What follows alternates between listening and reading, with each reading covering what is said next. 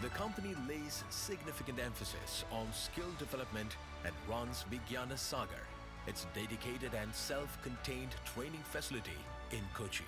CSL is India's first shipyard to have obtained the CII Green Coast Gold rating for its efforts at energy conservation and environment-friendly initiatives. CSL is also the first Indian shipyard with an integrated management system covering safety, health,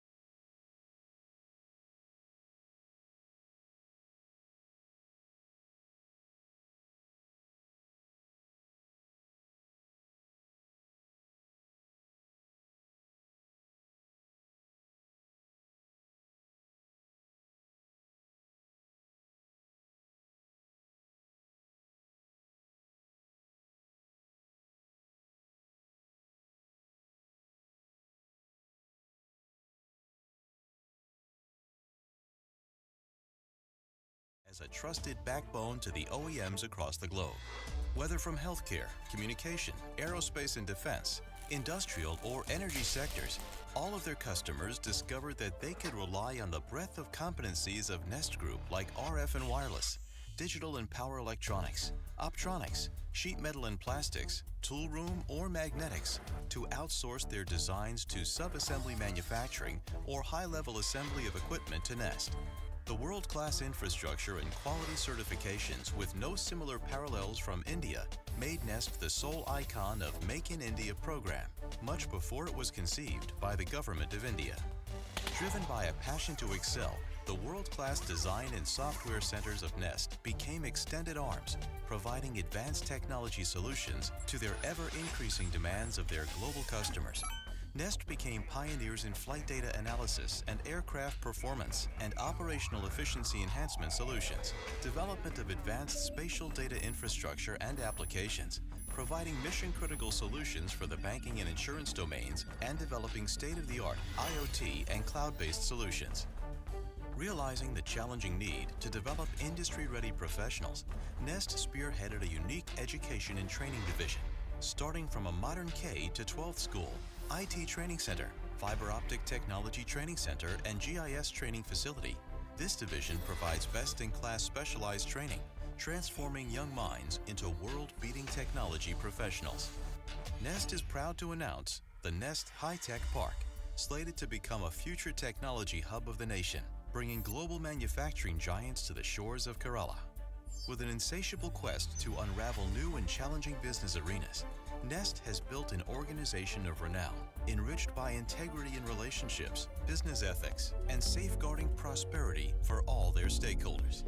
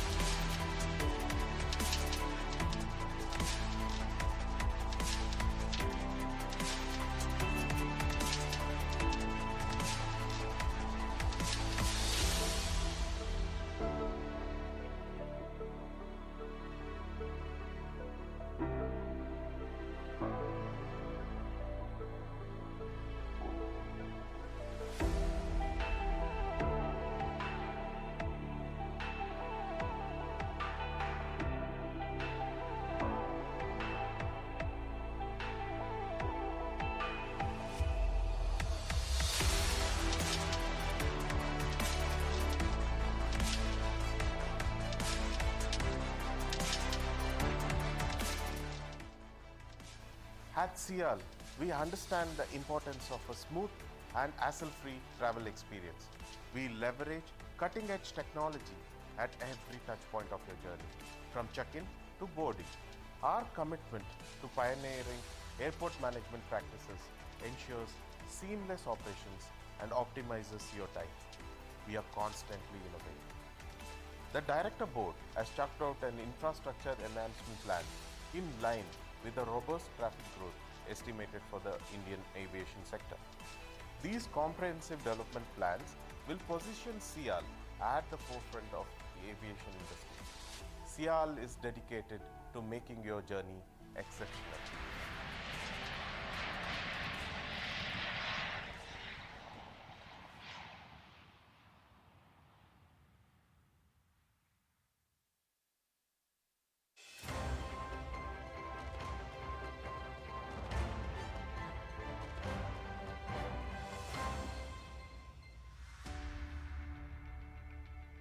Located on the southwestern coast of India, Kerala is a land with a lush maritime history that dates back to several centuries. Kochi, the thriving port city in Kerala, is the commercial capital of the state and an epitome of Kerala's cultural richness. In 1972, India's maritime aspirations found a new anchor as India's port city. Kochi's became the birthplace of Cochin Shipyard Limited.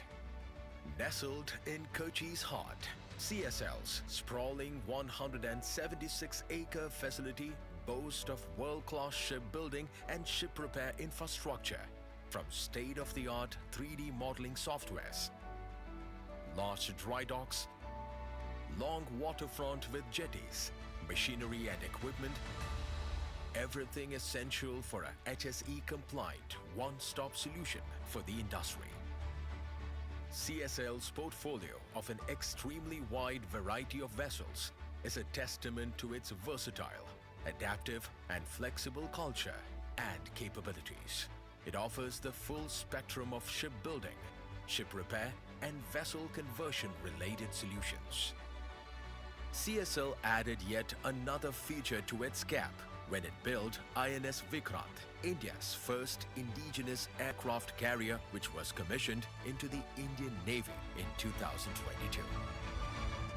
यदि लक्ष्य दुरंत है, यात्राएं दिगंत है, समंदर और चुनौतियां अनंत है, तो भारत का उत्तर है Vikrant. CSL's golden flag flutters proudly, celebrating 50 years of maritime excellence.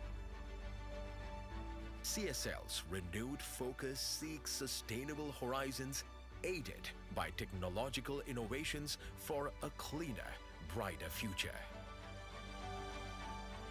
The yacht's clientele footprint spreads across the globe, having delivered numerous vessels to clients in the US, Europe, Middle East, and other countries in the region. CSL's geographical expansion initiatives have resulted in the setting up of ship repair business units in Mumbai, Kolkata, and Port Blair, thereby making CSL the only Indian yard offering direct professional services with dedicated infrastructure on both the east and west coast of India. Wholly owned subsidiaries companies, Udupi Cochin Shipyard Limited on the west coast and Hooghly Cochin Shipyard Limited on the east, have augmented and enhanced the group's capability in shipbuilding, including on the niche and new technology fronts to a great extent. The new large dry dock and the new international ship repair facility established in Kochi as part of the company's long-term strategy roadmap will significantly augment the shipbuilding and repair infrastructure in India. CSL has incorporated the Strategic and Advanced Solutions Division exclusively to handle and maintain its leadership position on the front of new and emerging technologies.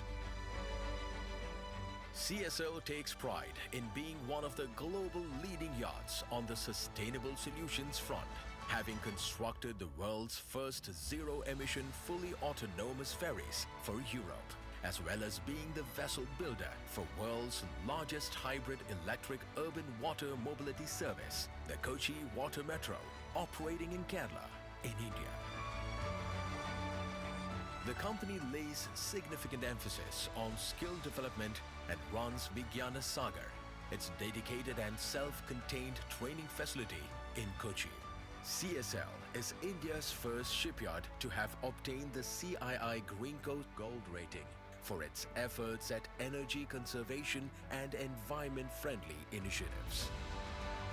CSL is also the first Indian shipyard with an integrated management system covering safety, health, and environment certified by DNV. With the ethos of Make in India, Make for the World, CSL has recalibrated its sails and set sights on continuing at the forefront of a brighter, greener future.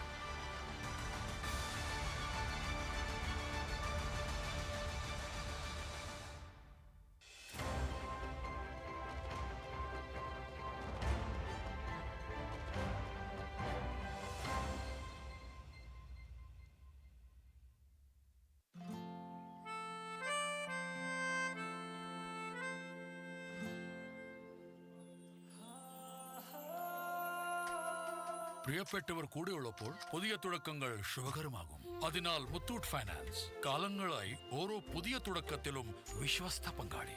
Muthoot Finance, India's #1 most trusted financial services brand. Gold ലോണിനായി ഉടൻ വിളിക്കൂ 1-800-202-1212. Nest Group is a multifarious conglomerate with global footprint and business interest across technology, software, education, training, food and beverage, and infrastructure businesses. Excellence achieved through an unparalleled drive towards ensuring highest levels of quality in all of their products and services became the key differentiator for the Nest Group, earning them great renown among technology giants of the world. Pursuing a customer-first and employee-friendly culture across all the business units, the group is in the forefront to build a robust and sustainable business. Known as a visionary trendsetter, a true innovator and complete solutionist, Nest, over the years, delivered to the world game-changing technology advancements as a trusted backbone to the OEMs across the globe. Whether from healthcare, communication, aerospace and defense, industrial or energy sectors, all of their customers discovered that they could rely on the breadth of competencies of Nest Group like RF and wireless, digital and power electronics, optronics, sheet metal and plastics, tool room or magnetics to outsource their designs to sub-assembly manufacturing or high-level assembly of equipment to Nest. The world-class infrastructure and quality certifications with no similar parallels from India made Nest the sole icon of Make in India program, much before it was conceived by the government of India. Driven by a passion to excel, the world-class design and software centers of Nest became extended arms, providing advanced technology solutions to their ever-increasing demands of their global customers. Nest became pioneers in flight data analysis and aircraft performance and operational efficiency enhancement solutions, development of advanced spatial data infrastructure and applications, providing mission-critical solutions for the banking and insurance domains, and developing state-of-the-art IoT and cloud-based solutions. Realizing the challenging need to develop industry-ready professionals, Nest spearheaded a unique education and training division, starting from a modern K to 12th school, IT training center, fiber optic technology training center, and GIS training facility. This division provides best-in-class specialized training, transforming young minds into world-beating technology professionals. Nest is proud to announce the Nest High-Tech Park, slated to become a future technology hub of the nation, bringing global manufacturing giants to the shores of Kerala. With an insatiable quest to unravel new and challenging business arenas, Nest has built an organization of renown, enriched by integrity in relationships, business ethics, and safeguarding prosperity for all their stakeholders.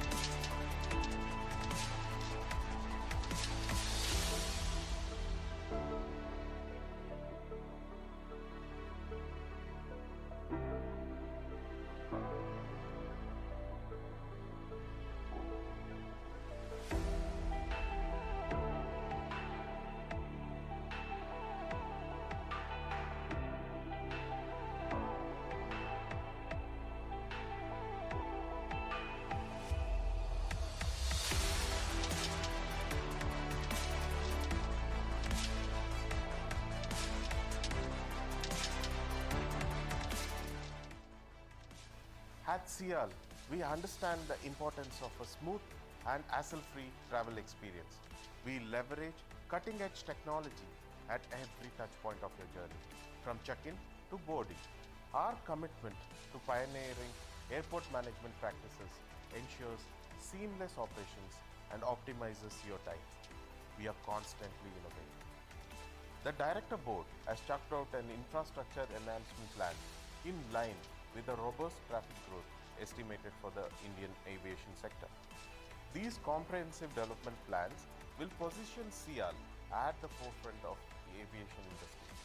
Sial is dedicated to making your journey exceptional.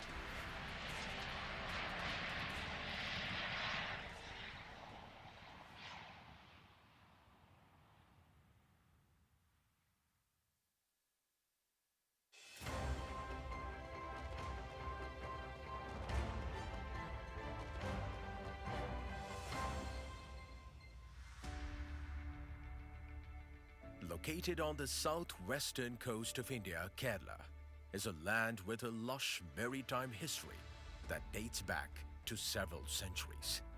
Cochin, the thriving port city in Kerala, is the commercial capital of the state and an epitome of Kerala's cultural richness. In 1972, India's maritime aspirations found a new anchor as India's port city. Kochi's became the birthplace of Cochin Shipyard Limited. Nestled in Kochi's heart, CSL's sprawling 176-acre facility boasts of world-class shipbuilding and ship repair infrastructure, from state-of-the-art 3D modeling softwares, large dry docks, long waterfront with jetties, machinery and equipment, everything essential for a HSE-compliant one-stop solution for the industry. CSL's portfolio of an extremely wide variety of vessels is a testament to its versatile, adaptive and flexible culture and capabilities. It offers the full spectrum of shipbuilding, ship repair and vessel conversion-related solutions. CSL added yet another feature to its cap when it built INS Vikrant, India's first indigenous aircraft carrier, which was commissioned into the Indian Navy in 2022. यदि लक्ष्य दुरंत है, यात्राएं दिगंध है, समंदर और चुनौतियां अनंत है, तो भारत का उत्तर है Vikrant. CSL's golden flag flutters proudly, celebrating 50 years of maritime excellence. CSL's renewed focus seeks sustainable horizons aided by technological innovations for a cleaner, brighter future. The yacht's clientele footprint spreads across the globe, having delivered numerous vessels to clients in the US, Europe, Middle East, and other countries in the region. CSL's geographical expansion initiatives have resulted in the setting up of ship repair business units in Mumbai, Kolkata, and Port Blair, thereby making CSL the only Indian yard offering direct professional services with dedicated infrastructure on both the east and west coast of India. Wholly owned subsidiaries companies, Udupi Cochin Shipyard Limited on the west coast and Hooghly Cochin Shipyard Limited on the east, have augmented and enhanced the group's capability in shipbuilding, including on the niche and new technology fronts to a great extent. The new large dry dock and the new international ship repair facility established in Kochi as part of the company's long-term strategy roadmap will significantly augment the shipbuilding and repair infrastructure in India. CSL has incorporated the Strategic and Advanced Solutions Division exclusively to handle and maintain its leadership position on the front of new and emerging technologies.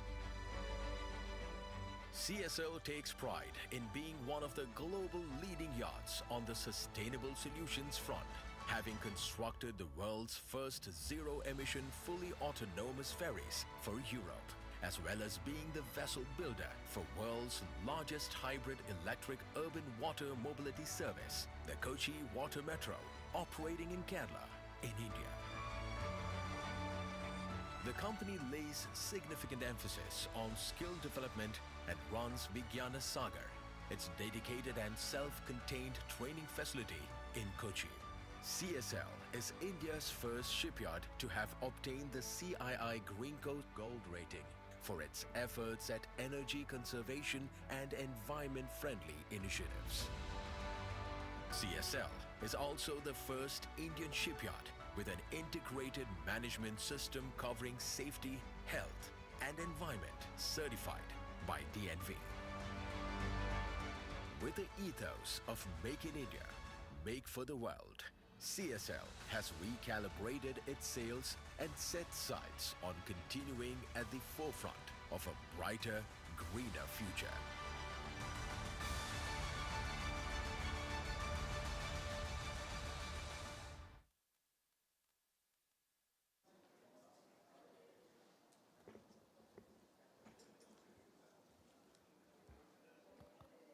Check, check, check, check.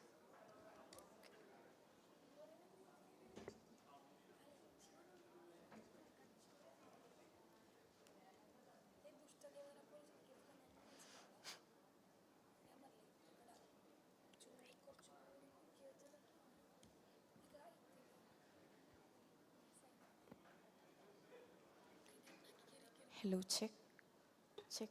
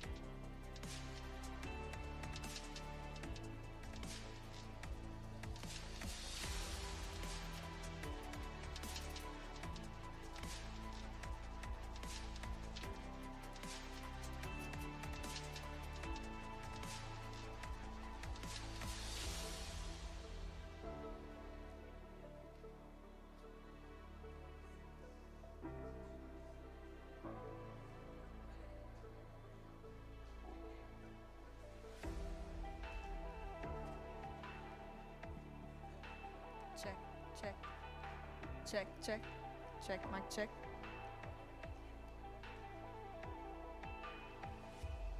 Hello, check, mic check.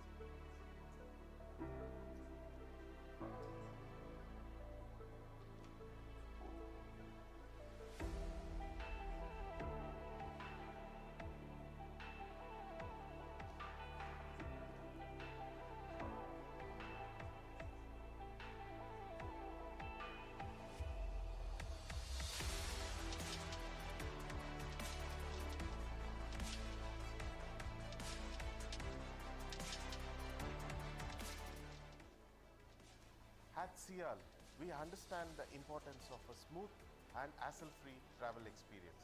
We leverage cutting-edge technology at every touch point of your journey, from check-in to boarding. Our commitment to pioneering airport management practices ensures seamless operations and optimizes your time. We are constantly innovating. The Director Board has chalked out an infrastructure enhancement plan in line with the robust traffic growth estimated for the Indian aviation sector. These comprehensive development plans will position Sial at the forefront of the aviation industry. Sial is dedicated to making your journey exceptional.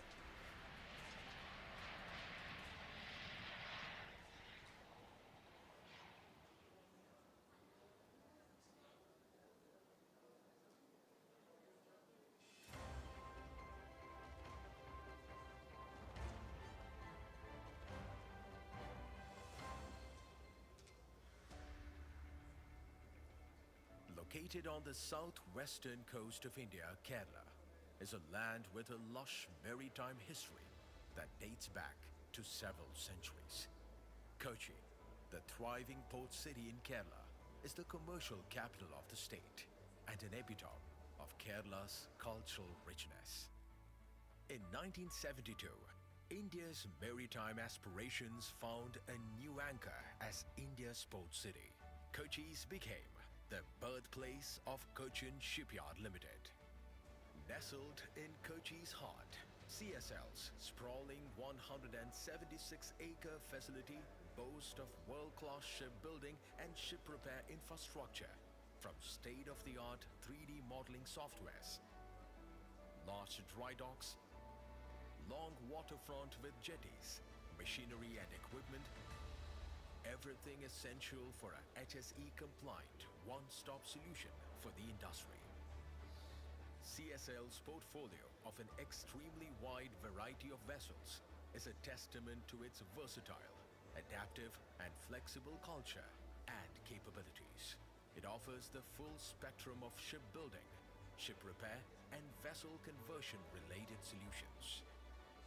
CSL added yet another feature to its cap when it built INS Vikrant, India's first indigenous aircraft carrier, which was commissioned into the Indian Navy in 2022. यदि लक्ष्य दुरंत है, यात्राएं दिगंध है, समंदर और चुनौतियां अनंत है, तो भारत का उत्तर है Vikrant. CSL's golden flag flutters proudly, celebrating 50 years of maritime excellence. CSL's renewed focus seeks sustainable horizons aided by technological innovations for a cleaner, brighter future. The yacht's clientele footprint spreads across the globe, having delivered numerous vessels to clients in the US, Europe, Middle East, and other countries in the region. CSL's geographical expansion initiatives have resulted in the setting up of ship repair business units in Mumbai, Kolkata, and Port Blair, thereby making CSL the only Indian yard offering direct professional services with dedicated infrastructure on both the east and west coast of India. Wholly owned subsidiaries companies, Udupi Cochin Shipyard Limited on the west coast and Hooghly Cochin Shipyard Limited on the east, have augmented and enhanced the group's capability in shipbuilding, including on the niche and new technology fronts to a great extent. The new large dry dock and the new international ship repair facility established in Kochi as part of the company's long-term strategy roadmap will significantly augment the shipbuilding and repair infrastructure in India. CSL has incorporated the Strategic and Advanced Solutions Division exclusively to handle and maintain its leadership position on the front of new and emerging technologies. CSL takes pride in being one of the global leading yachts on the sustainable solutions front, having constructed the world's first zero-emission fully autonomous ferries for Europe, as well as being the vessel builder for world's largest hybrid electric urban water mobility service, the Kochi Water Metro, operating in Kerala, in India. The company lays significant emphasis on skill development and runs Vigyana Sagar, its dedicated and self-contained training facility in Cochin. CSL is India's first shipyard to have obtained the CII Green Coast Gold rating for its efforts at energy conservation and environment-friendly initiatives. CSL is also the first Indian shipyard with an integrated management system covering safety, health, and environment certified by DNV. With the ethos of Make in India, Make for the World, CSL has recalibrated its sails and set sights on continuing at the forefront of a brighter, greener future.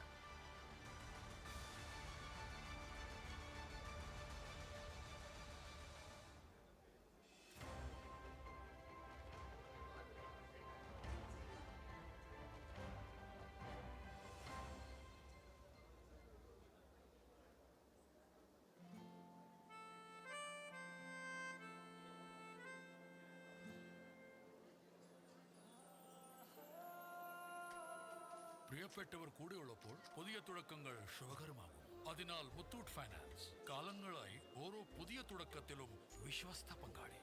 Muthoot Finance, India's #1 most trusted financial services brand. Gold ലോണിനായി ഉടൻ വിളിക്കൂ 1-800-202-1212. Nest Group is a multifarious conglomerate with global footprint and business interest across technology, software, education, training, food and beverage, and infrastructure businesses. Excellence achieved through an unparalleled drive towards ensuring highest levels of quality in all of their products and services became the key differentiator for the Nest Group, earning them great renown among technology giants of the world. Pursuing a customer-first and employee-friendly culture across all the business units, the group is in the forefront to build a robust and sustainable business.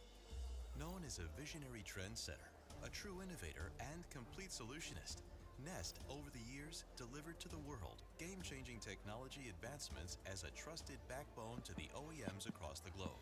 Whether from healthcare, communication, aerospace and defense, industrial or energy sectors, Check. all of their customers discovered that they could rely Check, on the check. breadth of Mic check. competencies of Nest Group like RF and wireless, digital and power electronics, optronics, sheet metal and plastics, Check. tool room or magnetics, to outsource their designs to sub-assembly manufacturing or high-level assembly Check, of equipment check. to Nest. The world-class infrastructure and quality certifications with no similar parallels from India made Nest the sole icon of Make in India program, much before it was Check. conceived by... Check.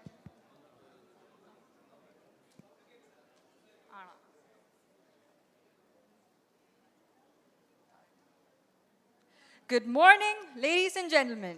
May I kindly request those who have not yet registered to complete their registration at the counter at the earliest, as the convention will begin shortly. Thank you.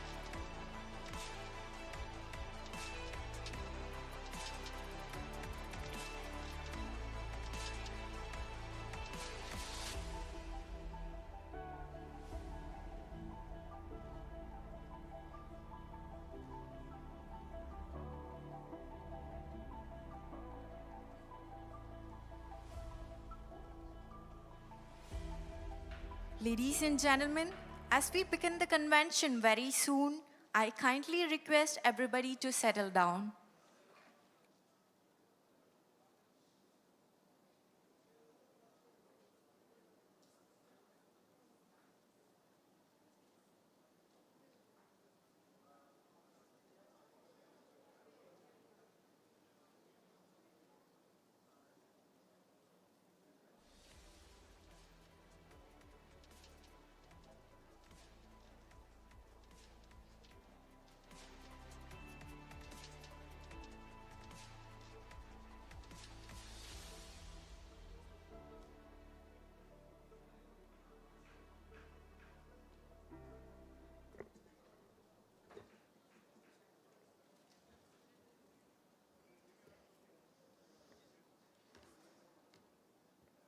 Check, check, check.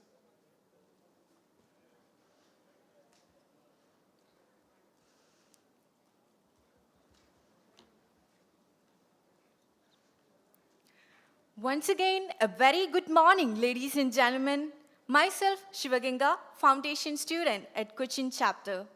A very warm welcome to each one of you to this prestigious gathering, 8th edition of the Kerala State Coast Convention, organized by the Cochin chapter of Coast Accountants of India, with the generous support of our sponsors, Cochin Shipyard Limited, Cochin International Airport Limited, SFO Technologies, Muthoot Finance, South Indian Bank, and Synthite. It is indeed a moment of pride and privilege to have with us an august assembly of distinguished dignitaries, professionals, industry leaders, and fellow cost and management accountants. This year's convention is guided by a powerful and relevant theme: industrial synergy for developed nation, inclusive growth through collaboration.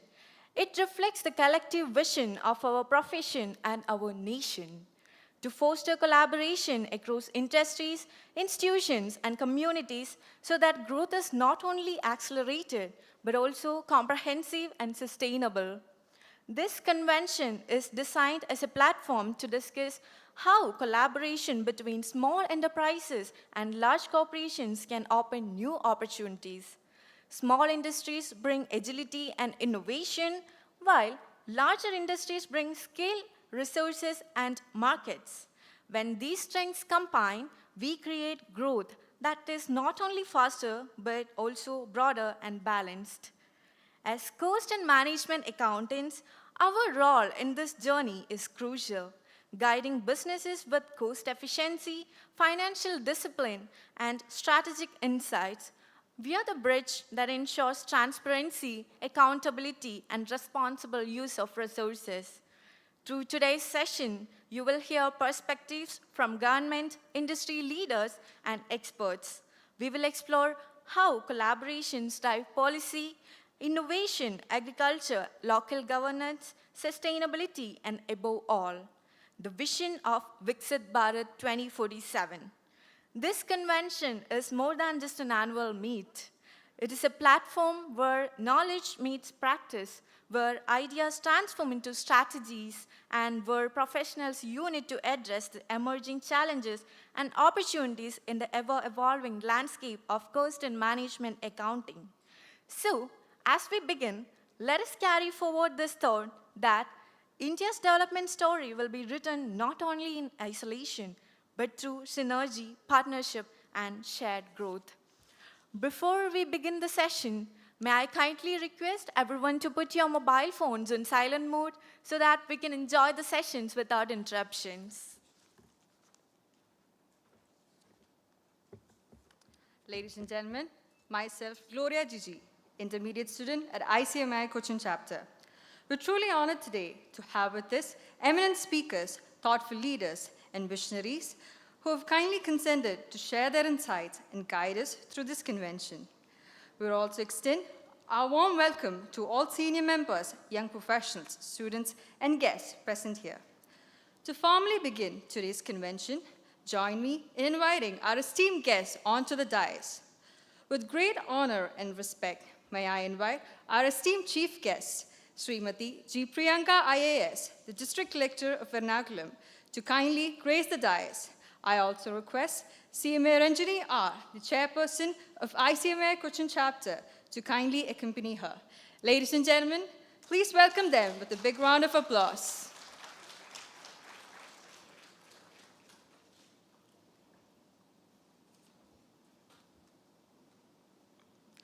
With equal honor, may I now invite our esteemed guest, CMA Suresh R. Gunjali, Central Council member, to kindly grace the dais. I also request CMA Praveen Kumar, Professional Development Committee Chairman, to kindly accompany him.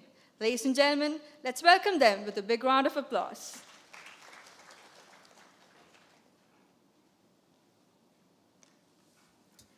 May I now invite our esteemed guest, CMA Vijay Kiran Agastya, Chairperson of SIRC of ICMAI, to kindly grace the dais. I also request CMA Arun Kumares, Secretary of ICMAI Cochin Chapter, to kindly accompany him. Please welcome them to a big round of applause. Thank you, esteemed dignitaries, for joining us. Let's welcome them with a big round of applause while they take their seats on the dais. With our esteemed dignitaries on the dais, may I request everyone to rise for the Institute Anthem of the Institute of Cost and Management Accountants of India.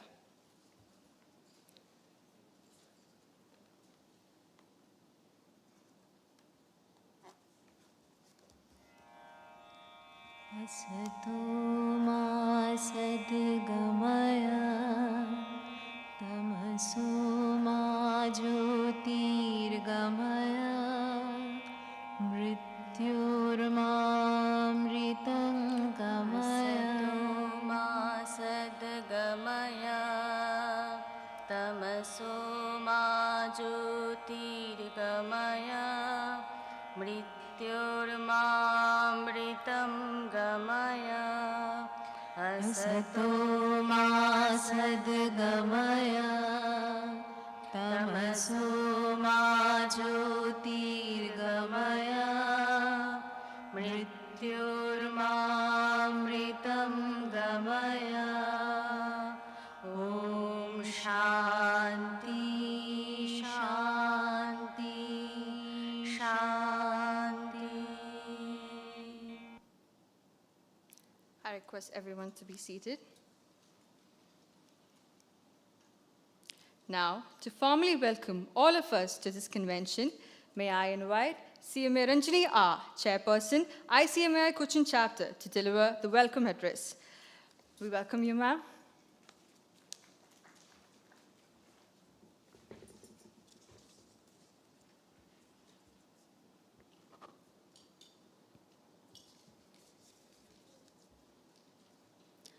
Honorable Chief Guest, Srimati G. Priyanka, IAS, District Collector Ernakulam, CMA Suresh R. Gunjali, Central Council Member of ICMAI, CMA Vijay Kiran Agastya, Chairman SIRC of ICMAI, CMA Praveen Kumar, Chairman PD Committee SIRC of ICMAI, and other dignitaries on the dais and off the dais.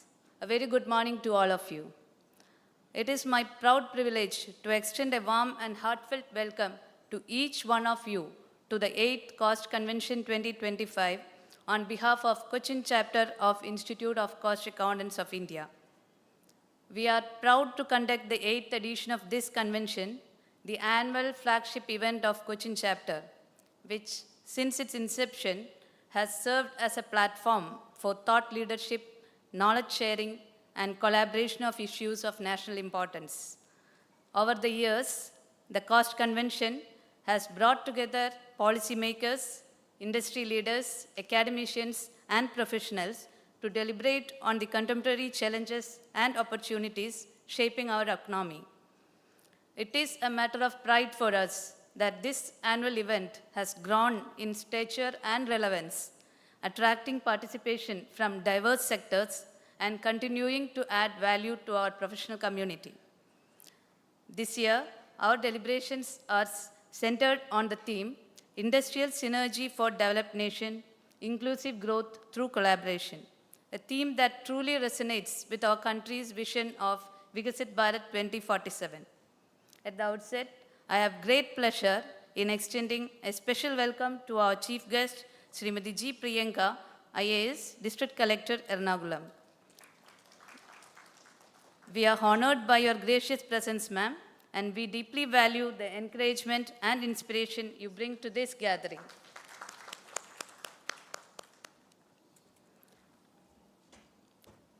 A very cordial welcome to CMA Suresh R. Gunjali, Central Council member. The guidance at the national level provide immense strength to all of us at chapter and regional levels. I also extend a warm welcome to CMA Vijay Kiran Agastya, Chairman, SARC of ICMAI. May your leadership and vision continue to guide and strengthen our profession. With equal warmth, I welcome CMA Praveen Kumar, Chairman, PD Committee of SARC of ICMAI.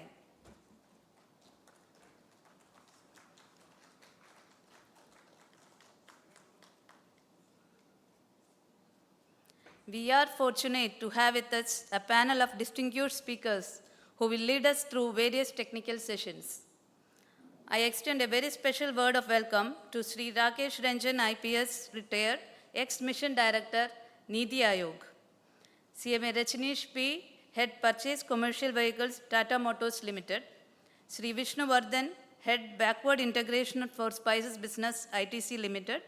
Sri Nitin Nair, Senior Vice President, ONDC. Sri Venkatagiri KS, Executive Director and Head, CII GBC Hyderabad. We look forward to your valuable insights in the sessions ahead. Thank you, and I once again welcome you all to this convention. Wish you a day filled with insightful discussion and meaningful connections. Thank you. Thank you, ma'am, for your warm and gracious welcome. Next, it's my privilege to invite CMA Vijay Kiran Agastya, Chairperson, SIRC, to deliver the Presidential Address. Welcome, sir.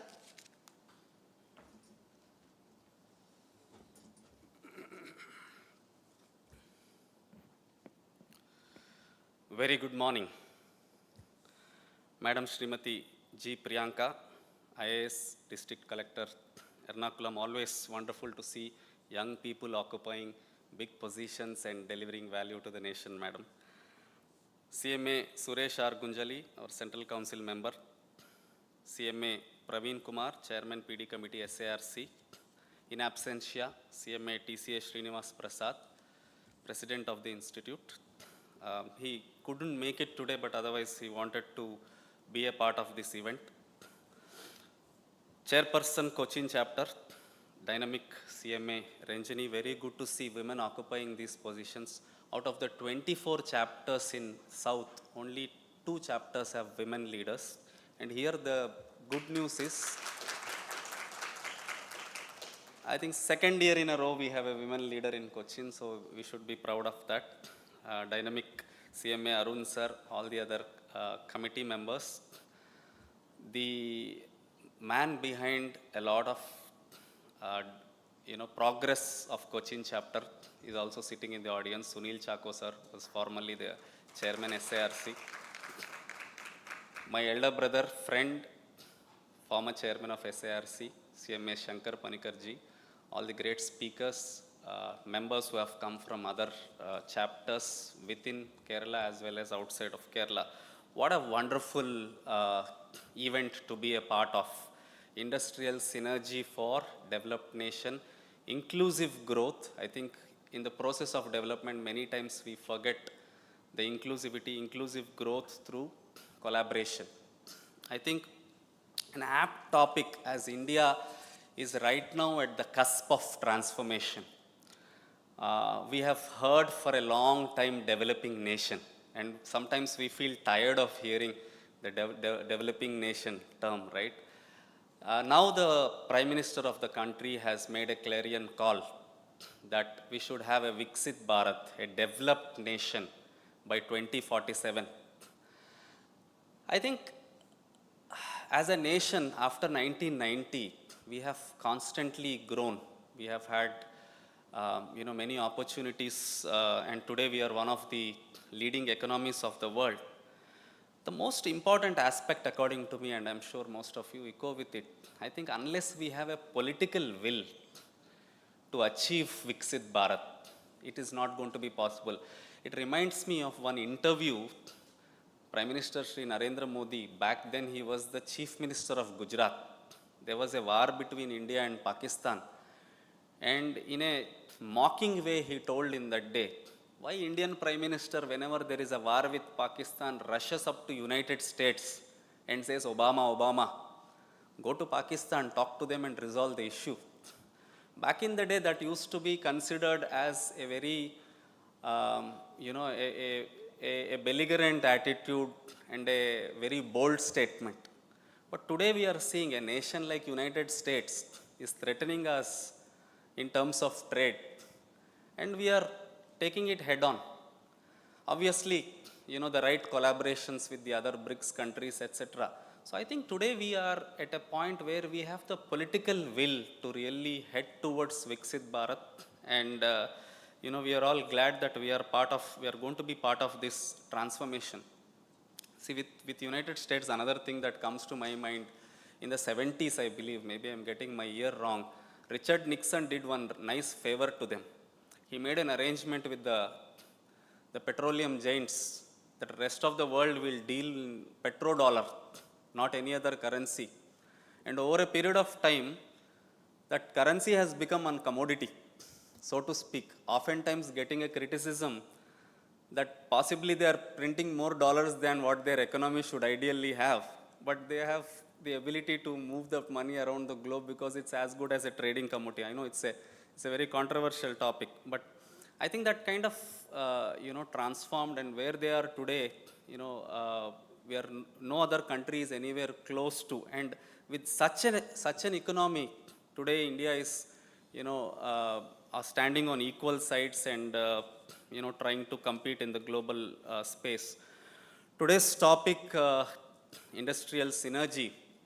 I think at the beginning the comparer said small industries have the advantage of, if I'm forgetting, please correct me, the advantage of innovation, the advantage of providing employment to local markets, right? Even if it is not innovation, I think jugaad innovation in small industries will make a lot of difference, up the value chain for the larger industries. And she did mention large industries have the advantage of scale, the advantage of resources, the advantage of reaching global economy. I think perhaps that's what you were trying to say there. So I think, the 8th Kerala State Caste Convention has picked up an apt topic, and I'm sure the deliberations are going to be worth all the time that we are going to spend here. There is a saying, right, what happens in Vegas stays in Vegas. But what happens today in this Kerala State Convention need not stay. In fact, it has to cross these boundaries and take it back to our work, take it back to the industry that we support, government that we support, and add value. Again, I'm picking up something that was said by the comparer. Role of CMAs. Since the day I took over the office as chairman of SARC, I have been propagating 3 I's as the role of CMA. Number 1 is insight. That is the core of our role, to be able to provide insights, not always restricting ourselves to cost, production or any other cost, but any insight that will help drive the organization up the value curve. Insight. Number 2 is innovation. I think we should lead in terms of innovation, especially with technology. The other chapter, Trivandrum has organized some wonderful programs. Their focus was artificial intelligence or any other technology for that matter. I think the second I should be innovation, and third I, which sometimes gets to the back seat, is integrity. As professionals, we should never, ever have any compromise in terms of integrity. So insight, innovation, integrity. I'm repeating. Insight, innovation, and integrity. I think those should be the pillars that should lay the role of CMAs. Last but not least, Cochin has a wonderful distinction of being a good mix of tradition as well as modernity. The other parts of Kerala also have not picked up this element of modernity that Cochin has blended really well. I think it is for all of us in terms of Viksit Bharat to also use the same concept and blend technology and sustainability to progress towards Viksit Bharat. Last but not least, again borrowing from the compeer, Viksit Bharat should not, need not be the policy makers' drive. It should be a collective mission, like she rightly said. It should be a collective mission that all of us have to contribute, and CMAs will and shall stay in forefront. Madam, for your benefit, every organization where you are seeing a transformation, we'll always say there's always a CMA behind the transformation. But unfortunately, we are not the best at tooting our trumpet. We are not the best at branding and marketing all the value that we add. You pick up any large PSU in the entire country, you pick up any large organization, even MSMEs, you will see a significant role played by cost and management accountants. Hereafter, I think we should also do that. We have to blow our trumpet without, breaking the toot of course, and take forward and be in the forefront for Viksit Bharat. Thank you so much for listening to me this morning.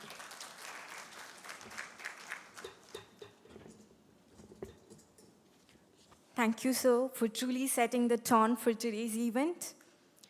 To commence this convention on an auspicious note, let us proceed with the lighting of the ceremonial lamp, a symbol of knowledge, wisdom, and new beginnings. May I invite Srimati G. Priyanka IAS, District Collector Ernakulam, to kindly inaugurate the session by lighting the lamp. May I request the other dignitaries on the stage to kindly join her.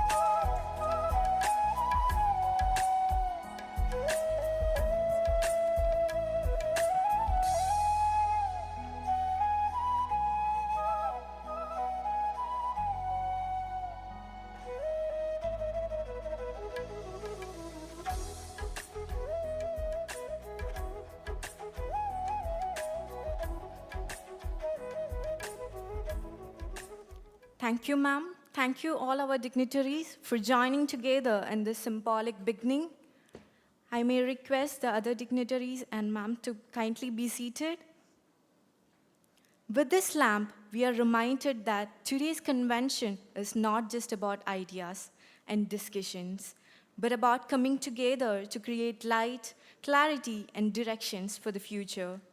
Let us now carry that spirit forward as we begin the sessions. It gives us great pleasure to extend a very special welcome to Srimati G. Priyanka IAS, the newly appointed District Collector of Ernakulam. She has graciously accepted our invitation to inaugurate this convention. May I now invite you, ma'am, to kindly deliver the inaugural address.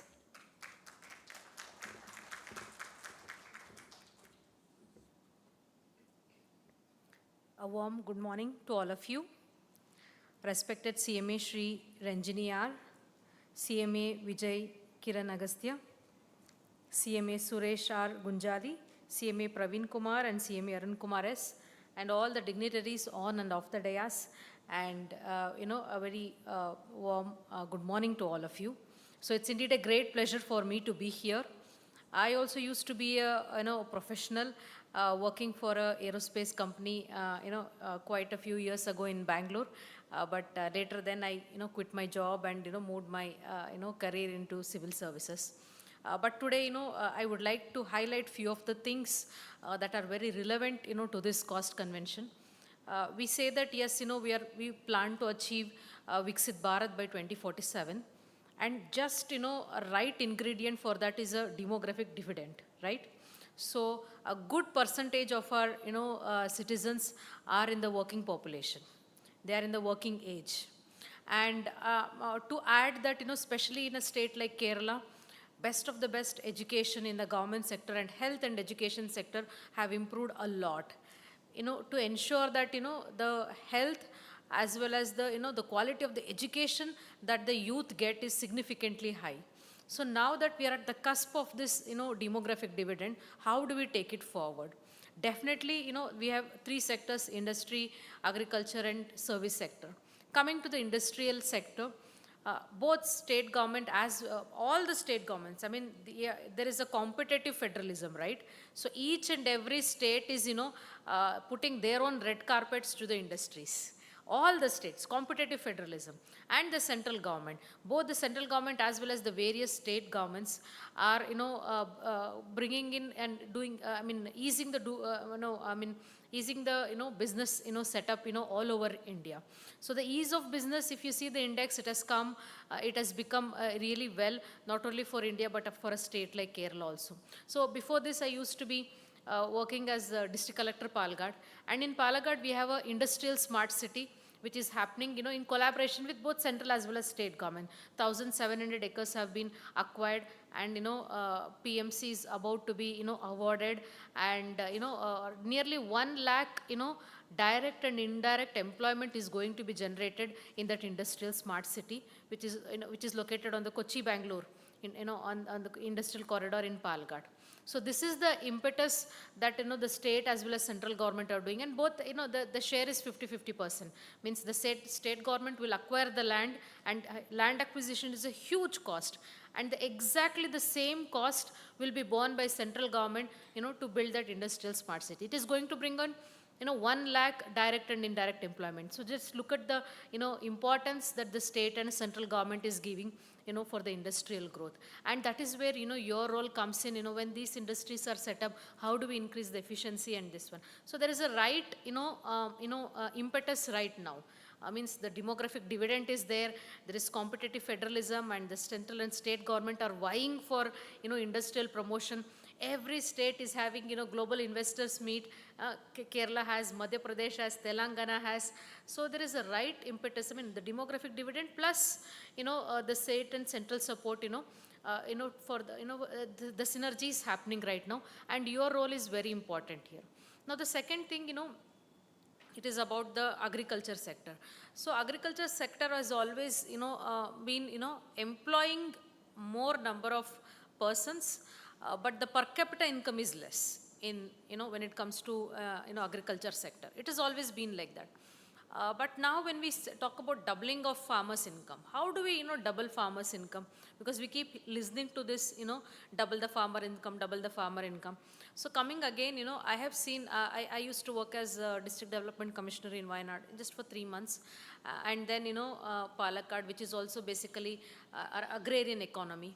So what I see is that, farmers' income can be developed only by, 2 ways. One is adopting technology. Just say, precision farming, Internet of Things, using of AI. They are using, in remote areas in Palakkad, they are using precision farming. And second thing is, through FPOs, farmer producer organization, the small industries. It's, 200, 300 farmers will come together, and, they form this farmer producer organization so that they'll be able to, market, their product well.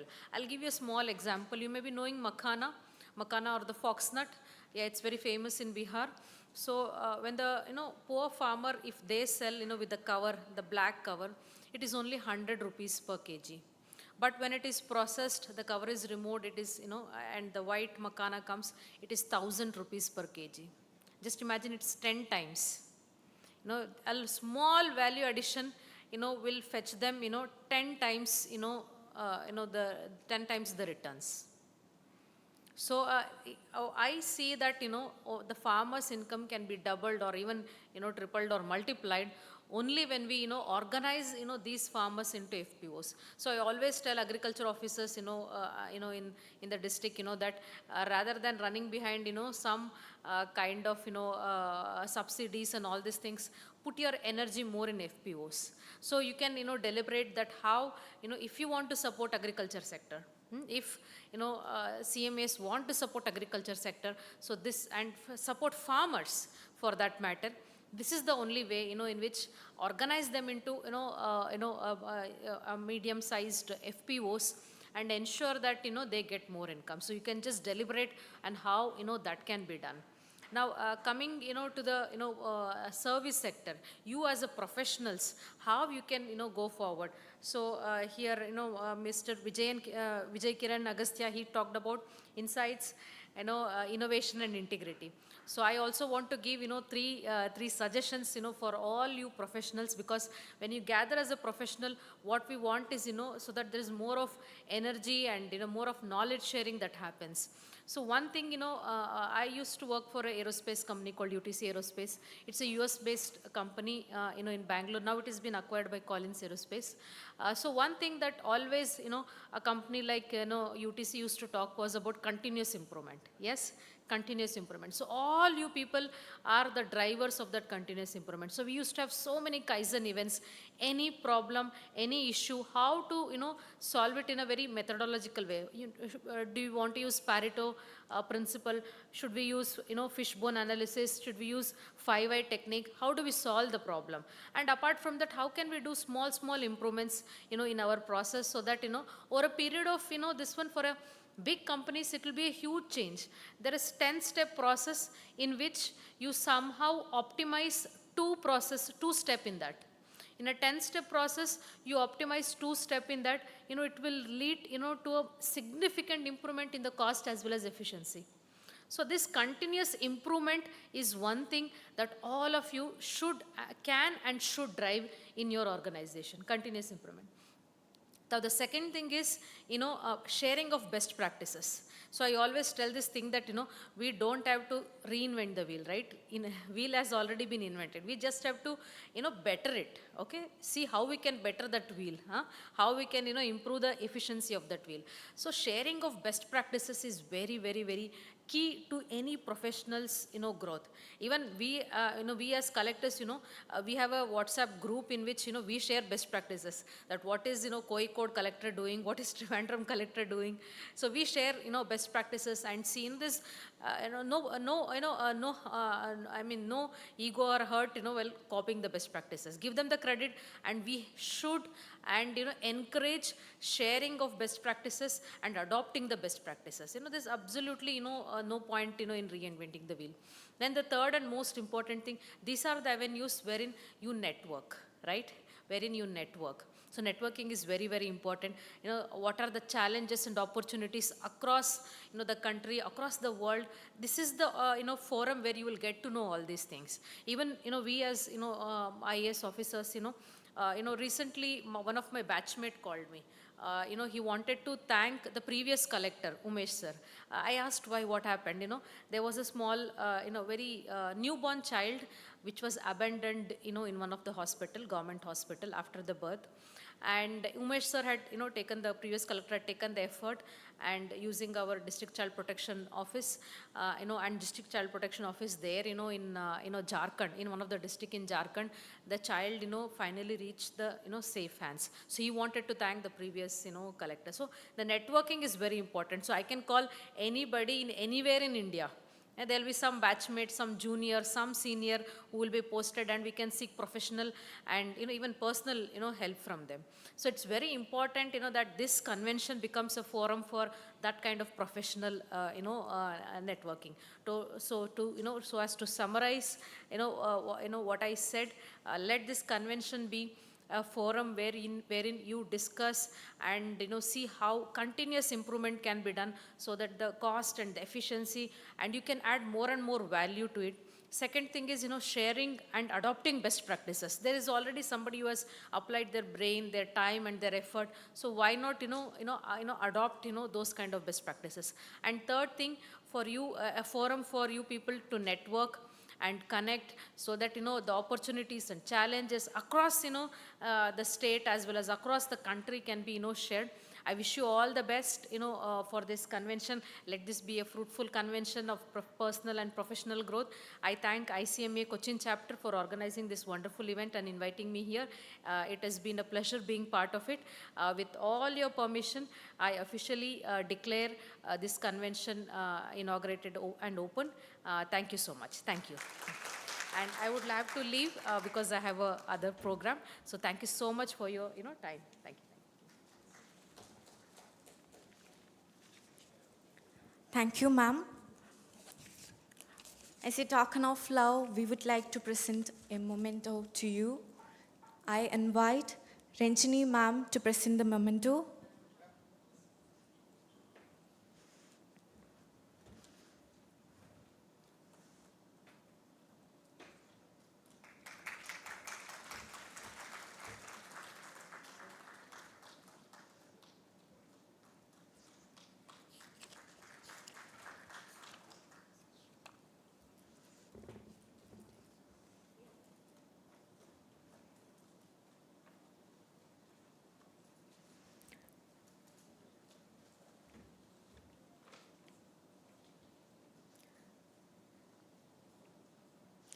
Now I request, may I invite CMA Suresh R. Gunjali, Central Council member, to address the gathering. Welcome, sir.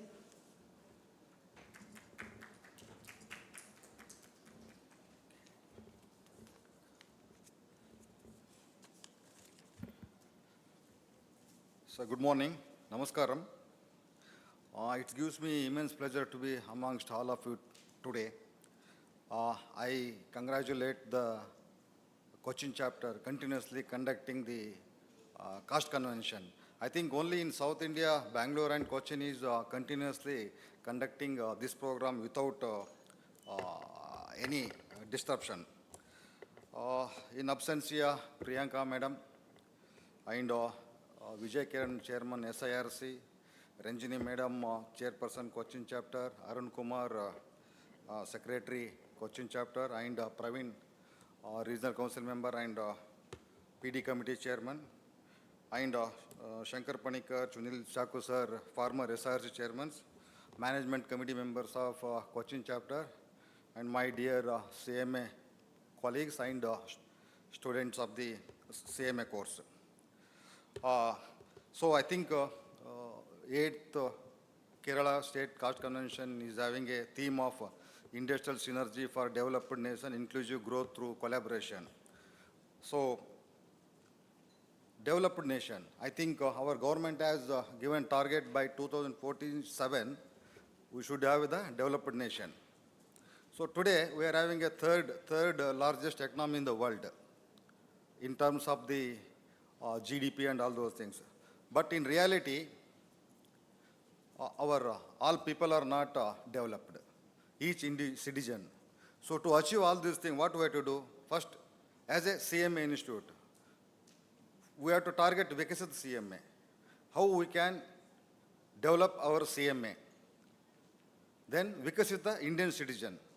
Then if we target these two micro level, definitely we can become a Vikasit Bharat 2047 without fail. I can assure. So this era, actually we being a caste accountant earlier, we are the caste counter actually. But due to the development of technology and disruption of technology, now we need not to count the caste actually. The ERP and softwares are doing all those things. But now our job is collecting the data, interpreting, analyzing, and taking the decision. So our slogan is for every successful decision, there will be behind the CMA. But we should be the front line.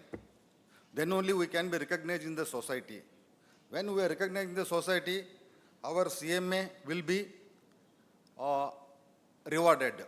So I think that all of us have to come forward and contribute towards the development of the nation. That is my urgent request to all of you. I think Vijay is touched about all how the transformation has been taken place from Narsimha Rao government to this PM Modi sir government.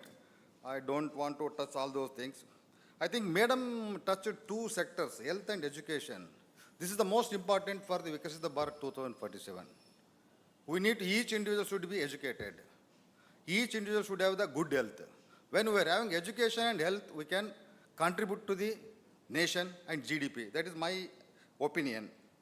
And also, Madam said agricultural sector. I think this is only one institute having an agricultural board. We are having at headquarter agricultural board.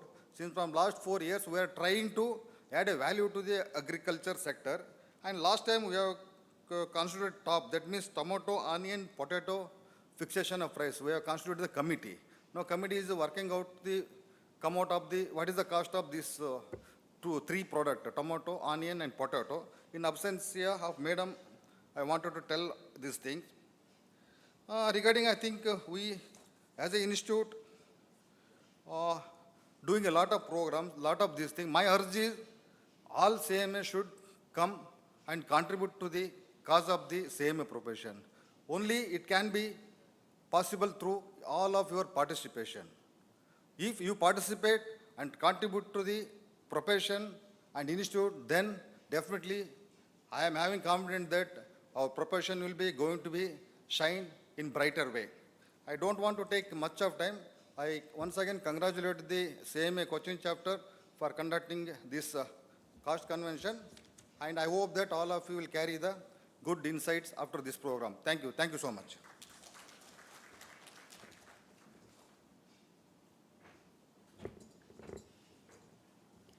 Thank you, sir. May I invite CMA Praveen Kumar, PD Committee Chairman, SARC, to address the gathering.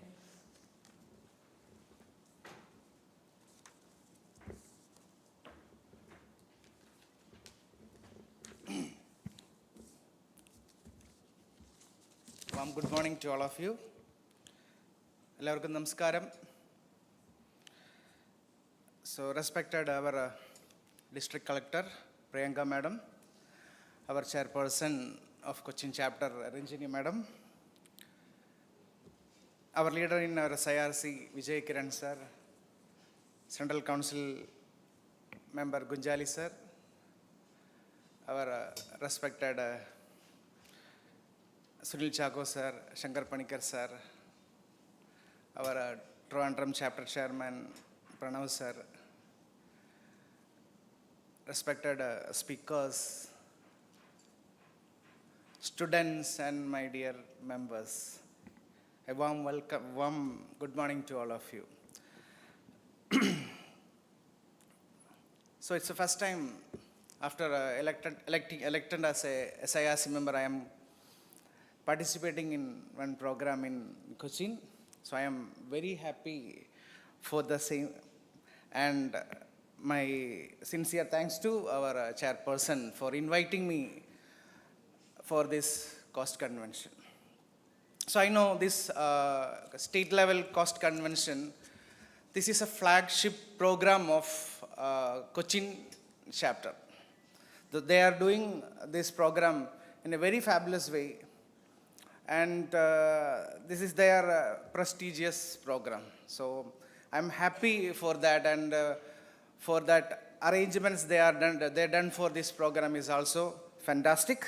I congratulate Cochin chapter for the same. So today is our topic, topic like industrial synergy for developed nation, inclusive growth through collaboration.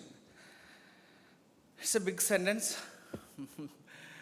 It's very difficult to what to say this, elaborate this thing, but I know we have an eminent speakers today. They will definitely deliver their views and where our cost accountants are placed and what are the roles we are going to play for the Vikasit Bharat 1947. All these we are going to discussing today. So synergy means that we are telling that there are small industries, big industries. So maybe there are small, big, but we need a synergy to be happen between all these industries. Then only that Vikasit Bharat will going to happen very easily. So our target is for 1947.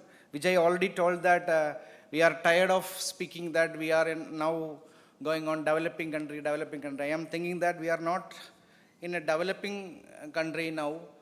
We are not a developed country also, but we are in between developing and developed country. So very soon we will reach that stage where we have to play, we cost accountants have to play a big role. So we can save money by reducing cost.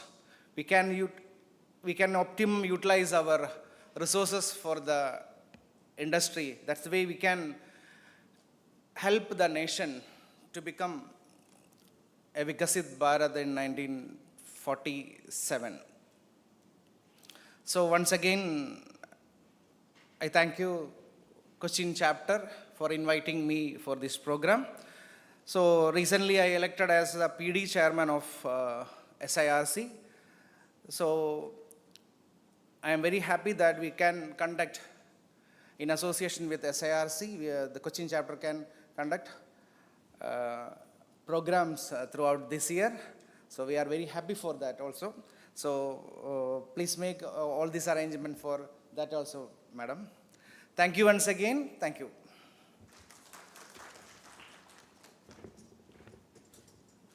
Thank you, sir.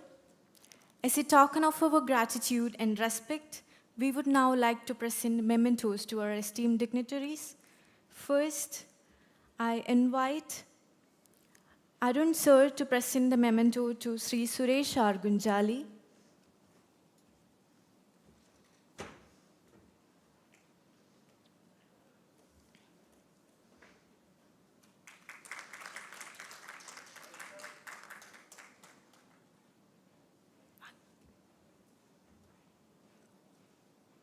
Thank you, sir.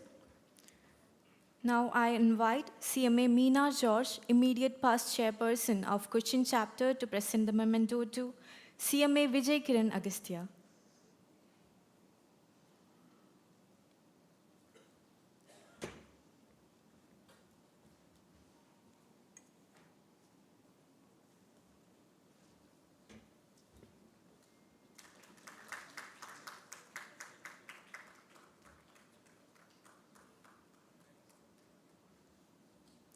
Thank you, ma'am.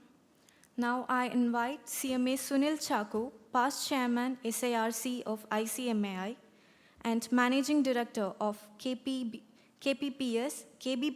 to present the memento to CMA Praveen Kumar.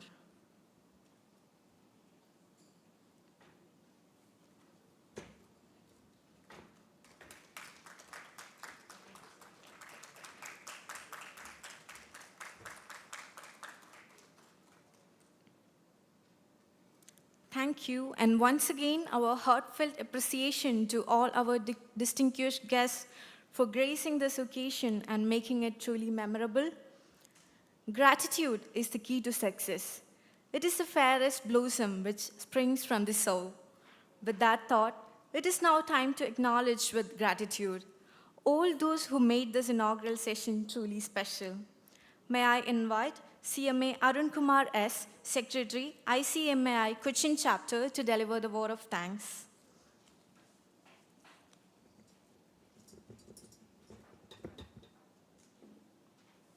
Respected Chief Guest of the Day in her absence, the District Collector of Ernakulam, Ms. G. Priyanka, IAS, dignitaries on the dais, the SIRC Chairperson,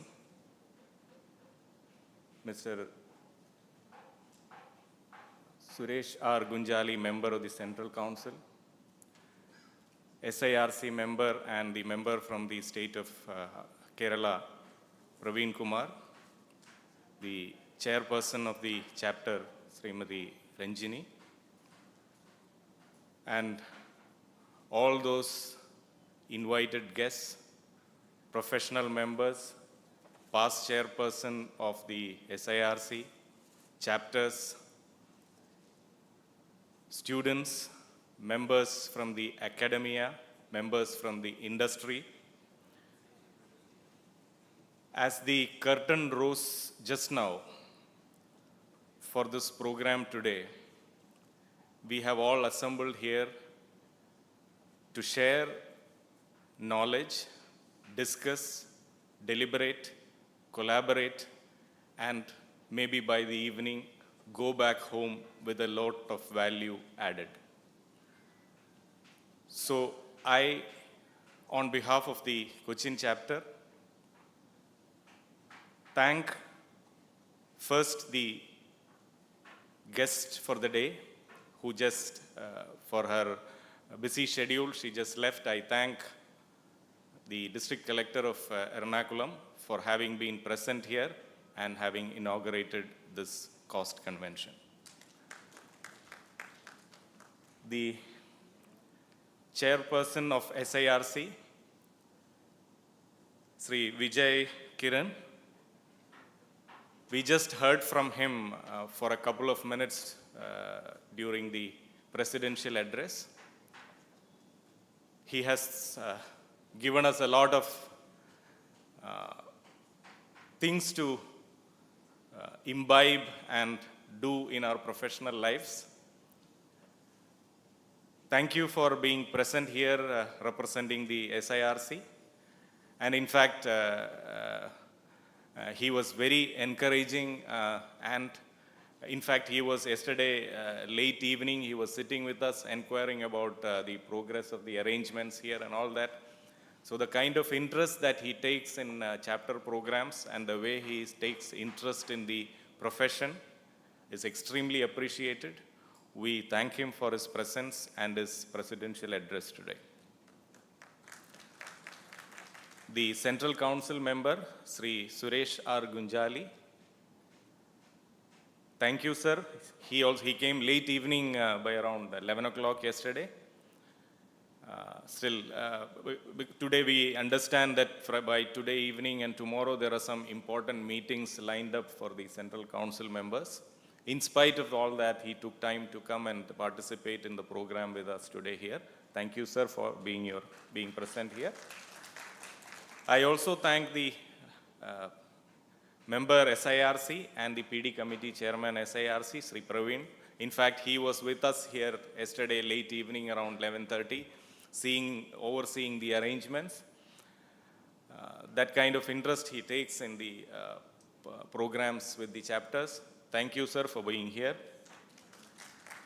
I cannot leave though it's a very formal gratitude, but the person who leads the event from the front, the chairperson of the Cochin chapter, Srimati Ranjini. Without her leadership, this program would not have been possible. I also acknowledge in absence the vice chairman, Mr. George's role. For some urgent medical reasons, he could not be a part of this event, but I acknowledge and appreciate the tedious and tiresome work that he undertook to make this program happen. I also thank all the fellow managing committee members who worked tirelessly to make this program happen. All this being formal, the success of any program would depend on the participation. So we have participation from across the South Indian states, members from chapters, past chairpersons, present chairpersons, professional members. I thank all of you for taking time, coming and participating in this event today, in spite of your busy schedules. We have also members from the industry, the academia. The industry have generously contributed for the success of this program. I'm not calling out names because the MCs would do that. But still, I, with gratitude, acknowledge and appreciate their contribution and support to the profession. I also thank the academia and the students who have taken out time to come and participate in this event.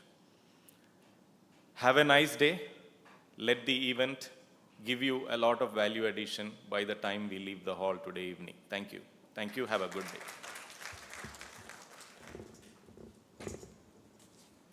Thank you, sir, for your words of thanks and appreciation. Now, may I request everyone to rise for the national anthem.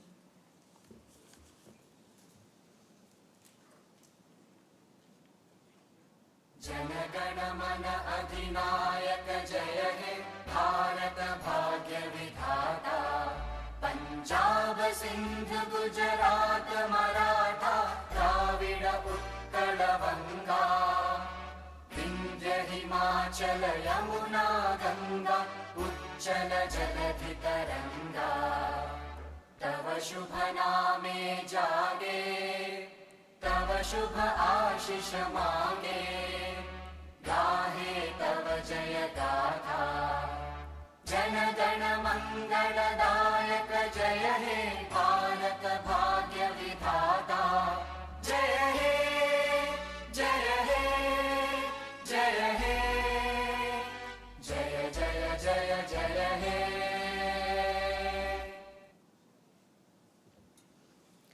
May I now request our esteemed guests on the dais to kindly be seated among the audience as the sessions will begin soon.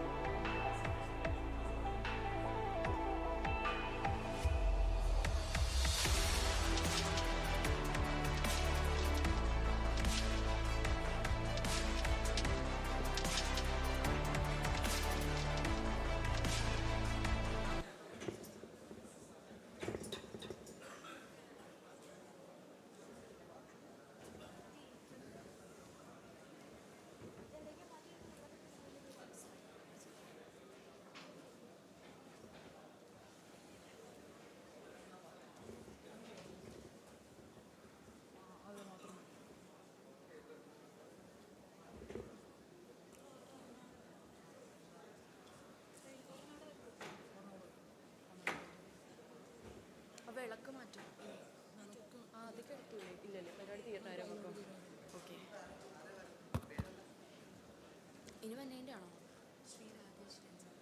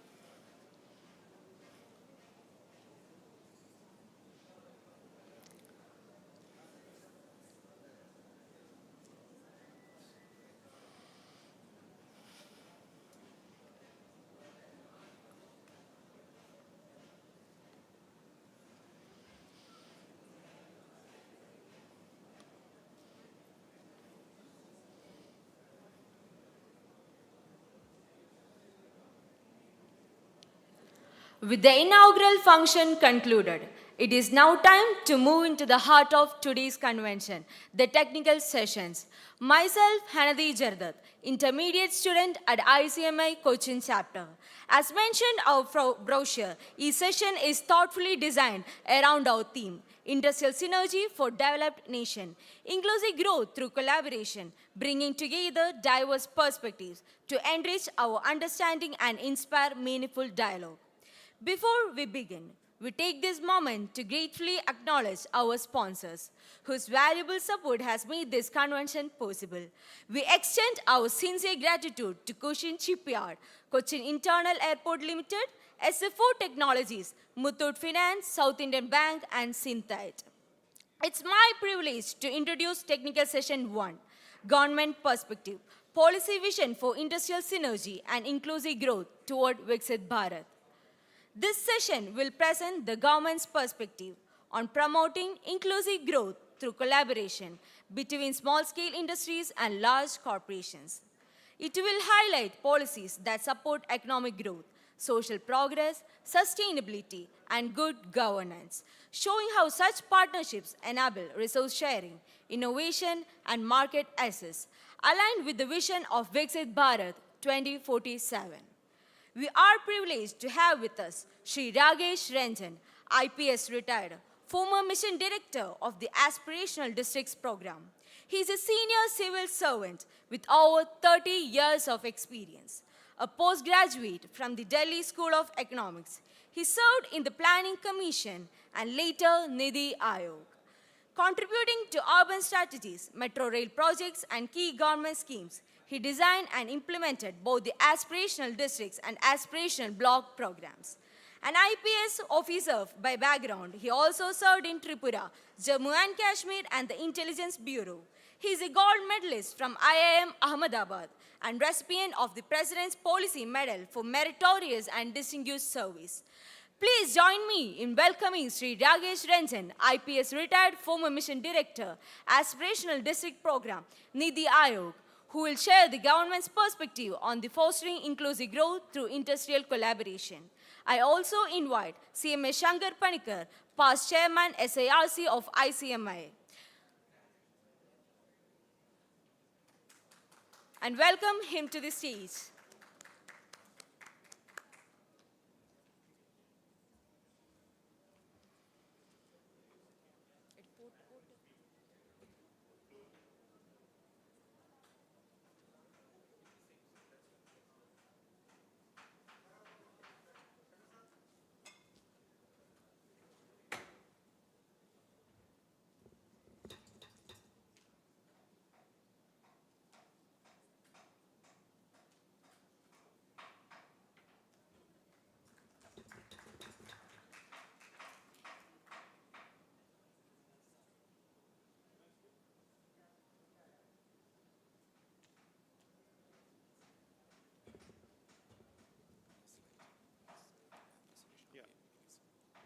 This one? Just to go ahead. Yeah.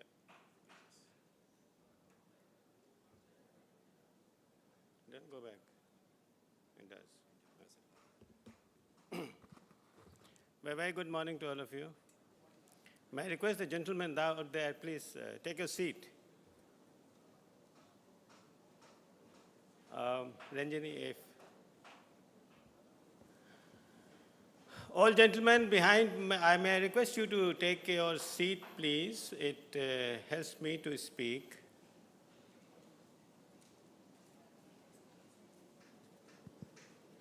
I request. I'm still seeing a very large number of people standing, and there are a lot of chairs which are vacant, so.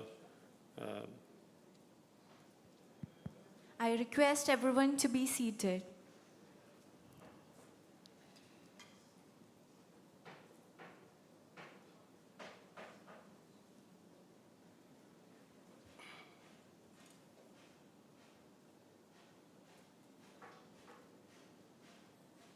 May I still once again request people to sit down.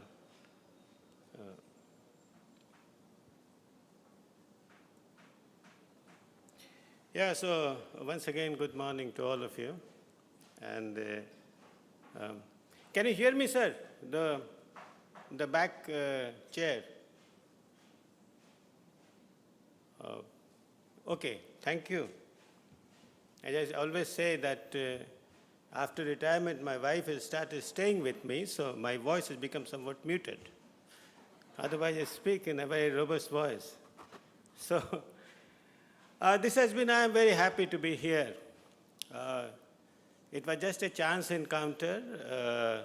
Your chairperson, Ranjini, had gone to Delhi, Faridabad, and for some kind of a sensitization program, and I was invited to address the gathering.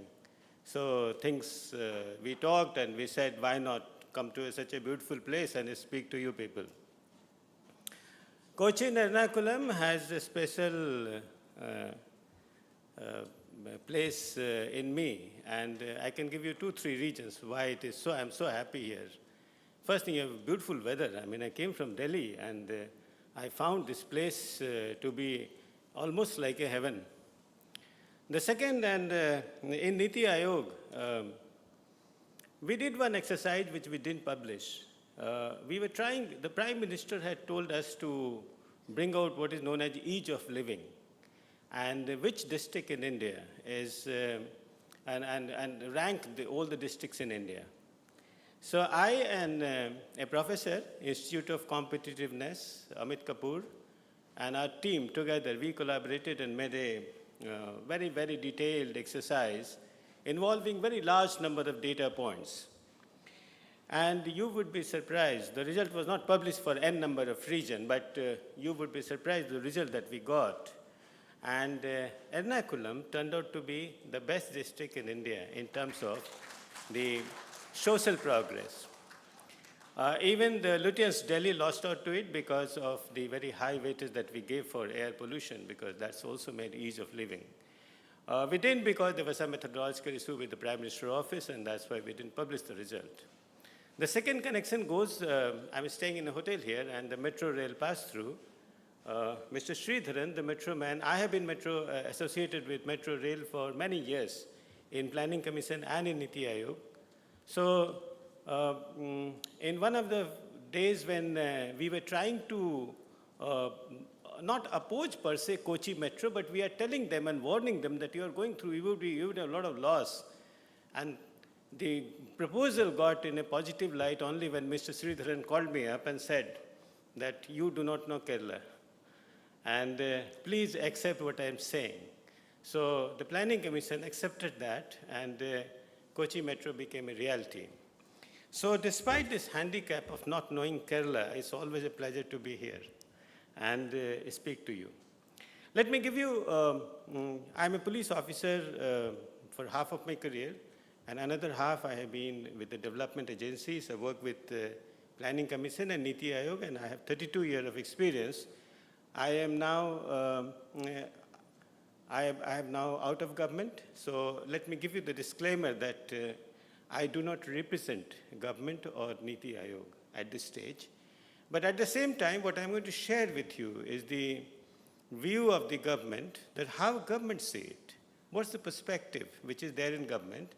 And I would always tell the audience anywhere that there are always two concepts. One is the intent of the government. What does government want? And one is exactly what has happened on the ground, to what level what the government wanted has achieved. There is a big difference between intent and the actual reality on the ground. But intent is always useful. Think of a government which, say, think of a climate change kind of whole issue and the intent of the government of the United States at present. One of the big difference between, say, United States and India would be that they have huge policy uncertainty. We do not have any policy uncertainty. We are never confused about the direction in which we are supposed to go. What we can be wrong, or what we can have debate, and what we can fight among each other and fight with the state, have different viewpoint, is the way to reach there, is the way to implement it. But we are never we are always convinced about the direction of the reform. And that is perhaps one of the things that has led India to maintain a consistently high level of growth from 1990 onwards. I mean, that is something which is there to reflect that why this economy has never faced recession except for that 1 year when we had gone for the lockdown because of COVID. It has never felt recession. And one of the reason is that India, especially, I mean, if you look at the succession of the policy in India, and I would not go back into the history, I'm writing a book on that, but I will not go so back. Let's 90 onwards, the direction of the reform has never been in question. Whether it is a Congress government, BJP government, mixed government, any other government, coalition government, we are almost very consistent about the direction of the economy, direction of the reform, direction of the good governance that we are going to take. So that being the case, what can be of a great difference be that the government may decide something, government may put a lot of policies, and government may put a lot of program for implementation, but at ground they may not work as per the expectation. That can always happen. So what I will do in this around 35-40 minutes with you, that I will give you a glimpse of the thought process at the government of India thinking, central government thinking, without representing them. And what this convention should also bring is that they should get some individual state government representative to tell them what the state government think. Because in today's growth, it is equally important to look at the views and look at the thing of the state government, because we are still governed by that list of the constitution where there is a lot of responsibility of the state government. So let me run through some of the slides, and they are self-explanatory. I'm not going to bore you with my voice on this. Run through some slide. What I will do is that where we are at present, what is the big challenge that the industry, and I will confine myself to industry, not to agriculture or service in this particular address, because the subject is more with the industrial synergy and this thing. Inclusive development is a very large subject, and one can speak of any sector, but right now I will be more concerned with the manufacturing and industry. And we'll see that what is the real challenge which is there, and see that what Government of India's strategy has been. I'm sure that the state governments, respective state governments, have similar kind of a strategy and very complementary strategy. And depending on the effectiveness, they are going, I mean, depending on this, India has, you will come to a very great stark reality about India. Some of the states are doing very well, some of the states are not doing well. The per capita income of India is around $2,800 US, but if you really look at the statewide variation, that's very huge. In fact, the most developed state in India, or the group of developed state, will have the 3 times per capita income of the least developed state. It's the same country, which is the economic disparity is very huge among the states. So we are fastest growing large economy despite all chaos. And we are the 5th largest at present, not 3rd largest in terms of absolute dollar. And Niti Aayog, my boss, made an announcement that it has become 4th largest. The reality says it's likely to become 4th largest by this year end. And we are growing at a rather good speed at 6 to 7%. But, and if you, this is the, all of you familiar with the comparison, international comparison. If you multiply our GDP by 4 times, or per capita income by 4 times, then what you get on the purchasing power parity equivalence in terms of GDP. And there, India is definitely the 3rd largest economy in the world, only after China and United States. This is the other one, which is what we are supposed to be looking and working for 2047. All of us working very, very hard for that. One of the reasons that conferences like this happen, because we all have a Viksit Bharat thing, but there's always a question, what exactly would you mean by Viksit Bharat? And how much, what income, what level of income per capita we want to address? And the consensus towards that is that we want to go somewhere near $14,000 from the present level of around $2,900 US. What will this entail? And this would entail, simple calculus will tell you, this would entail a growth rate of 8% plus for the Indian economy henceforward. We are growing by 6 to 7%. It's a matter of only 2% but it's not small. And entire governance reform is looking at this, that how we as a country as a whole, in terms of aggregate growth, and there are a lot of other issues, but in terms of aggregate growth, how we are going to achieve this 8% growth rate. This is one of the biggest concerns of Government of India, that how do we first improve the speed with which we are growing. There are many other things that we need to do, but how do we improve our scheme? So this is, remember this always in line, that anything which is growth supportive is something which is very welcome in India. Now, what are the main drivers of aggregate demand? And if you really look at this, there are 4 or 5 main drivers of aggregate. This is basic economics. Private consumption in India is increasing, and here, slowly we'll start seeing some of the structural and some of the major problems that Indian economy is facing. Why I have to list all these problems is that what I'm going to try to tell, the thesis of my address today is that yes, we are growing at very fast rate. Yes, we have a target. Yes, we know where we want to reach. Yes, we have severe constraints and challenges, but as a government, there's a perspective on all these challenges. As a government, there is a way, and the government has been thinking about the way to addressing this challenge, and perhaps we may succeed, perhaps. That's the hope that I have, that my personal hope is that we would succeed, except, I mean, a lot of my friends, economists, and many of them who were with the previous government, they keep on saying that India will get into what is known as the middle income trap. But I per se believe, working with this government for very long years, that I think perhaps we will succeed to become a developed nation by 2047. So here, let me now put in front of you some of the challenges which you think, which are structural, which are generally not talked about. We talk about different kind of challenges, but these are some of the fundamental challenges which the Indian economy is facing.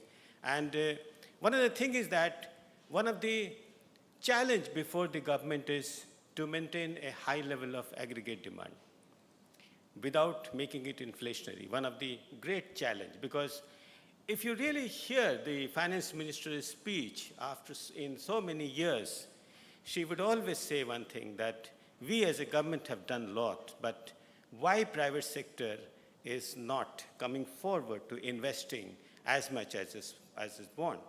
And look at the green one, which we said, India's private investment, which was around 19% of the GDP in 2023-24, has touched 26% in 2007-8. So we have the private sector investment is not consistent at present. It is somewhat suboptimal, low for our Viksit Bharat targets. Now, when I speak to private sector, they ask us one question, you think that you take us for fools? Why should I? Suppose I have a 25% capacity underutilization in my manufacturing unit. Why should I invest? Tell me one good reason. They asked the finance minister, tell us one good reason why we should invest if I have a capacity underutilization in this thing. And the culprit is not the inefficiency or not the government, but the culprit is the aggregate demand. If you don't have aggregate demand, you will definitely not be booming economy.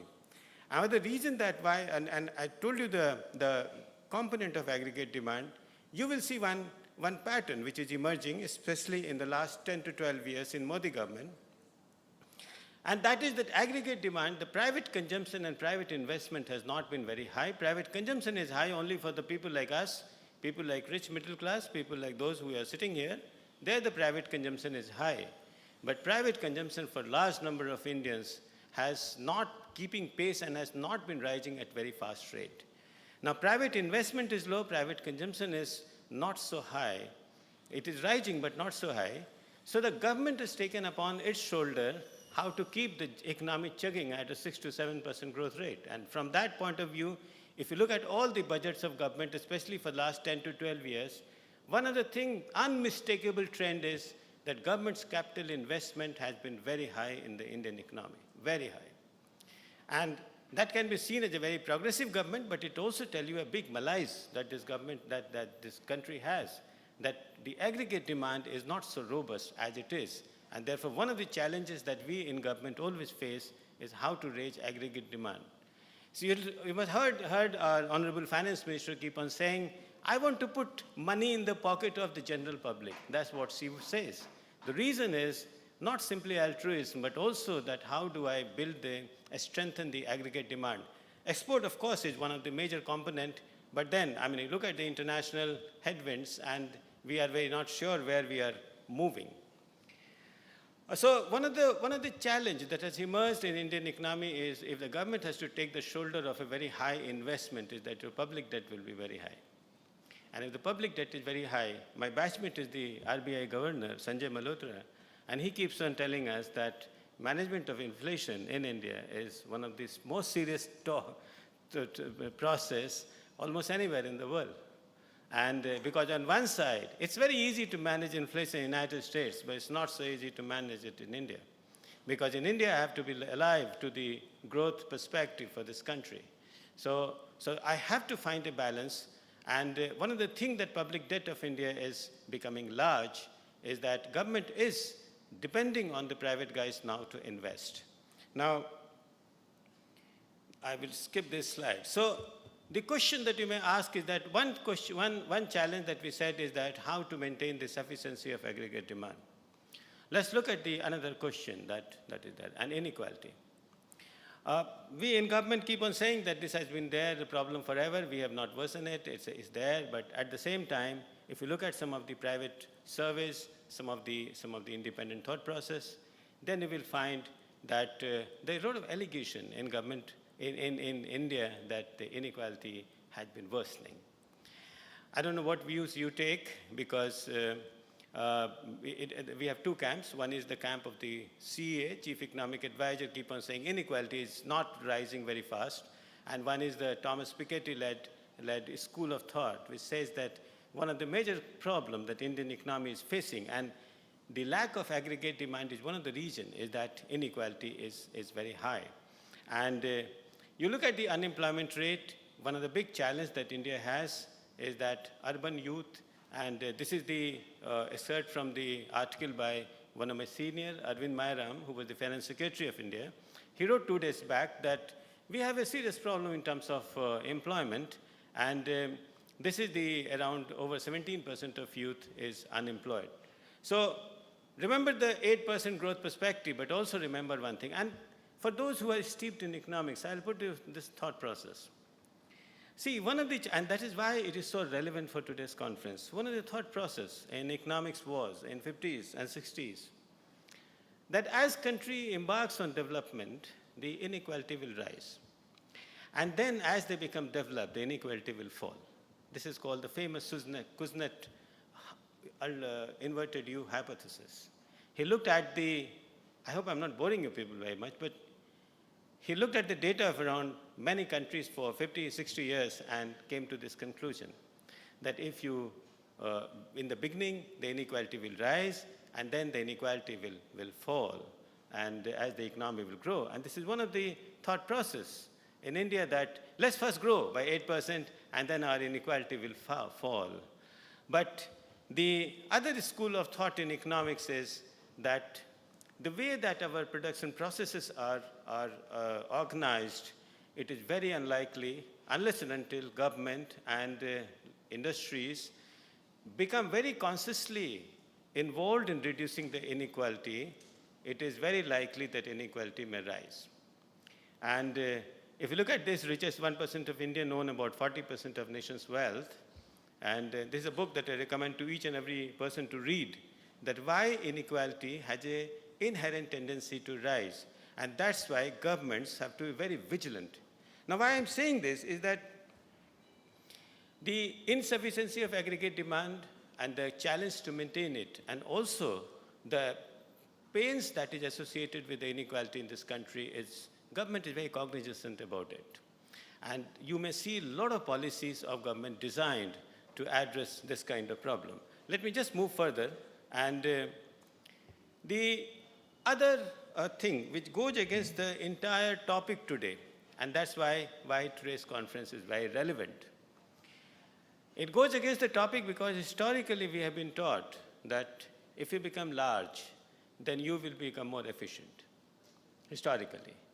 And historically, if we will give example of China and say that one of the reasons that why China became the manufacturing hub of the world is because in their economic zone on their eastern coast, what the industry they created was so large. And that's true because I visited those areas and look at and got impressed with the scale of the operation of the Chinese large industry. And you will find that one of the reasons that if you become very large, your cost and your efficiency, your application of all the principles like Kaizen, the young Priyanka was telling you in the morning, those kind of things will become much easier and your industry will become very efficient. So if this is actually true, if there are Googles and if there are Apple and if there are Amazon and if there are large companies, if there are Adanis and if there are Reliance, where is there scope for the MSME sector in India? That's always a question. So, but then, this historical wisdom is just maybe that India may become one of the prime example to defy this historical wisdom and say that today the technology allows you, even if you're small, to get together, aggregate, and take advantage of the economy of scale. Now, this is one of the fundamental wisdom which is dawning upon us. You have a very wonderful session in your conference on ONDC, how a platform, the emerging platform. You have another wonderful thought process that is going on. In the first session, it was alluded to. You will always find that in India, henceforth, the government as well as both state and center will attempt to bring the group of producer and manufacturer and service provider together. This is the season, this is the time for aggregator, this is a time for aggregation platforms, this is the time for such kind of thing where your economy of scale, the fundamental disadvantage that the history has imposed upon this small business can be addressed because technology today addresses you. And I would think most of the thing in today's conference has to address this particular thing. How do I take advantage of the platforms where many people come together, where I can get cheaper credit, cheaper electricity, and a better market? That's how do I take advantage of the large corporation if I'm small? How do I take advantage? So that is something which you need to do. Let me come back to some of the other challenges which the Indian economy has. This I always say, and one of the speakers before me, he hit the nail by saying that, a lot of people say that it was Deng Xiaoping who transformed China, which is true. Deng Xiaoping was a great leader and who transformed China, our laid foundation of a modern China. Please remember, all those who are a student of economics, in 1980, India and China have same level of GDP. Today, Chinese GDP is 5 times more than us. I am not a great supporter of the Chinese way of thinking, but at the same time, if you look at the graph here, one of the things that even before Deng, Mao did this, that they saw that all the children in China went to this school. Government of India has come up to this particular problem, and from 90s onwards, if you really look at this through Samagra Shiksha Abhiyan, what we have succeeded, and the state government, I am speaking in a state where it is the leading light for us that all the girls are, and all the children are there in the school, the dropout rates are low. So we are progressing. The only thing is we are not getting the fruit of this progress because our learning outcome has not improved. But why I show this slide, even in the industrial, in a conference which is dwelling on industry, is that this is the fundamental of inclusive development. If the girls of India do not stay in school and get skilled, it is unlikely that this country can ever become that of a developed nation which the Honorable Prime Minister has the dream of. If you look at these graphs, you look at Japan, on the x-axis is the year. On the Japan, we are reaching very fast. We are moving very fast, but at the same time, we have started very late. So India has handled the dropout problem. Go to a village in Bihar. You'll find it's one of the poorest states in this country. And you'll find a difference. The men have stopped drinking alcohol. The first thing is that. I mean, they do, but on sly. And the second thing is that the girls will be on cycle going to school. That's the difference. So Bihar today is backward, but it has very good future. Your state has already done this. And I would say, in compare, there's always a policy question. Why is it that India's regional divide is becoming more sharper and sharper? The South Indian states, in general, the per capita income is higher.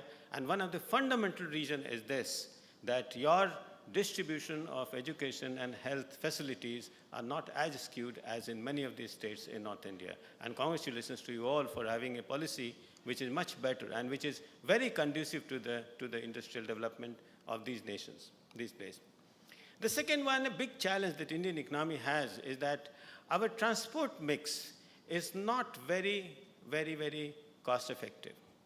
I mean, you can see beautiful roads, you can see lovely trains, and you can see many things.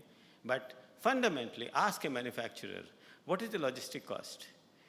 The wisdom is that the roads are far more expensive than rails.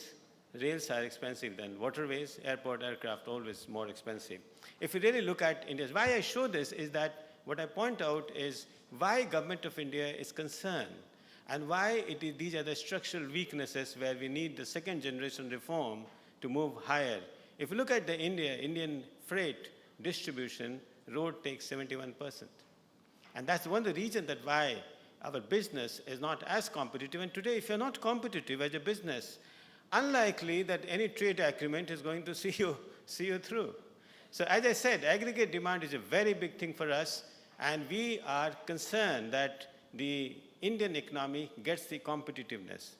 This second one, this is another one which I say, you will look at India has much less, even among road, we have much less expressways and very fast transport. Our trucks cover very less number of distance. And mark you, these are the slides which have been presented to the Honorable Prime Minister. I have picked it up from Niti Aayog, and I'm showing it to you because as an Indian, we are concerned that our transport infrastructure has to go through a massive haul. This one is I'm not going to cover because of paucity of time, but all that I'm saying is what matters to industry is this,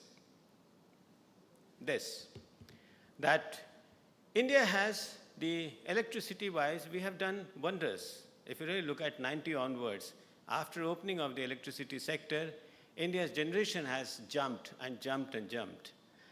Today, remember your childhood and remember today's time, our children are, the electricity going away, our children feel that, oh, electricity has gone away. We were used to it in our childhood.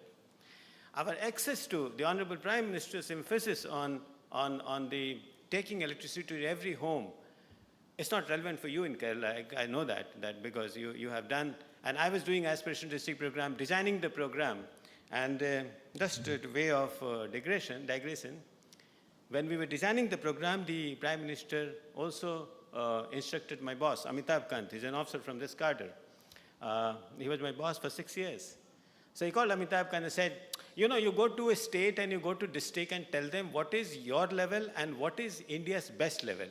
And on many things on which we looked at India's best, we found the districts in Kerala to be India's best, despite Wayanad and Palghar. Wayanad was another one which example is that why, and I'm not a very ethical person on this, we were designing the program and I was told that I have to pick up a district in Kerala. So I have to pick up the worst district in Kerala. So I looked at Wayanad, and the Wayanad and Palghar was coming as worst district in Kerala in terms of many social indicators. So I compared it with one of the better districts in UP and Bihar and Odisha. And they turn out that Wayanad is better than those districts. So I told them that how can we pick up this district? Because there are many other districts in central India and in the northern India which are worse than this district. So I was told, no, your figure is wrong, your exercise is completely wrong. You don't know anything about Wayanad. So I called my team and I told them, keep artificially decreasing the figure of Wayanad till the time it becomes backward. And that's how we have selected Wayanad as aspirational district. But anyway, this is the internal thing, so I can speak. But let me come back to the theme. Access to electricity has improved. We are very happy with electricity. Generation has improved. Government is working a lot on transmission. If you really hear the Prime Minister's speech on Red Fort, energy security, energy security, and energy security, and you see Hardeep Puri, the Minister of Oil, saying that, you know, we have done wonders, we are going to, our investment to renewable is very high, all fine. But there is one problem with all this, and the problem for manufacturing is that the electricity is very expensive. That the manufacturing fields in India, the CA, Chief Economic Advisor in Economic Survey, writes precisely this, that I have highlighted. I'm leaving this presentation here in this conference, but if you really look at this is from CACP, one of the think tanks, and if you really look at the commercial units electricity cost, you will find that a very large number of countries which are a competitor provide electricity to their commercial unit at a much cheaper rate. Now, if really the same thing is true of the industry, of the manufacturing. So if you think that we are going to become competitive, I am the industry, I will ask you, give me cheap electricity, give me cheap transport. And both places, we have a fundamental distortion in the Indian economy. We don't have easy solution to that. I can't make electricity cheaper because that would mean that cross-subsidization to consumer would decrease. So I cannot do that. We are working very hard on removing the inefficiency and the what you call the aggregate technical losses of electricity, which was once upon a time 22% of the entire electricity, now became around 16%. So there is a lot of things are in process. But from the business point of view, we need these 2-3 fundamental reforms. The last one is this, which is another fundamental reform. Indian economy is very, very under-leveraged economy in terms of the credit. We were historically, and again I'm speaking in South India, which are known for its commerce and commerce, which is seafaring commerce in the ancient time, known for it. In fact, we have around 1000 AD and so, the Indian Empire based in these places had gone all over Southeast Asia, and we Indians were known for a great commerce people. When we went for a great commerce people and all this thing, it is the same India where the credit to GDP ratio is only 55%, whereas it is in some country 180%, 130%, 140%. Why is it that we Indians are not taking too much of credit? Why is it that we are not moving? Why are not we bold enough to take credit? And the regions are pure economics. One, as I said, I always interact with private sector and they say, aggregate demand lekar aao, get us aggregate demand, we will expand. You talk to a small business, there's a person who is selling a small vegetable shop owner, if the demand rises, it doesn't generate more employment. Sad truth is that, because that person starts working harder for simple reason that he was otherwise or she was otherwise sitting idle. So we have a lot of slack in the economy and because of the lack of aggregate demand, and that's the reason that why the credit is not taking up. But the other fundamental reason that why credit is not taking is that a very large number of Indian enterprises do not get access to correct credit. That's also true. And that is in the hand of the government to improve the banking sector, to improve. I can tell you, I mean, in one of the earlier stint of the Prime Minister, he made a program, taking from the Aspirational District program. He said, I want a joint secretary level officer. And please remember, joint secretary in IAS would mean around 15 years of service. Pretty senior, 15 to 20 years of service. I want a joint secretary level officer to go to every industrial hub, look at the district, and credit to a business should be cleared in 59 minutes. That was the Prime Minister's vision. And many of my friends who were old welfare, so at that time 15, 20 years service, many of them went to these villages, they put the banking system in this thing. I was part of one of the meetings in which the then Finance Secretary Rajiv Kumar called all the banks and said, we have sent you the database for the places where they made inquiry about credit. Have they fructified into credit? Why I'm saying these anecdotes is, government is concerned that our credit offtake is less. One of the reasons that credit uptake was less was that there is no aggregate demand. We have no easy answer for that. You need a very equal, very fast development of the economy. But the second one is when it was what you call supply side problem. We don't have access, or the banks were unwilling to lend because of the NPAs and the gross NPAs at very high level. Today, if you really look at the bank balance sheet today is much better. I don't know whether I have a slide or not. I don't have. But bank balance sheet today in India is that the gross NPA has declined considerably. And today the banks are in a position to offer much better credit than what it was, and much more. There is something more happened, but I'll come later to this thing. So let me come to these fundamental challenges of the Indian economy. They are very different from the challenge that you hear in otherwise. These are the deep-seated challenges in the Indian economy, and what as a government is our strategy. Now the second part of the presentation, in another 10 minutes, I'll come to the last part, where what exactly for the small business government has been doing. So the first and simple strategy that government has is reduce the cost and make the Indian economy more efficient. That's the first strategy. And that's the best thing that you do, is that make and maintain infrastructure and bring efficiency into that. In last at least 15 years, you can see visible improvement in India's infrastructure, and what you must have seen. It's not just that other governments were not doing it. India's infrastructure took actually quantum leap from 2020 onwards, from Atal Bihari Vajpayee and then Manmohan Singh regime. And then finally, you will see a lot of acceleration in last 10 years or so. There are some slides, I don't have time, so I mean, the government has put a policy in place. I want to take priority sector infrastructure. I don't want to waste my money in the useless infrastructure. So here is a national infrastructure pipeline. I want to sell my useless or something which I have asset which I am not using, my land which I am not using, and I want my roads which I can keep on taking more tolls, so that generate money, so that I can plow in back in the infrastructure called asset monetization program. I will have a better coordination among all the different ministries or departments which are making infrastructure. I call it PM Gati Shakti Yojana. You can't sit together and decide, I am the road ministry, I'll make only road, and I'm not bothered about railway, or railway ministry decide, I have to decide railway, and not bother about road. I have to bother about the efficiency part of the infrastructure that I create. I don't want to become China, where I can build beautiful roads with very less vehicle on that. I want, because I'm not a very rich country, I don't have so much of money.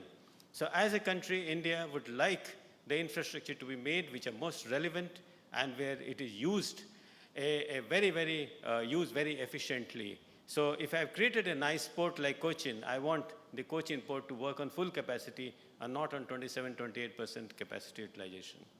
I would like all the chaos that the infrastructure, we bureaucrats are capable of creating all kind of chaos, let me tell you that. Because what we can do is that many times, we are very brilliant people, I see.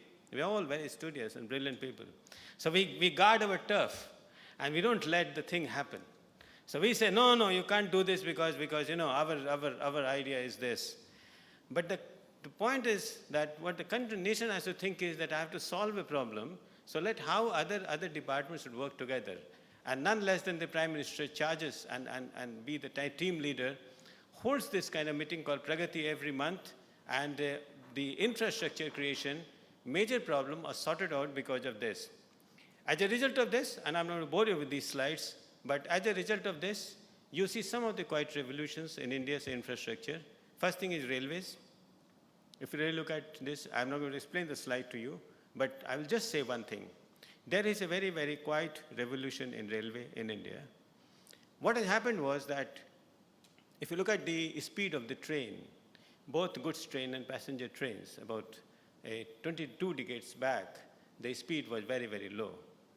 Because of many reasons, because of inefficiency in our operation, and also because of technical reason, because of the quality of the rail. Today, India, we are not talking about high-speed rail. What I'm talking about is that very quietly, railways have improved their infrastructure, and today the speed of freight is much more than what it was about 20 years back. There's a very big revolution that India has done. If you want to put money on share, railway is one of the things on which the government of India is very upbeat and want the railway infrastructure to develop for one simple reason, that it is far cheaper than the road. And it's not this that it's not developing road, but it wants major emphasis on railway. You'll see, I mean, these ones are the freight corridors are important concept, and it is coming up. National Highway, if you really look at the award and all this thing, it is also going very fast. I just finished these slides. You see some of the projects. I mean, if a person who was, suppose a person sleeps for 20 years and then get up today in India. He was slept in 2020 and get up India now in 25. The only thing you say, oh wow, there's so much of road and such beautiful road which has been built. You go anywhere, you drive anywhere, you kind of find the road which are very nice. But then please remember the challenge that I underline, that India needs infrastructure, but at the same time, road infrastructure is expensive. What we want is more stress on railways. We need to develop both, and that's what government is trying to do. A port, I mean, you look at, this is the slide of the port, which you look at this, and the India's port traffic is growing, but this is a very important slide because India's efficiency in terms of many of the indicators has improved considerably in last 12 to 15 years. And one of the things that the Honorable Prime Minister and the senior level of government keep on keeping a tab through web portals, through the constant reporting and monitoring is that in the important indicator, have you improved the efficiency part of it? So that is always there. Now, the second one is invest in renewable and reduce cost of electricity. That's your second strategy. I will not dwell on, just let me, because the time is a constraint. But as I say, AT&C losses in India has decreased from 21% to around 17%. World average is around 6 to 7%. If we are able to reduce the inefficiency in our distribution, we can reduce the cost of electricity by 10 to 20%. If we invest more on renewable, and if we invest more on renewable which is cheaper, which is solar, then I think we can further decrease the cost of the electricity that we provide to industry. The third one, which is there, which is not, that it was one of the address in which the PM said that now we don't have the problem of budget, so why don't you take the scheme and saturate it? By saturating, it means that don't give a scheme to the smartest. See, smart people in rural India will always take benefit of the scheme. The problem is those who are not smart, like people like those who are, say a poor woman, a person who is not very rich in documentation.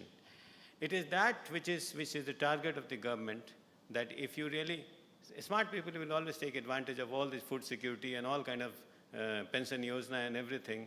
But the government's target is, let there not be a person who deserves that and get not the benefit, because now that we have the budget. One of the program that I designed, aspirational district program, was designed precisely for this thing. Today, the state governments, in terms of governance reform, are coming together, and Kerala is always a shining example in many ways. Your Kudum Sri scheme is considered to be an extreme success.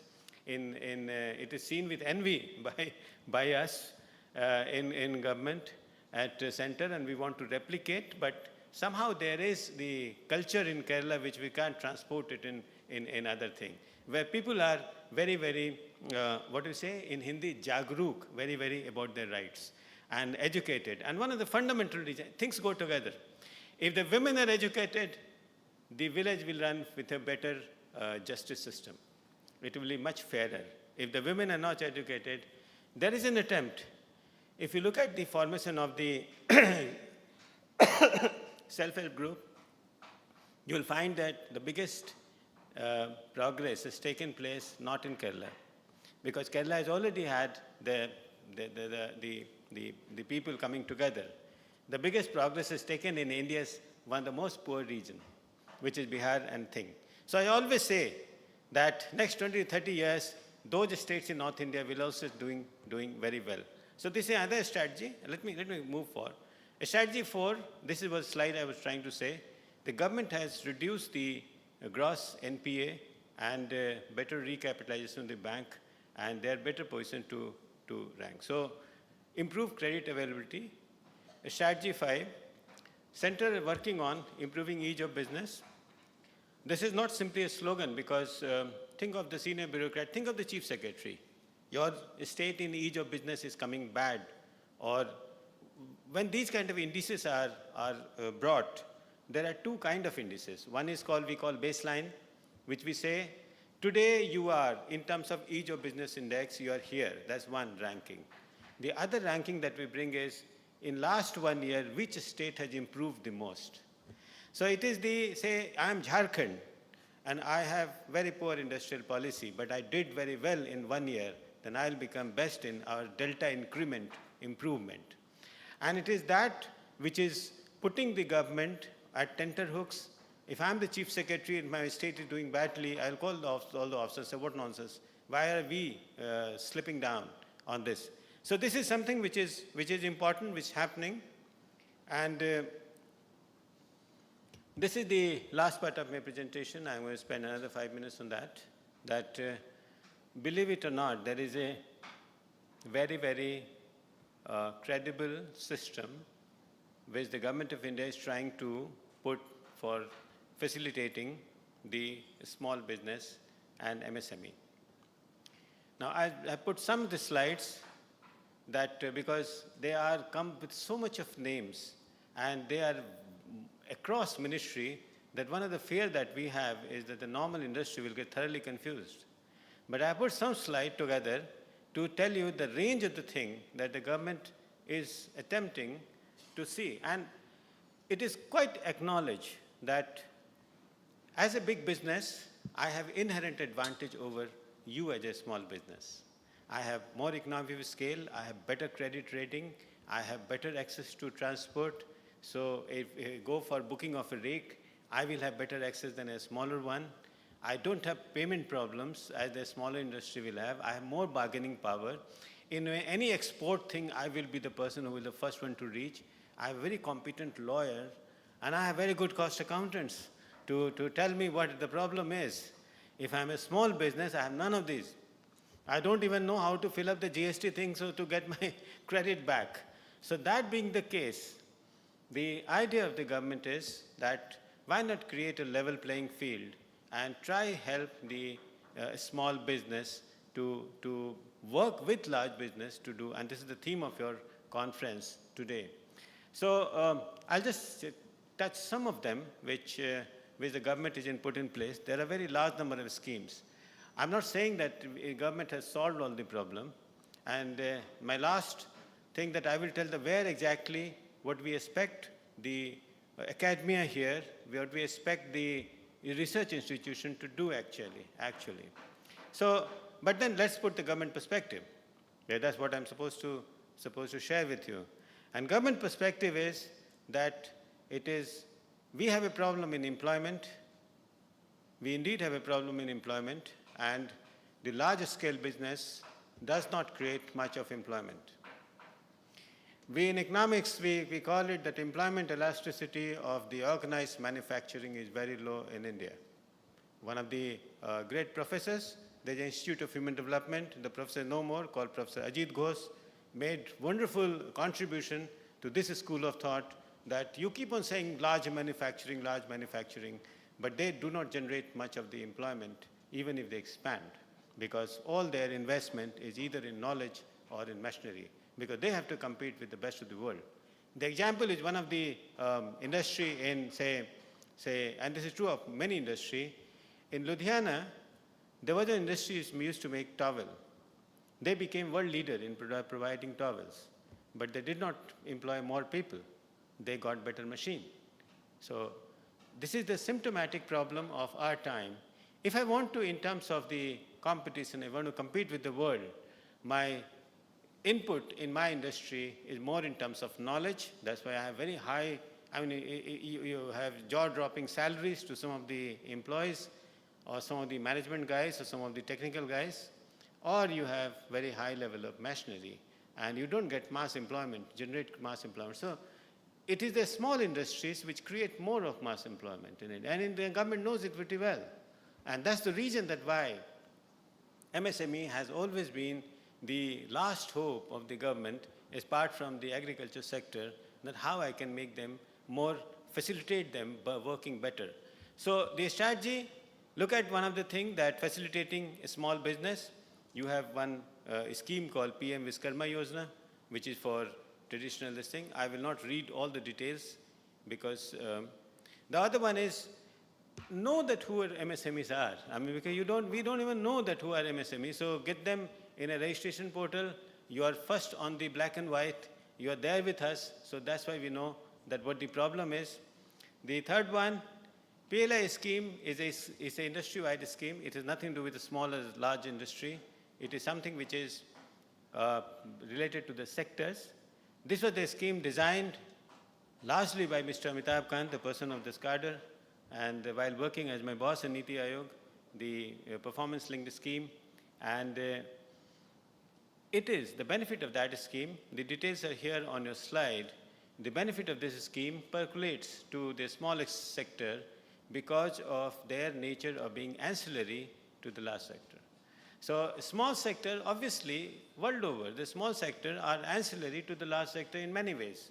And they have seen much growth because of the very, very efficient ancillary business. And one of the theme that this cost accountancy or your institute can look at is that how can I make the ancillary part of the business and this relationship far more respectful and far more efficient, where the leveraging power is with the smaller one. And these are, I'm sure that's there where this which is in mind of the people. So one is that Government of India has been very clear on MSME sector. They have improved, make it more realistic to what the MSME sector overall investment is. And one of the problem that we faced was that if you make a MSME and tell them, say medium term, that now you're a large scale industry, then they lose some of the benefits. So they say, no, we want to become a small. We want to remain a small. So one of the way to handle this is that raise the definition and make even the large industry and give them the benefit of that. So that has been done recently. There is a TREDS platform. We were doing a conference of the CEOs, of very emerging CEOs. And we asked them from Niti Aayog platform that what is one of the big problems that you in MSME feel? And they say payment delay. I mean, I can supply something, the payment doesn't come. Now, if the payment doesn't come to Tatas, they can handle it because they have a method of their deep pockets, a large business. But the payment doesn't come to a small industry, then I don't think that they can have the working capital to keep on moving further. And that's the reason that why you can have now TRIDS platform that I have my invoice, I can give it to, sell it to financer, and the financer can have the deeper pocket to wait till the actual payment come, but I get the working capital. Now similarly, there are better credit system now, and there is a particular fund which the Government of India has established, and it is encouraging the state to establish. It's called Sri Fund. Know the detail from internet, today it is all available. The other one, and I was in National Forest Academy taking a 5-day module on the government procurement, and one of the important things in the government procurement today is that a very significant portion of procurement of some of the things are from the reserved category and from the smaller business. There are a list of the things which have to be purchased only from a small business. If you want to see the detail, you can look at the manuals of the government purchase of the goods and services coming out from the Department of Expenditure of Government of India. There is also a Make in India component. There is also something that these aggregate demands should not go out. So there is a preferential treatment to those who have the higher local component in their production. So there is a preferential treatment to small business in government purchase. There are platforms, ONDC is one of them. The platform of GEM is another where, and you know how GEM was started. And the Prime Minister office, the Prime Minister wanted, he always used to give this example, that for Prime Minister office, we want to buy some lamp. Why is it that we have to buy lamp from Philips only? Or why is it that I have to buy lamp from the L1 which the government tells you to buy? Why can't, and in what way, say a small manufacturer in say this region can sell lamp to Prime Minister office? In what way the government purchase can be more democratized?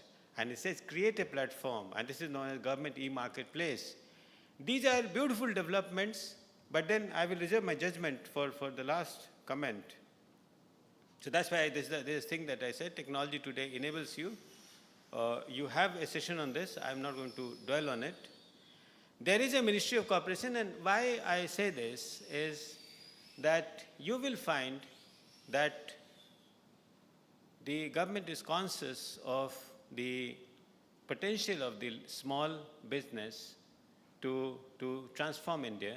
And one of the major strategies, apart from 5 or 6 strategies that I said, build infrastructure for all, make credit, and take the health and nutrition forward, saturated scheme, and handle the electricity cost. Apart from that, the support to the bringing together all the producers, whether it is the FPOs in agriculture sector, whether it is women in self-help group, or whether it is the business platform in terms of GEM and ONDC, you will find this kind of tendency. Government is very alive to this situation, and you'll find this tendency to happen. So there's the conclusion part of it, that we are the fastest growing economy, no doubt about it, and we must rejoice it. But at the same time, we have a very disquieting feature in our economy. The disquieting feature is these inequalities and K-shaped development, as it's called, is a large industry. Any of you put money in the large capital or mid-cap or large cap industries in share market, I'm sure in the last 5 years must have made a lot of money. Because after COVID, what we found was that there is the corporate profit rose considerably, but MSME sector did not find that kind of a growth impetus. And that's what some of my friends who are not very happy with the government, they say, India has a K-shaped delivery, K-shaped recovery, and the government is very alive to the situation and want the smaller business to rise. So I have told you some of the trends in whole of this thing. Today, the technology and policy environment is conducive. Now, the last comment that I have for the academia, for the research institution, and for the government agency also, and for people like working in Niti Aayog and people working in those agencies, the State Planning Commission of Kerala and other places. Government has nice intent. They know the problem. They put the scheme. But then there are no feedback mechanisms which is efficient. If you don't have an efficient feedback mechanism, you can produce wonderful scheme, but that scheme will remain on paper or will work with a very less efficiency.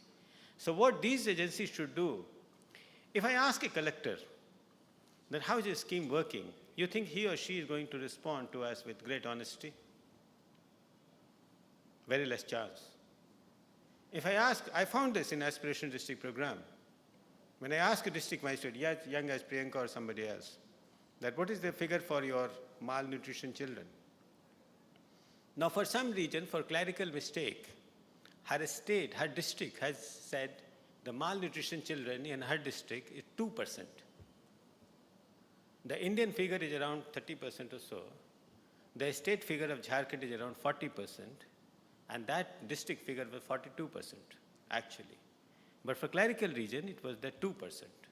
So I obviously, it red flag, so I asked her, she's a very young, bright IAS officer.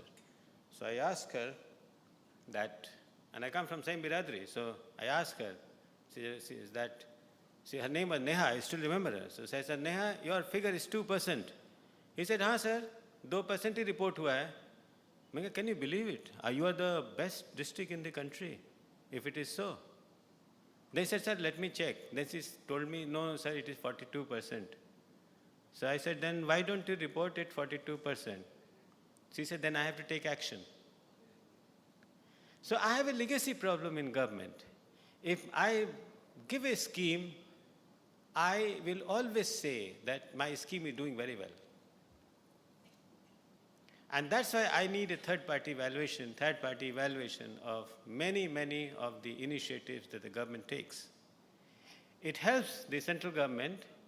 I was sitting with the person who is the chief of the GEM, Government E-Marketing Platform. And he said, you know, what brings the greatest happiness to us? When a young industry or when a young thing in government tell us that, you know, you have done a wonderful GEM platform, but here is the problem. I cannot access it, or even if I access it, it will not give me a certificate of non-availability. Even if I have a certificate, that thing will keep on moving for 5 minutes before it coming to the screen, coming to the loading it, because your software is just pure, simple, lousy. Now I say, somebody tells me this, I can haul up my technical guys and say, please fix it. But it's not so rocket science. But what I'm trying to tell you is that the government at senior level is look forward to the feedback from the reputed institution and channels. I singularly hold CII and FICCI and all this not coming up with the actual ground level comprehensive reports on many matters. Because we have spent time in Niti Aayog when you will get something like this, that the Prime Minister would take a meeting and he's asking for a concept note, or he's asking for a note on which what exactly is the problem that Indian exporters are facing. Now, I don't have a ready document where I can say that what exactly Indian exporters are facing in terms of your either the duty, you have a strange duty system which is giving advantage to the foreigners, not you. I don't have a system because CII or such trade body has not told me.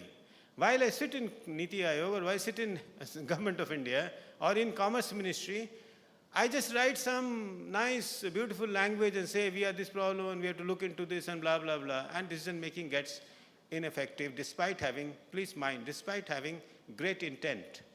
So my earnest request to all of you, and whenever I speak to any industry and all this thing, be precise, be effective. I can tell you, at the end of the Congress regime, in Government of India, we had a main issues that India's labor system is not so developed, and people said that one of the reasons that why your industry is not doing is because of a rigid labor laws. And we asked the trade union and they said, no, one of the things that we are not doing is because the corporates are not working properly with labor. So my member, Mr. Arun Mehra, he called a meeting of the industry representative and the labor trade union and said, let's sit together and decide that in what way I can improve the labor code in India that facilitate our industry without killing the labor interest. And I can share in this forum that both the manufacturing and the labor union came and they talked in such general manner that we could not reach any conclusion because none of them precisely knew that what exactly is the problem. So that is what I'm saying. There are very knowledgeable people in India and they know the problem. MSME on the ground, the person who runs the MSME knows the problem. My electricity charges are very high. I can't handle the Bangladesh garment producer if my electricity charges are so high. Or if your rules and regulations about labor is such that the Bangladesh or Taiwan has the advantage over me.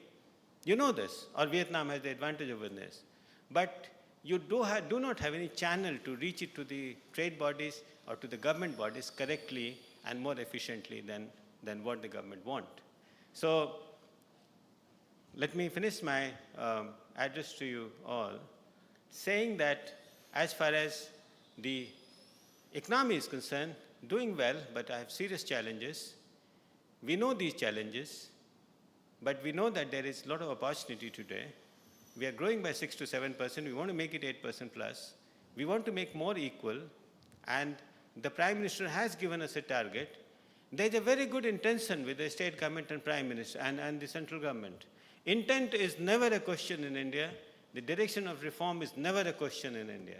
It's always great. The only thing is that the solution that you put forward on the ground, whether it works, many of them work. That's why we are growing. Many of them work because please remember, India has huge income inequality, but India does not have huge consumption inequality. Please remember it. That's a very important concept. And Kerala is one of the greatest states where by income level, you might be low compared to internationally, but at consumption level, you are not low at all because of the remittances. Bihar is another example where by income level, we are very low, but consumption level, because of the domestic remittances of Biharis are very, very high. So because of that, that remittance is high. But what government need will be more benefited if the respected trade bodies, industry bodies, agriculture bodies, and academia stop talking in general terms and stop giving us precise problem that, okay, you are saying PM Viskarma Yojana. Here in this district, I have found this is the problem. If you say this, you would do a great service to the country. So we have a bright future, and you have great teams coming up after me. Government has a very, very encouraging perspective. It's up to us to make how efficient these perspectives are. Thank you very much. Now the floor is open for Q&A section. So I'd like to request audience to please raise hand to ask questions.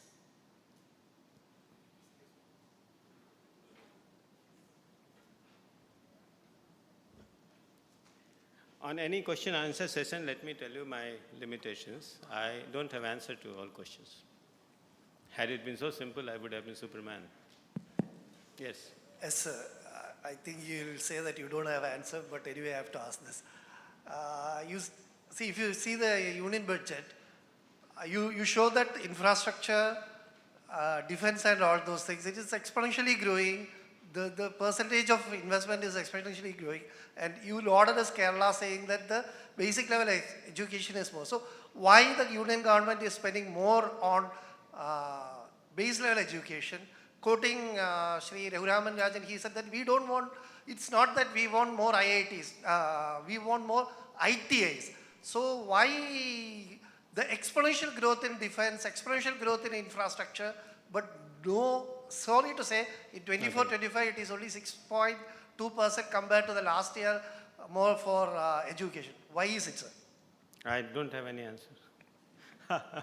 See, the problem is that you know, you are Jawaharlal Nehru, and you are building a nation. And you are Mao Zedong, you are building another nation. And you are Nehru, you choose that I want to make Harvard in India. I make beautiful institution, because they are going to have the domino effect, and they will make beautiful this thing. So you build beautiful IITs, IIMs, and all this thing after successive government. But in the whole process, somewhere you forgot that the primary school has a major role to play. And universalization is far more important than excellence, because finally, where are my two children? I'm one of the successful Indians, you see, like all of you. Where are my two children? One child is doing PhD in Carnegie Mellon. The other child is going to King's College in London. So I'm not a bad Indian. But what I'm doing is not what is great for this country. Great admission. Because I don't see future of my children in India. My children studied in better schools, better places, but the advantage of that will be, I mean, Trump, Saab notwithstanding, will be to foreign country.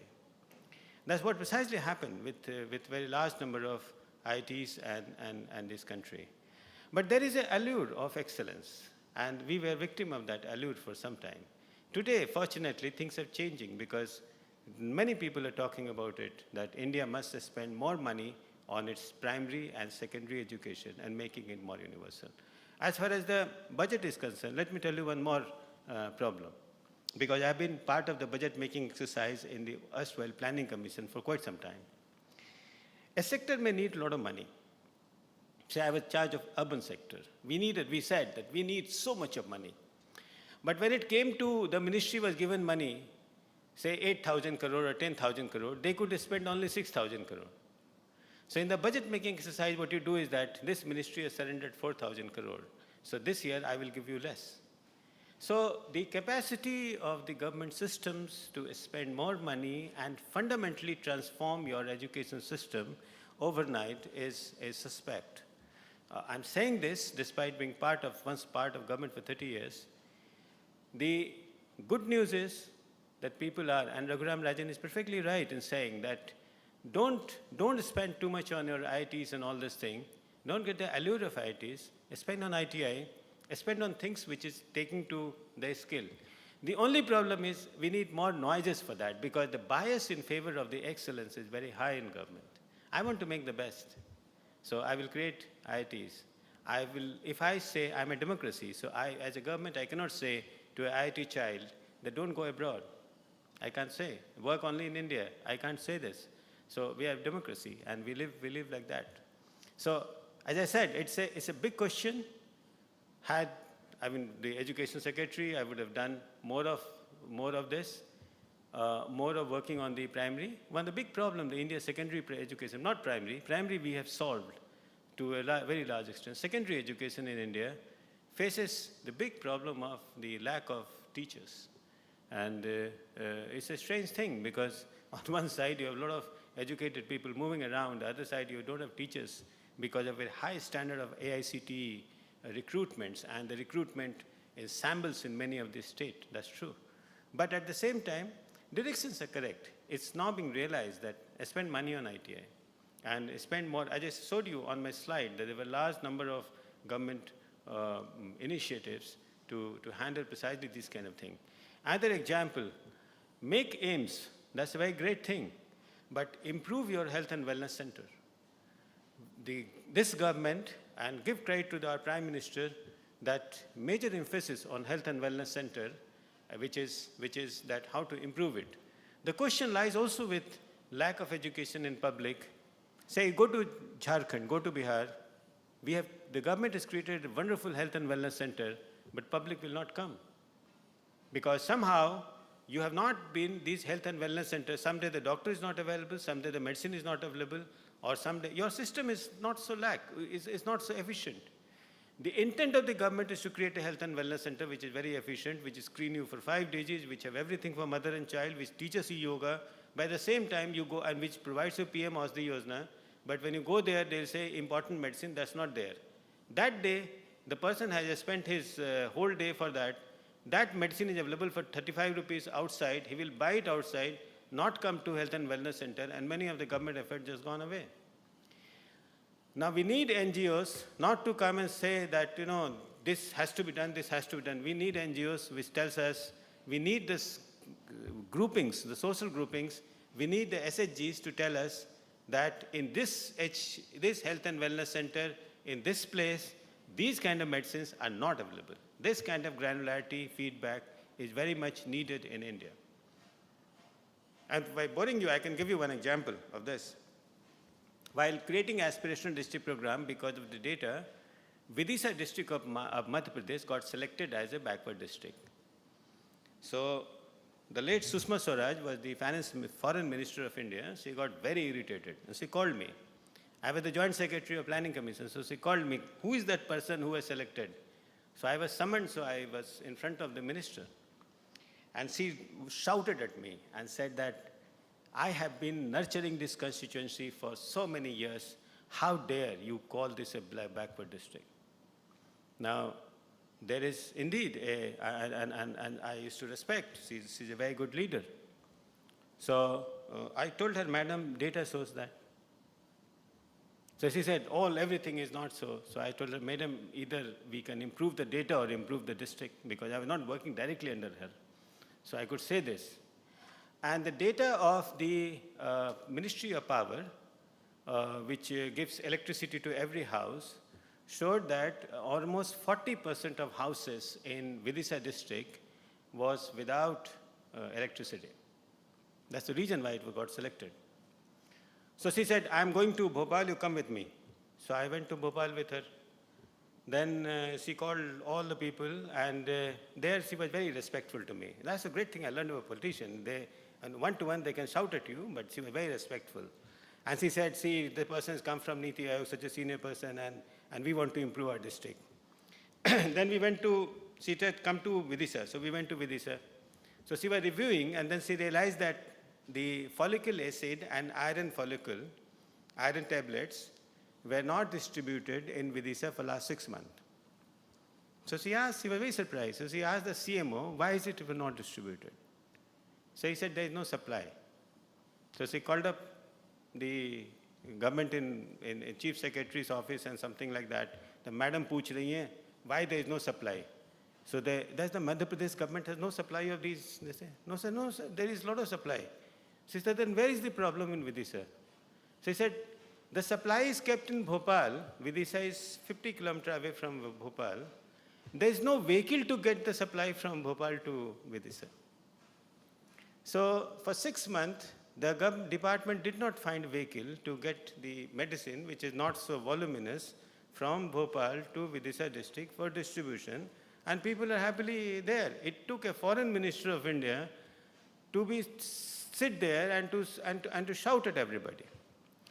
Why this system comes? Is the CMO a bad person? Is there a lack of intent? Is there a lack of knowledge? I don't think so. It does because we don't have the great feedback mechanism. Somebody did not give the feedback that in this district, which is close to Bhopal, it's one of the closest district to Bhopal, the very famous, the very essential iron follicle and follicular acid and iron tablets are not available for the anemic women. And India has around more than 45% women are anemic.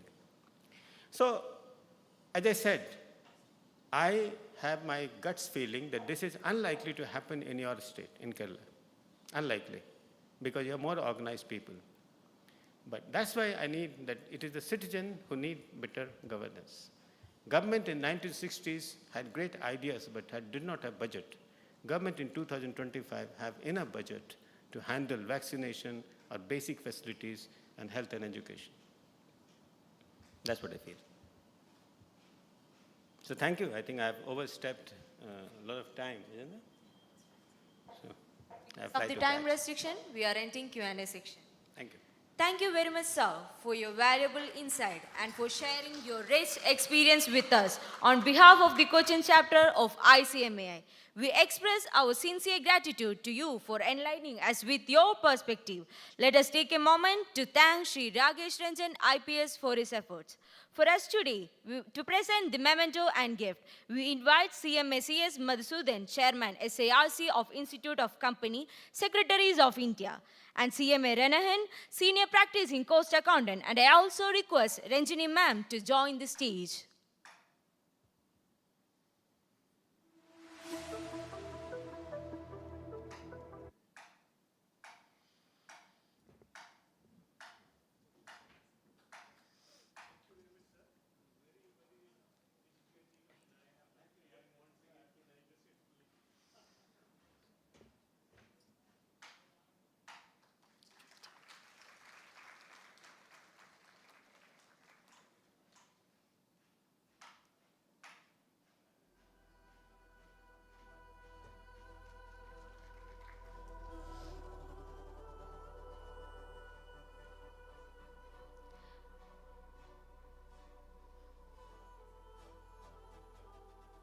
We will now break for tea. Kindly join us for refreshments. The next session will start at 12:15. So may I request everyone to be back on time.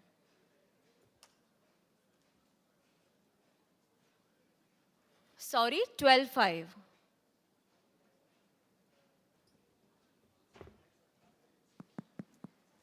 As part of the continued association with the Cost Convention Forum, South Indian Bank is delighted to announce a special lucky draw opportunity exclusively for the registered members.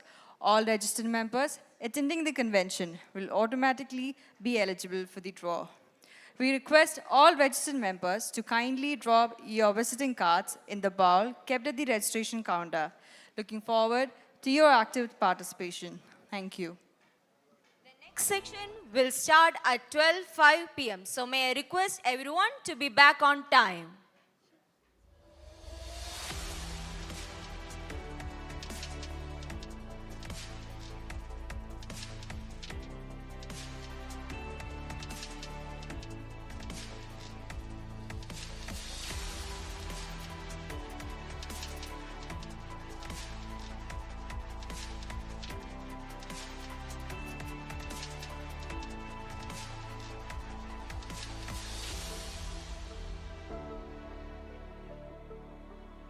Ladies and gentlemen, I repeat, as part of the continued association with the COS Convention Forum, South Indian Bank is delighted to announce a special lucky draw opportunity exclusively for the registered members.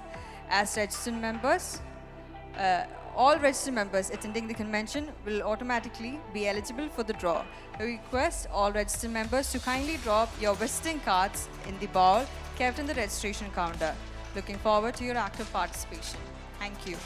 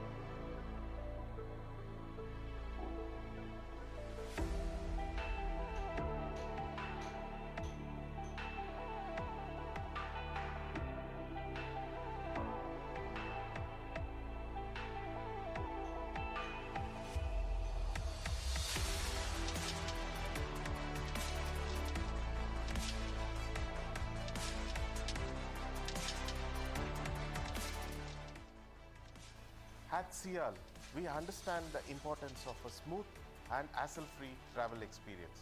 We leverage cutting-edge technology at every touchpoint of your journey, from check-in to boarding.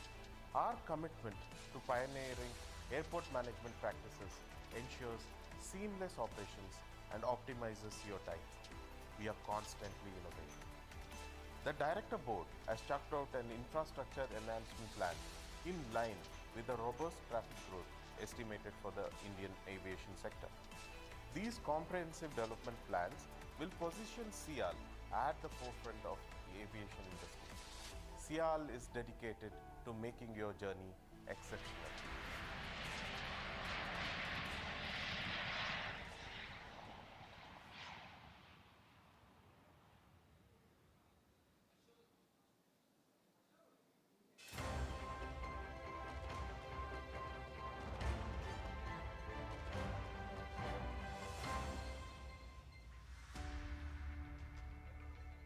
Located on the southwestern coast of India, Kerala is a land with a lush maritime history that dates back to several centuries.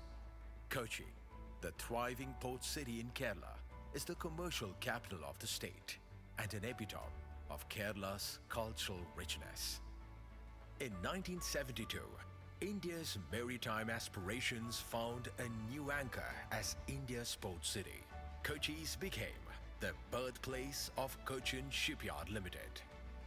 Nestled in Cochin's heart, CSL's sprawling 176-acre facility boasts of world-class shipbuilding and ship repair infrastructure, from state-of-the-art 3D modeling softwares, large dry docks, long waterfront with jetties, machinery and equipment, everything essential for a HSE-compliant one-stop solution for the industry.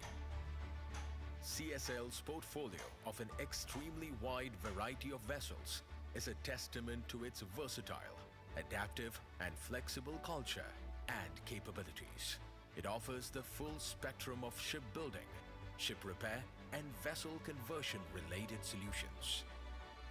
CSL added yet another feature to its cap when it built INS Vikrant, India's first indigenous aircraft carrier, which was commissioned into the Indian Navy in 2022. यदि लक्ष्य दुरंत है, यात्राएं दिगंत है, समंदर और चुनौतियां अनंत है, तो भारत का उत्तर है Vikram.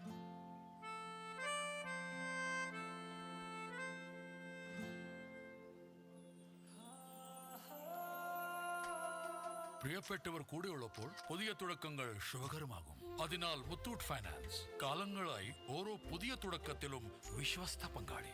Muthoot Finance, India's number 1 most trusted financial services brand. Gold ലോണിനായി ഉടൻ വിളിക്കൂ 1-800-202-1212. Nest Group is a multifarious conglomerate with global footprint and business interest across technology, software, education, training, food and beverage, and infrastructure businesses.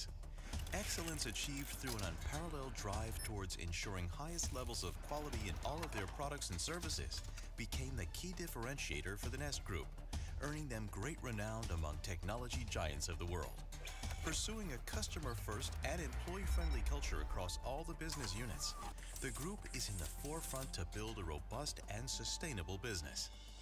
Known as a visionary trendsetter, a true innovator and complete solutionist, Nest, over the years, delivered to the world game-changing technology advancements as a trusted backbone to the OEMs across the globe.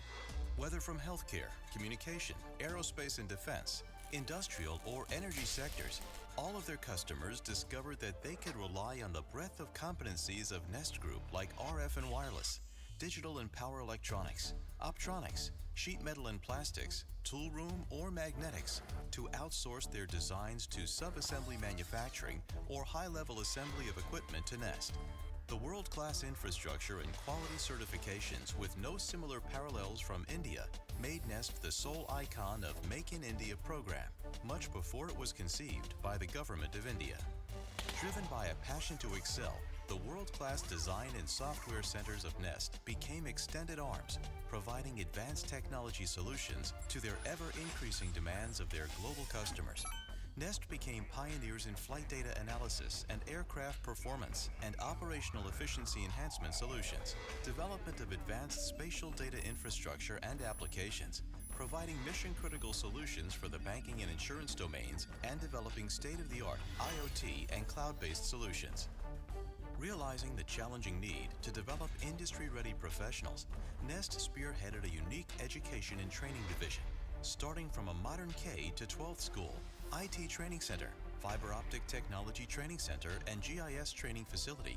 This division provides best-in-class specialized training, transforming young minds into world-beating technology professionals. Nest is proud to announce the Nest High-Tech Park, slated to become a future technology hub of the nation, bringing global manufacturing giants to the shores of Kerala.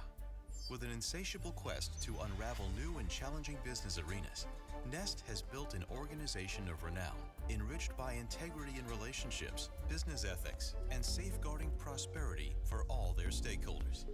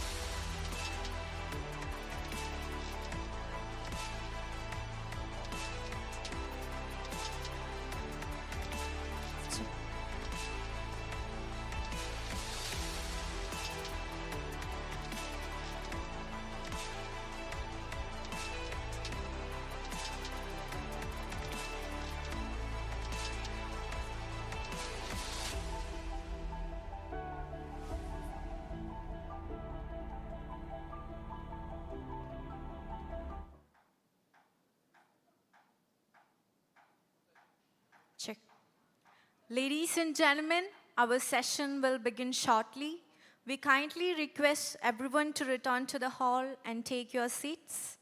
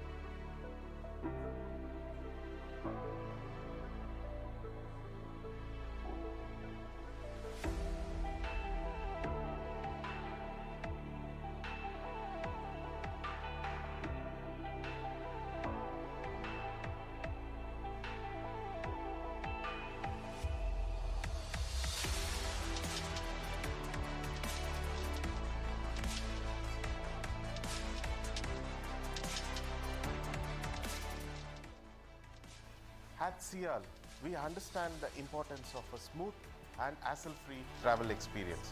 We leverage cutting-edge technology at every touch point of your journey, from check-in to boarding.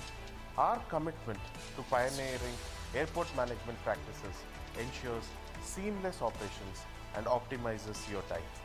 We are constantly innovating. The Director Board has chalked out an infrastructure enhancement plan in line with the robust traffic growth estimated for the Indian aviation sector. These comprehensive development plans will position CIAL at the forefront of the aviation industry. CIAL is dedicated to making your journey exceptional.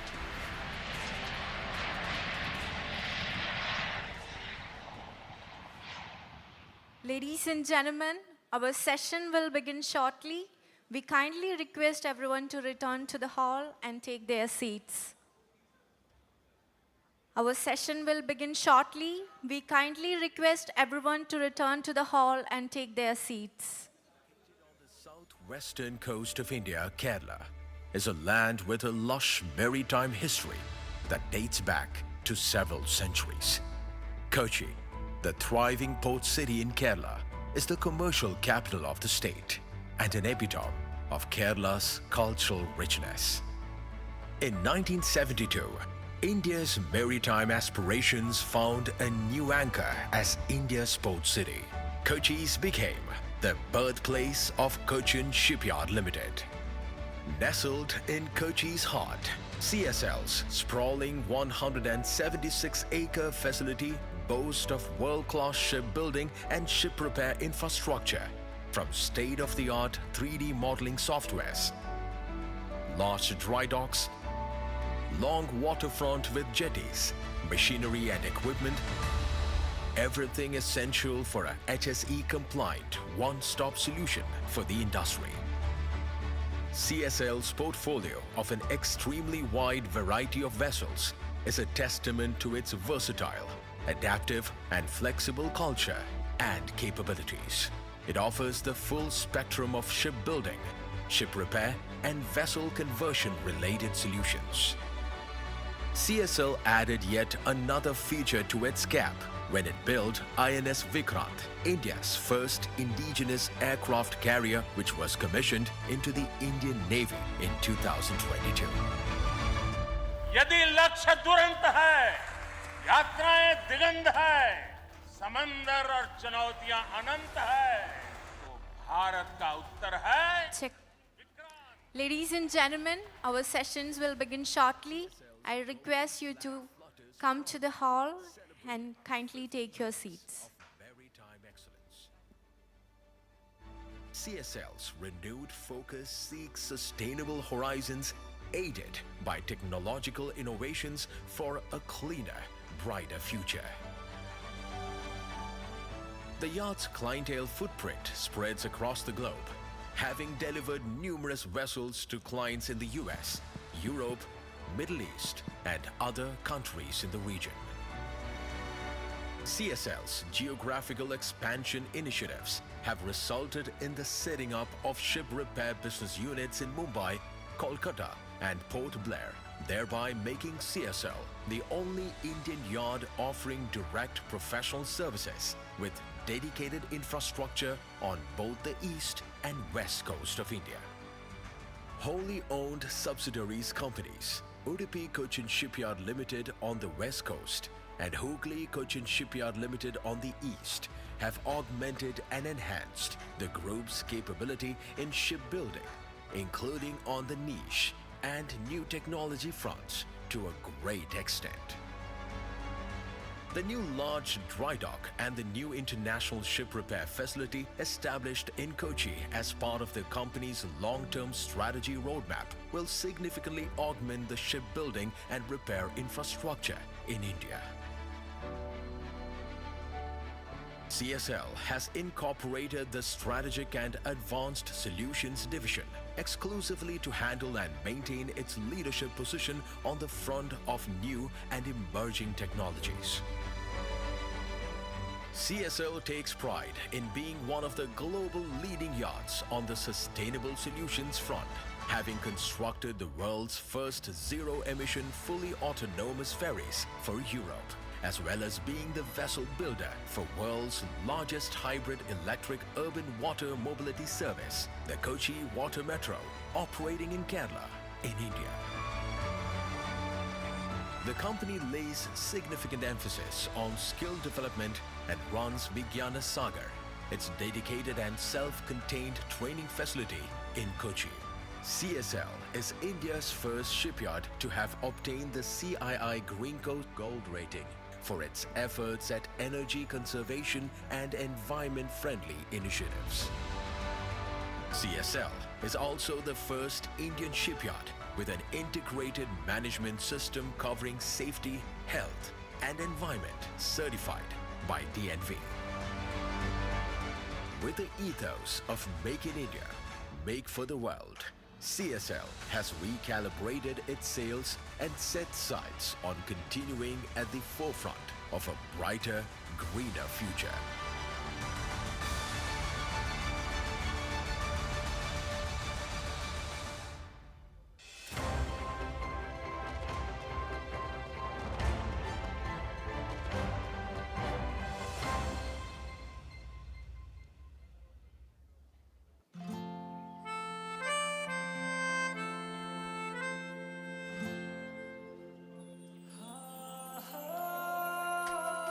പ്രിയപ്പെട്ടവർ കൂടെയുള്ളപ്പോൾ പുതിയ തുടക്കങ്ങൾ ശുഭകരമാകും. അതിനാൽ Muthoot finance കാലങ്ങളായി ഓരോ പുതിയ തുടക്കത്തിലും വിശ്വസ്ത പങ്കാളി. Muthoot Finance, India's #1 most trusted financial services brand. Gold ലോണിനായി ഉടൻ വിളിക്കൂ 1-800-202-1212. Nest Group is a multifarious conglomerate with global footprint and business interest across technology. Ladies and gentlemen, our session will begin shortly. I kindly request you to come to the hall and take your seats.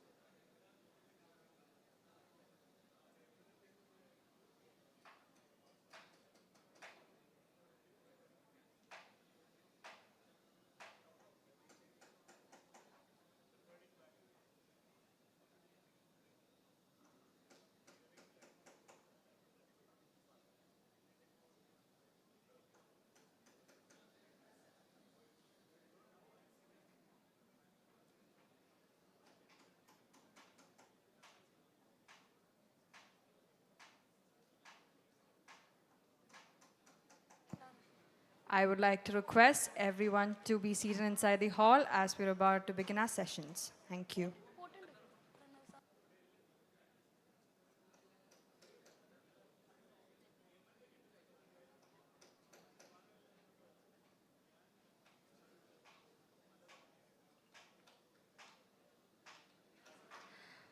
As part of the continued association with the Cost Convention Forum, South Indian Bank is delighted to announce a special lucky draw opportunity exclusively for the registered members. All registered members attending the convention will automatically be eligible for the draw. We request all registered members to kindly drop your visiting cards in the bowl kept at the registration counters. Looking forward to your active participation. Thank you.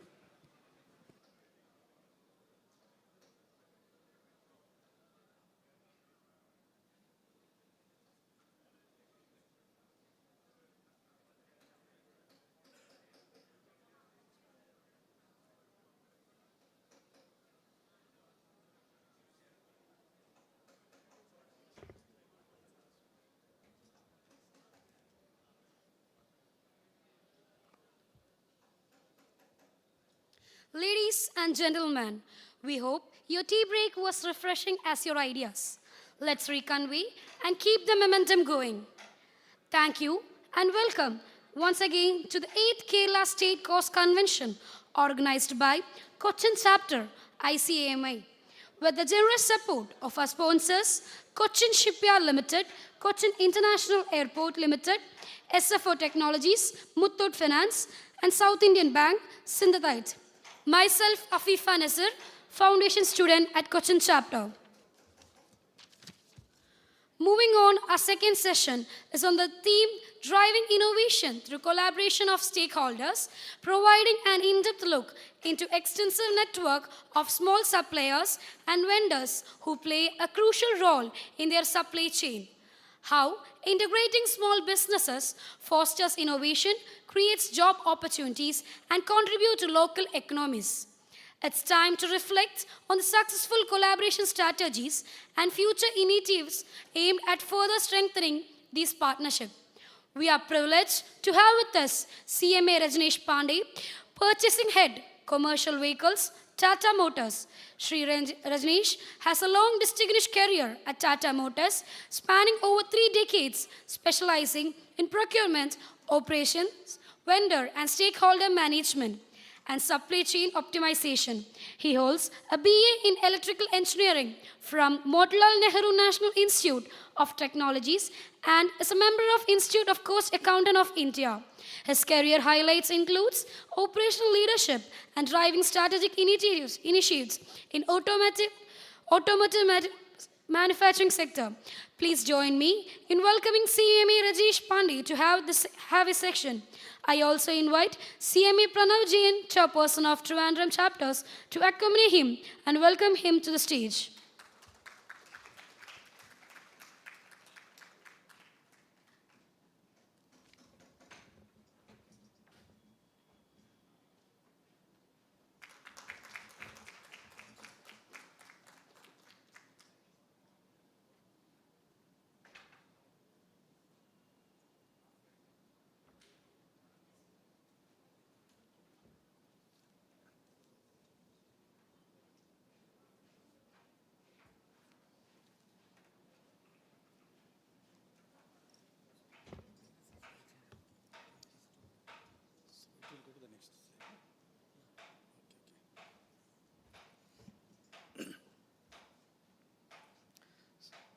So good afternoon to everyone. Okay, it's my privilege to be in Kerala. I think this is my second visit to Kerala. And I reached yesterday night, and let me tell you that previous speaker has also mentioned about the good weather of this particular place. So I am from a place called Pune.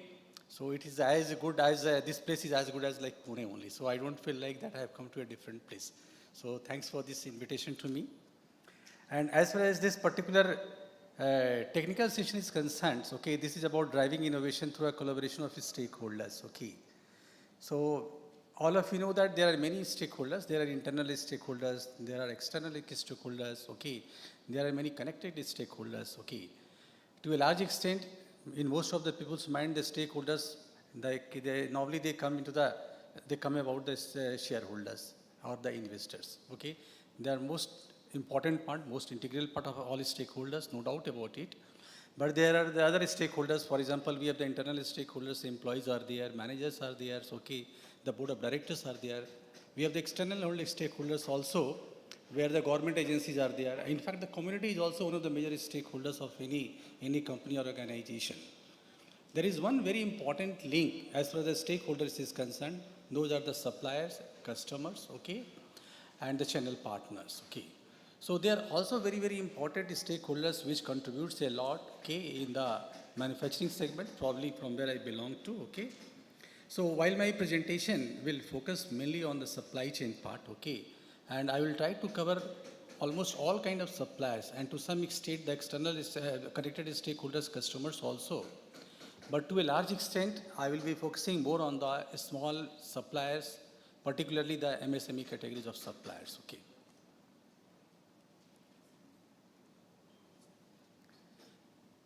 Before we move to the next slide, okay, we just wanted to give you a glimpse of, okay, what is a supply chain ecosystem in Tata Motors, okay. This is very, very important for any organization to understand the supply eco chain system, okay, so that any new person or any new stakeholders coming into the contact of the organization, they can have a complete feel of the supply chain of that organization. Okay.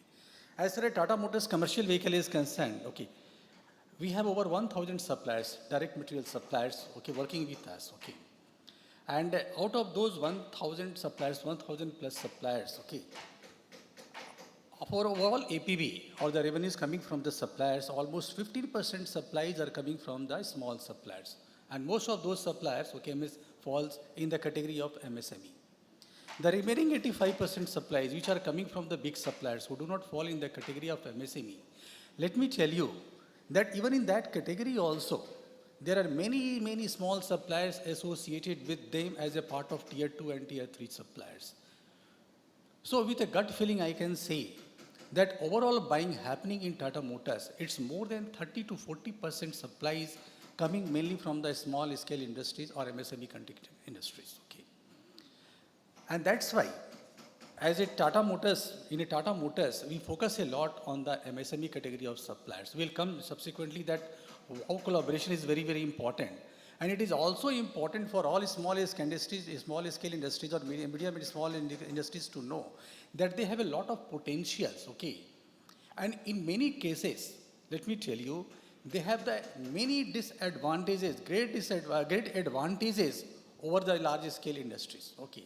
And that's why in our industries or in our company and many other companies also, we prefer a lot going to the small scale industries or MSME suppliers. We'll subsequently come to know that also.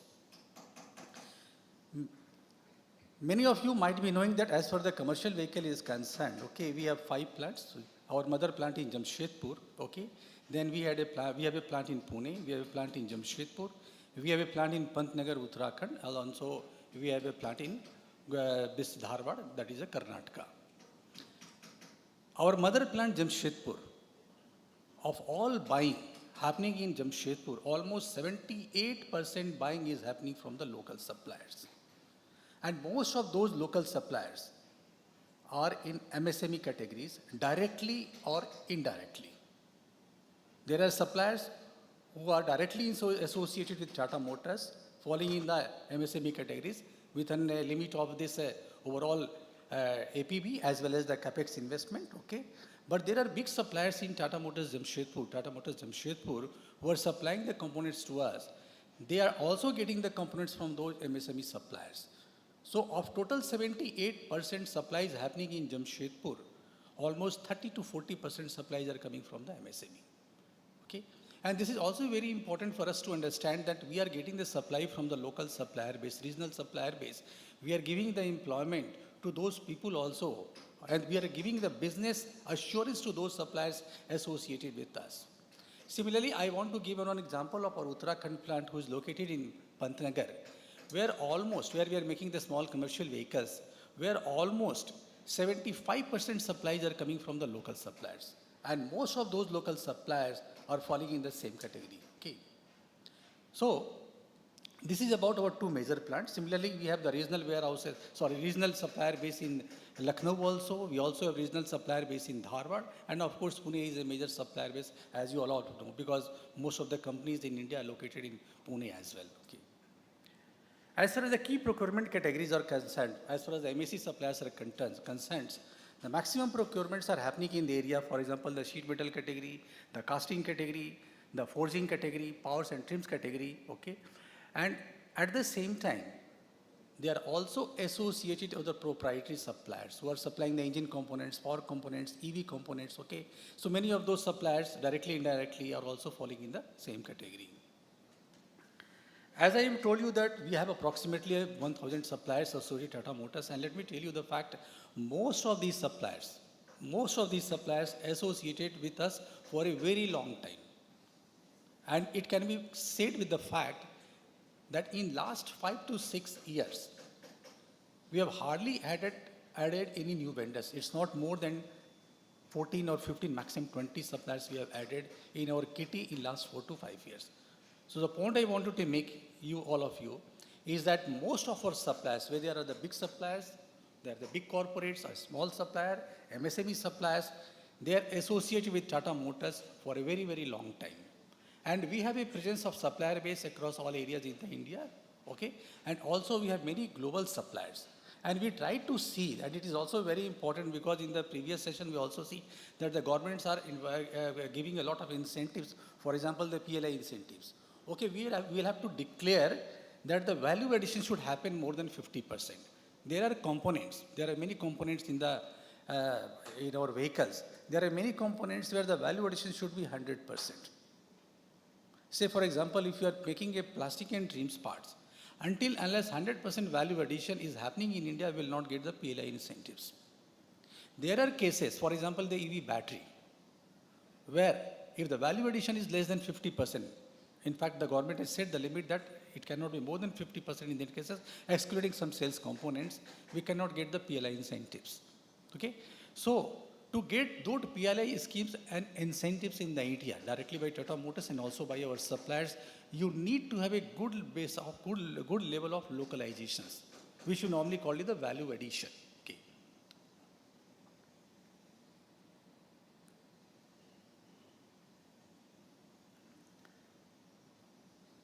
In this particular slide, I just wanted to express you and tell you that how the supply chain is getting changed over a period of time.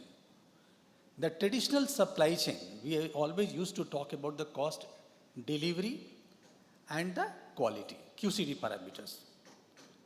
Later, the safety also got added. But as far as the supplier selection is concerned, supplier's business is concerned, okay, and their priority in a company is concerned, okay, we are mostly talking about the cost, quality, and delivery. But scenario slightly got changed post-pandemic. And we added 2 more pillars, which is called resilience and agility. And at the same time, one more pillar, one very important pillar was added, that is by name is known as the sustainability pillars. And now, the new norms, which is over there, okay, you can see that one more pillar has been added, which is Atmanirbhar, that is the localization. And you might be noting over here is the sustainability has come at the core.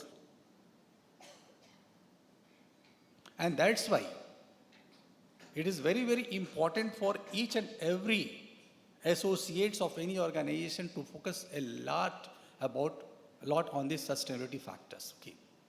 Currently, as I just wanted to tell you that almost all the companies, okay, listed in the stock exchange, okay, there are top 1,000 companies they have to produce and they have to give the reports, annual reports where this SEG report has to be given.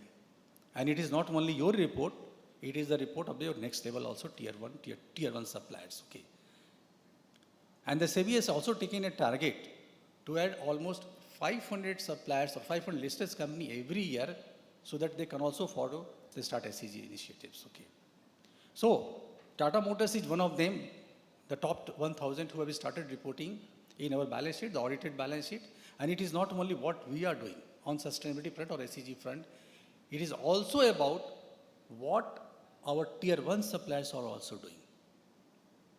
And from year 2027-28, currently it is a self-declaration, okay?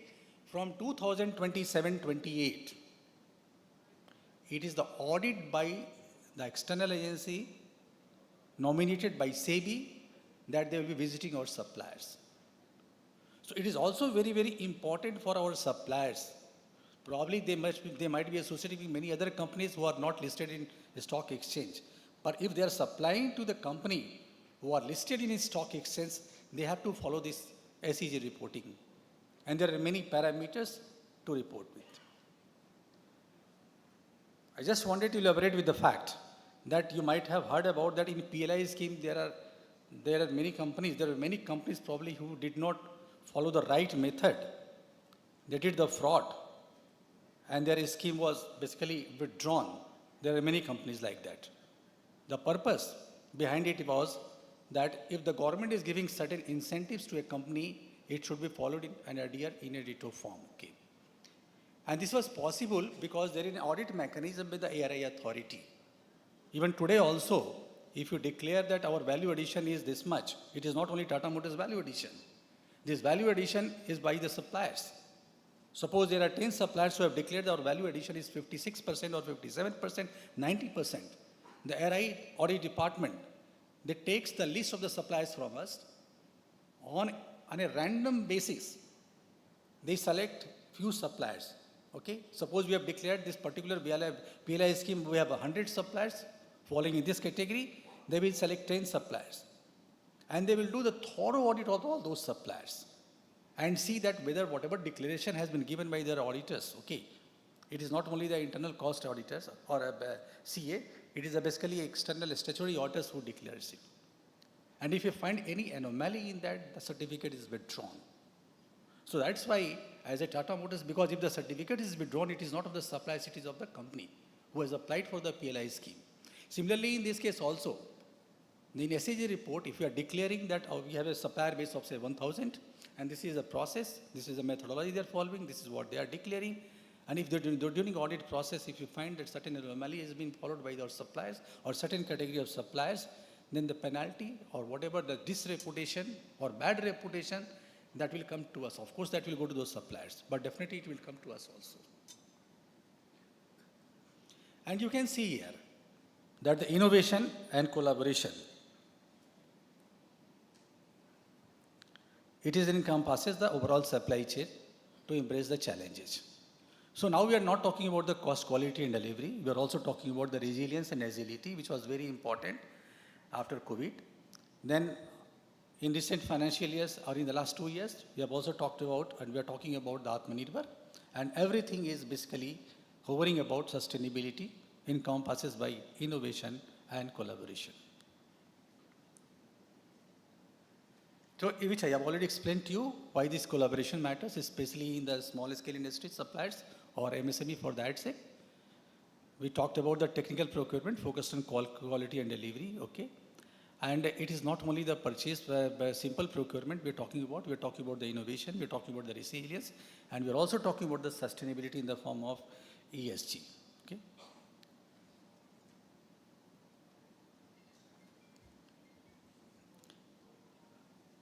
The point here is coming about why the small suppliers matter, okay? The small suppliers have a lot of agility. Let me tell you that in a big organization, the agility is not that much. The decision-making process is very simple, okay? But in a small company, the decision can be taken very fast, okay? The risk can be taken very fast, and many a time, where the solution not very clearly known also, the small suppliers take the decisions and go forward, implementing those solutions, at least doing the trial on that front, okay? It is also important to be noted, and this is a fact also based on my experience in last at least 3 decades, that most of these suppliers have their expertise in their area. I just wanted to give an example for the time being. For example, take a development of instrument clusters, okay? In instrument clusters, there are many parts, okay? The parts coming from the electronics division, electrical division, parts coming from the this plastic and trims category also, parts coming from the glasses also. The suppliers who are supplying the instrument clusters to us, they are more familiar, more knowledgeable about the system integration. They are called the system suppliers. But as far as the electronic components are concerned, PCBs are concerned, as far as this casing is concerned, they are the small supplier, MSME suppliers, who have the expertise in that area. And they are supplying those components to the big suppliers who in turn get the parts integrated, make the complete system ready for Tata Motors, for any organization that's it, and give it to us. So this niche experience is there with the small suppliers. You should not forget the fact that they are contributing a lot in big proprietary parts as well today. Okay? And that's why we are forcing, we'll come to know how we are developing the small suppliers, MSME suppliers to come to their own feet. Okay? There are also sources of disruptive innovations, okay, because the process which these are the big organizations is not so easy to take any call very easily, okay, but in a small scale industry they can take a call very easily and they come out with a solution also, because the decision making is very fast. The cost effectivity and flexibility, okay. The operational cost in the small scale industry is not very high, okay. The resources are not that much of costly, okay, compared to the big organizations, okay. So that's why we also prefer, the big organizations also prefer to go to the small suppliers, okay, because they are providing more cost-effective solutions, and they're ready to provide their solution at the lower cost, okay, with more agility and efficiency.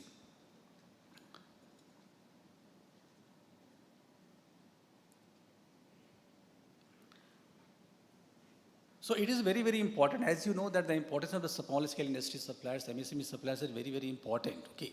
So that's why it is also very important for us to have a proper capacity building, proper development of the suppliers, okay. In Tata Motors, we follow a very good methodology to build the supplier, okay. Normally we call BSSB, building strategic supplier base, okay, which we know, which we call them the strategic suppliers, okay. And we have a mechanism to evaluate the suppliers on a regular basis. And we follow 3 methods to evaluate the suppliers, to improve the suppliers, or to make them capable on all fronts. One methodology which is very important for us also, that we call it the MSA. The full form of MSA is a manufacturing site assessment. Okay. In manufacturing site assessment, we have 6 pillars. Okay. All the pillars are very important for any suppliers to be there on their own, okay. For example, one important pillar is the management, because the management is also very important. We have to see that what is the constituency of the board of directors, whether independent directors or they are not, the executive committee is in place or not, okay, whether suppliers are capable to withstand the pressure of everything, including the local pressure, geopolitical tensions and everything, okay. The second important pillar, normally we talk about the quality, okay. And the third pillar, which is also very important for any particular supplier, is about the finance pillars, okay. So we have a methodology on the basis of which we evaluate the suppliers, okay, and see whether the financial condition of the supplier is good or not, okay. And there are other pillars also, for example, the regulatory compliance, all those pillars are there, okay. And we make our suppliers or put the suppliers in the grow category supplier or the basis of category suppliers if you find them that they have the threshold criteria. The threshold criteria is 80%. If the supplier's assessment score is less than 80%, we do not place them in the grow category or the study supplier gate. But at the same time, if we see that suppliers have crossed 70%, okay, then we probably start interacting with them. We probably provide them hands-hold, okay, and see that how they can improve from 70% to 80%, okay. And this is area where our role comes, okay, as far as the big organization like Tata Motors is concerned. If the suppliers have scored less than 70%, it is a cause of concern, okay. We give the time to the suppliers or supplier quality improvement people works with them and see that at least the minimum qualify this 70%. This time varies from supplier to supplier. It can vary from 3 to 6 months, okay. And we ensure, based on our experience, that in mostly 90% cases, the suppliers come to the level of 70%, which is a minimum criteria to be in our list of the supplier base. There are very few cases in the last many years where suppliers have not improved, okay? And normally we call them suppliers improvement is not possible. It's a very bad situation for us also, and it's a bad situation for suppliers also. The second methodology besides MSA we carry out with that we also hire the external agencies, okay? We have the CRISIL. This MSA we carry out every 3 years, okay? And see that the suppliers, because once we qualify the suppliers for a particular MSA, then we assume that the suppliers will maintain the same score for next 3 years. So the next assessment will come only after 3 years. Then we have a second methodology, which we get it done through the external agency, while MSA is our internal assessment. The CRISIL assessment we get done, okay, every year we are conducting the CRISIL assessment almost 50 to 60 suppliers, okay. And we see that because as per the CRISIL report also, they have also a scoring criteria, and if the scoring criteria falls below 65%, they are not qualified. So we have the check also, what is we are doing and what they are doing also, so their checks and balances are there in the place. And to carry out, to improve the suppliers, we have the supplier quality improvement group, okay? And we see that they works because what is happening, whatever we have a very good team of the supplier quality improvement plan group. Normally we call the central current quality group, okay? And one person is associated with not more than 10 to 12 suppliers. Their full-time job is to see that the suppliers' overall health, we're talking about the overall health of the suppliers. It is not only about the quality of the suppliers, it is not about only the capacity and capability of the suppliers, it is not about the financial capability of the suppliers, it is about the overall health of the suppliers. Because in certain cases, even if the suppliers do not have the NOCs, fire NOC certificate, or consent to operate certificates, their plant can be stopped at any moment. And if their plant is stopped, even for a small bolt supply stoppage, can lead to the production stoppage at our end also. So overall health monitoring of the suppliers, while direct responsibility lies with them, we see that we support them. And most of our supply, CQ people are engaged with those kind of suppliers, and most of them are falling in the MSME category. Okay. The second thing which is also we are doing, and is that we involve the vendors, like what we talked about, the overall health of the suppliers, okay? The second important pillar is that the supplier is there with the Tata Motors, they are the strategic suppliers, they are in the grow category of suppliers, and we have to do the development with the same. Whether it is a component development, aggregate development, child parts development. So involve them at the early stage itself, because any new product launch takes not less than 12 months to 36 months, okay? So we have a very good mechanism of the RFI process, okay, request for intent, okay, where we involve the suppliers from the very beginning itself, which is called the concept stage, that is called K0 stage, okay.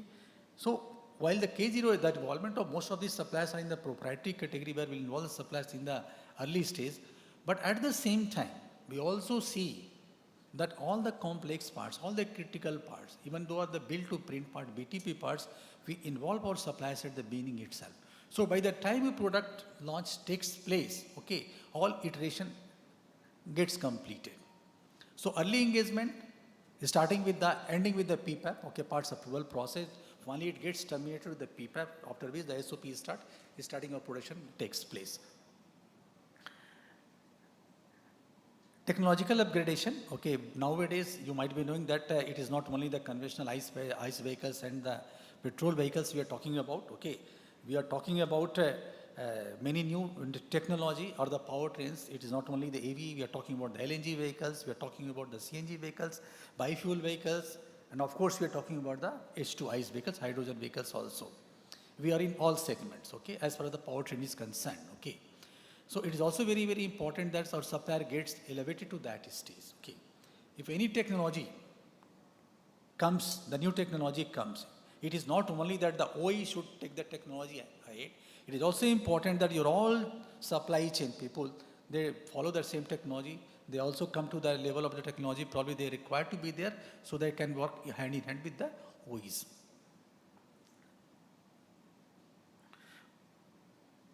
We did not cover one thing, this is financial assistance, and I think the previous speaker had also mentioned the same thing. I'm again telling you, financial assistance doesn't mean that the financial aid to the suppliers, especially in the MSME categories, okay. We have very good mechanism of MSME because most of these suppliers are falling in the, whoever suppliers in the falling MSME category, there is a run mechanism, okay. they go into the RXIL categories. It means any suppliers falling in the MSME categories, the payments should happen within 45 days. Even in for those suppliers, 45 days is also too much.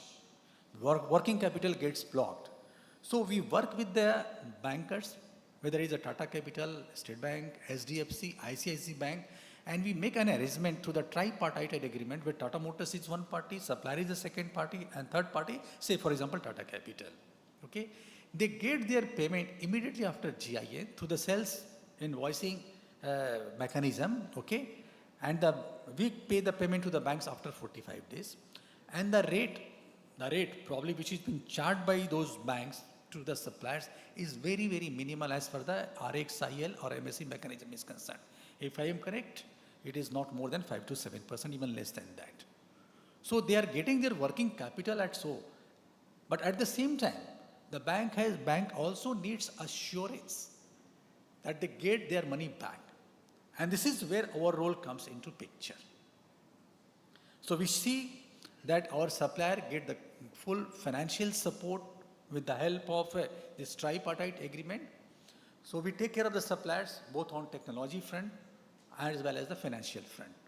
And whatever I am talking about, all these things, it's mainly for the small suppliers, okay, or the MSME suppliers, because there are big suppliers like Bosch is there, ZF is there, they don't need our support also.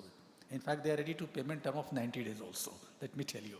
They have a very big backup of overall capital or working capital for that sake. So this is our strategic sourcing and localization. To a large extent, I've already explained, okay.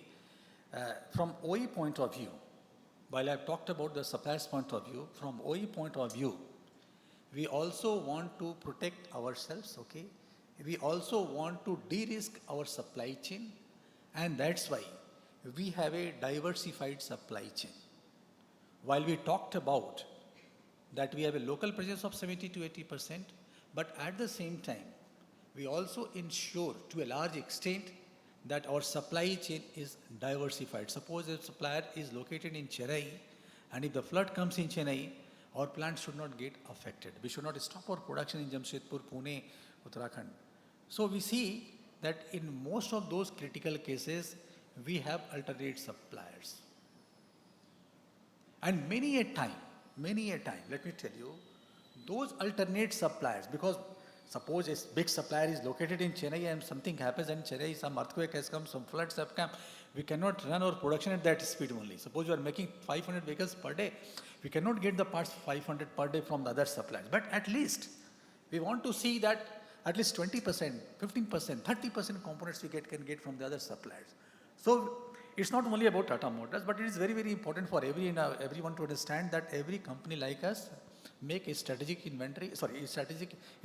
initiatives in the form of diversification.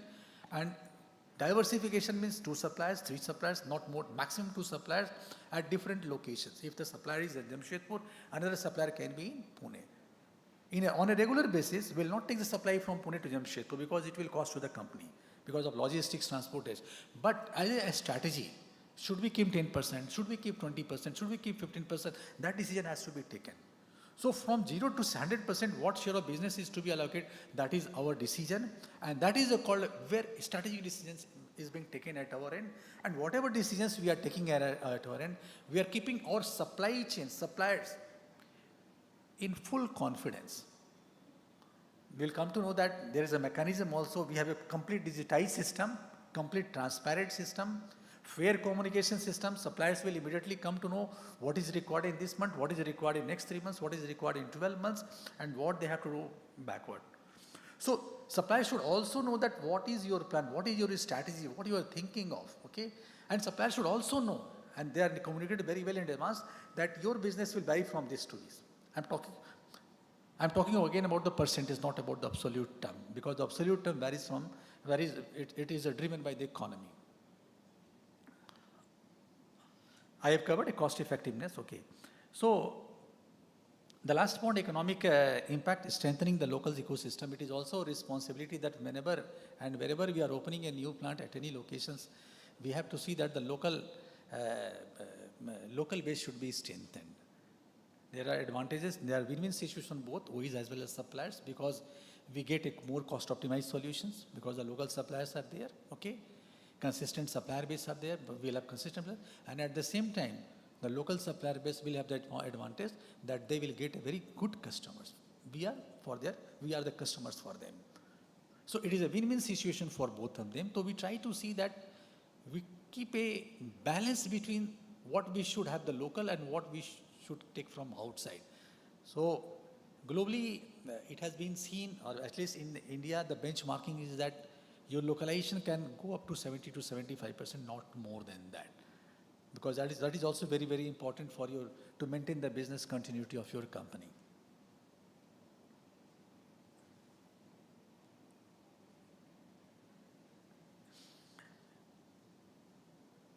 While we are talking about the collaboration, we are talking about the, what is that, by what time I should get finished? Yeah, just let me know. Huh? 1:05, almost 10-15 minutes, okay, no issue. So I will skip some of the slides, but my purpose is that whatever I tell you, at least let us have a good discussion on that same, okay. So while we talked about the collaboration, we also, this collaboration is nothing but the innovation, let me tell you. These are very, very interlinked, okay, collaboration, innovation, okay. So the first point, encouraging idea generation from vendors. Let me tell you that our suppliers are as strong as Tata Motors, let me tell you. They are as good as Tata Motors. I'm just skipping Tata Motors all the time because I am coming from the direction. I wanted to explain you from that. But it can be Tata Motors, it can be Mahindra, it can be Ashok, for that sake, no issue as such. And we see that the ideas are coming and not coming, they're generated by the supplier in Tata Motors. And we have very good methodology of the same, okay? So what we do normally, every year, we select 80 to 85 suppliers, and we see that almost 30 to 35% APVs, annual purchase values, are covered, okay? And we form a team at our end. The team is from the purchase, the team is from the development group, quality group, or R&D, research and development group also, and we go to the supplier. There is also a team from the supplier. It is not only the marketing and sales and marketing people of the suppliers. Most of the time, they are the people interacting with Tata Motors, irrespective of where they're discussing with purchase or VRC. Most of the time, those suppliers have only one SPOC. And they interact with all agencies in the organization OEs, okay. But when we go for the idea generation, when you go to the supplier for the workshop, we ensure that all relevant persons are there for the workshop, okay. They are quality people, they are development people, they are engineering people, and we very strong. And it is not only the internal benchmarking. What happens, even I'm telling you the fact that we say, for example, we have 55-ton vehicles, we have 48-ton vehicles. When we compare both the vehicles, we find that there are some good things 48 which can be horizontally deployed in 55-ton vehicles. There are some good things in 55-ton which can be employed in 48-ton vehicles. And when we go to the supplier end, they have the suppliers to many other OEs also. And most of the suppliers nowadays who are associated with, they are not supplying only to the Indian OEs, they are supplying to the global OEs also. Probably if you take the range of overall suppliers, almost 20% revenues are coming from the exports, okay. You might be seeing and might have heard that whatever Trump is talking about the tariff, while we are not directly affected, but the suppliers are getting affected. Because most of these suppliers are getting almost 20-25%. I'm talking about the big suppliers or the medium suppliers. They are getting almost 20-25 suppliers from the external market. And it's mainly USA, let me tell you. Or bearing suppliers, or brake suppliers, or suspension suppliers, okay, or this electrical and electronic suppliers. Almost their 20-25% revenues are coming from the USA market. So in the morning I was talking about how much you are affected. We are not affected, but suppliers are affected. So when we go for the idea generation, we get a lot of things to see, a lot of things to discuss, and the ideas are generated. And most of the ideas which we are finalizing at their end, it comes from the supplier. And when we come and represent it to our senior management, India and everything, they also basically many of time it's a basically surprise for them that how come these ideas are not coming on the surface by us also. So the idea generation at the supplier end, it also ensures that they are improving, they are innovating, okay, and it in turn they get a assurance of business from our side, that is OE. And there is a mechanism also that how the value coming from that idea or the new things, new technology is shared between OEs and suppliers. That is a confidential thing I cannot discuss, but there is a mechanism also that they also get some pie of that value addition or the benefit accruing account of those idea generation or the innovation things, okay. In the workshop at our end also and at their end also, we talk not only about what we are conventionally following, okay, because nowadays the customers are also very, very particular. They don't want the standard because had it been some 10 years, 12 years back, it was the basically seller's market, okay. Whatever we are giving to the customers, they are procuring it, they are purchasing it. And it was almost your cost plus profit, but it is no more valid. Each and every customers are different. So that's why it is also important for us, along with our channel partners, along with supply chain base, that the application specific customization can take place, okay. For example, there are customers who want the mechanical seat, there are customers who want the mechanical suspended seat, there are suppliers who want the pneumatic seats, and the time has also come where some customers have also started about hydro pneumatic seats. I'm just giving one example of that. So the customization is also very, very important, which is just not possible without the support of suppliers because they are the experts in this area. And that is also one of the reasons that we have been able to co-create the solution from 0.5 ton, that is a small commercial vehicle, to the heaviest commercial vehicle, that is a 55 ton. Now we're talking about the 80 tons, 100 tons also. So we have a deep supplier collaboration. We are deeply involved in tier 1 suppliers. And also we are deeply involved along with their tier 2 and tier 3, so because the solutions cannot come without their support. We have the shared R&D projects to some extent we covered. And one thing is that there are many cases where our platforms are also shared with the suppliers, not with all the suppliers. There are certain platforms, R&D platforms, where we have a proper share mechanism, okay? So that there should not be any lag, there should not be any confusion what we want to do and what they are doing, okay. So sometimes some R&D platforms are also shared, okay. Definitely there are many if and buts in that, okay. For example, we wanted to say the battery, electronics, powertrains, these are very, very critical parts. So it is just not possible until we share the R&D projects and the platform. We get the sign off from the supplier for the same, okay. Sustainable through ESG alignment, just will take 1 minute for the same. This ESG initiative is very, very important, okay. And normally, while there are many things in ESG, I am talking about mainly sustainability I will be talking about, because we will not talk about the social and the governance part, okay. But we'll talk about the environment part, okay. We have been talking about at least 4 things very seriously.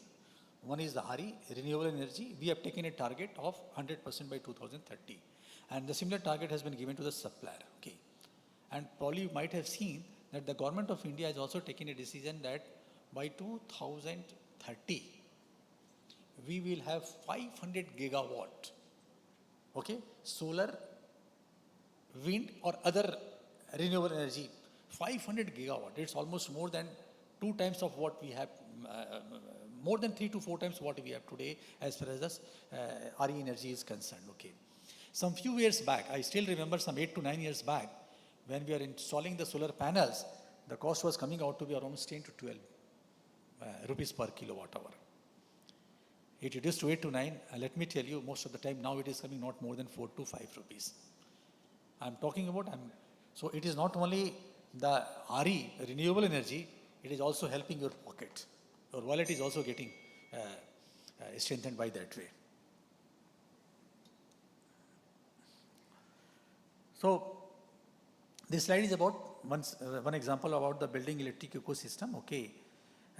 While we are very good as far as the small commercial vehicle is concerned, or even the car is concerned, because they are traveling not more than 400 to 500 kilometers in a day, in the periphery. But as far as the heavy commercial vehicle is concerned, the trucks are concerned, they travel 1,000, 2,000 kilometers. So this EV is just not possible until you have the charging facility at different locations. For example, we are tying up with the Tata Infra or Tata Power. Similarly, we have also tied up with many operators, fleet operators who operate our bus, okay, and they are maintaining our vehicles also, and we are charging them. There is a charging mechanism between the fleet operators and Tata Motors. We have also started with many global technology partners. For example, for the battery, for example, okay. So, last two slides I will cover, if you permit me. Okay. So there are many challenges, okay, but I can say there is no challenge which cannot be overcome, okay. So most important thing for any organization, irrespective of they are in the manufacturing segment, service sector, agricultural sector, anywhere, the most important thing is the trust. Today, when we talk about Tata, then one thing which comes in the mind of any people is the trust. So we are having very fair transaction, transparent communication. So the trust building with your partners is the most important thing to flourish you and your partners. You provide the technical training to suppliers, you provide the financial, not the financial, again I'm saying it, not finance. We have never given any suppliers finance, we have never given the advance to the suppliers. We normally don't give until unless there is an urgency or the agreement with the suppliers. We see that the financial tie-up is made so that their working capital can be, they can have the uninterrupted working capital. Clear agreements for mutual benefit. I have talked about but it is always in the form of agreement. So there is nothing, there is no confusion as far as the collaboration or benefit sharing is concerned. And we are using the utilities for integration. For example, we have the system where we feed our annual plan in the system. Based on the annual plan, it is getting converted to the part numbers, aggregates, it goes to the supplier. Supplier can see what is the requirement in the month of January, February, March, December, and they can see their capacity, they can plan for the raw materials, okay. They also come to know that what is the share of business. So complete transparency in the digital platforms are there to help them and see that both of us go through the win-win situation. So I will come to directly financial, key takeaways, okay. So the ecosystem approach is very important where the region is, this resilience is resilient, innovative supply chain is important, and small suppliers are not just the vendors, they are the partners. Please treat them like a partners, okay. And they are the people, they are the suppliers who are going to transform your company organization, okay. And they are the business enablers, they are the innovation enablers, okay. Collaboration, procurement teams, and how can you elevate to supply the relationship. So I think I've tried to cover to some extent, and I'm ready to take any questions, query from you if you think so. Thank you. Thanks a lot. Thank you, sir. Due to the time constraints, we will not be able to have the Q&A section right now. However, all the questions will be taken up during the panel discussion.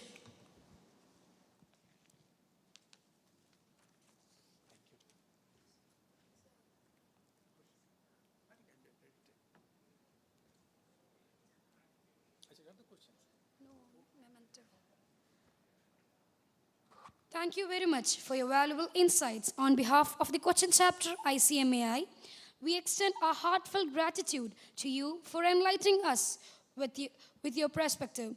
We would like to express our gratitude to CMA Rajneesh P for sharing valuable insight during his section. To present the memento and gift, we invite CMA Shaimila Prajat, Chairperson of Calicut Chapter, and CMA Khaja Jalaluddin, Chairperson of Hyderabad. I also request Ranjini ma'am to join on the stage.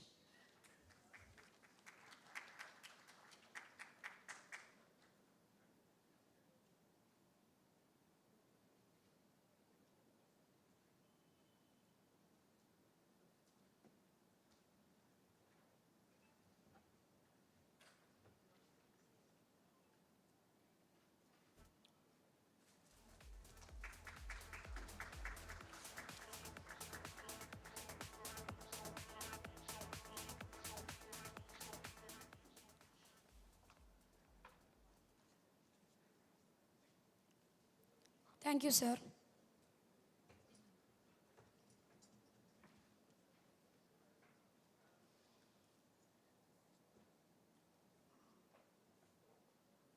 India's journey toward becoming a developed economy is closely linked to the revitalization of its rural and agricultural sectors. Agro-based industries offer immense potential for inclusive growth by integrating primary producers into structured value chains and promoting sustainable livelihoods. By leveraging industrial synergies, particularly in backward integration, strategic sources, and capacity of building, rural economic development can be accelerated substantially. We now proceed to our next section, which focuses on the theme agro-based industries, empowering farmers, building communities. We are privileged to have Sri Vishnu Vardhan, Head of Backward Integration for Spices Business ITC Limited.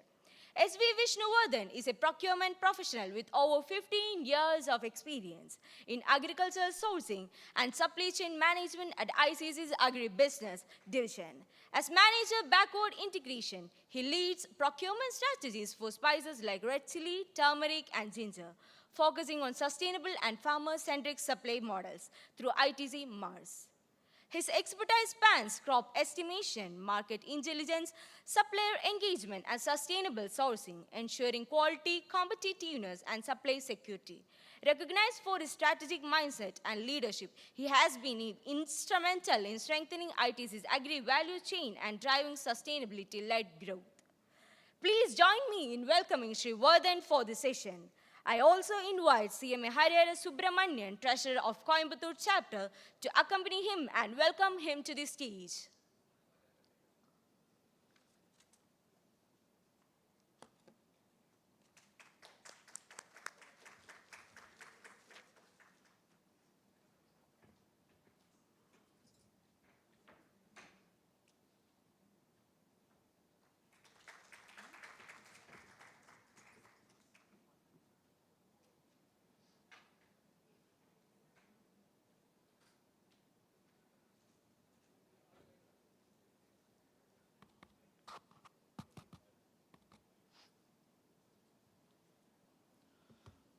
I thank you for the opportunity, Ma'am Rajni Ma'am, and the entire organizers for this function.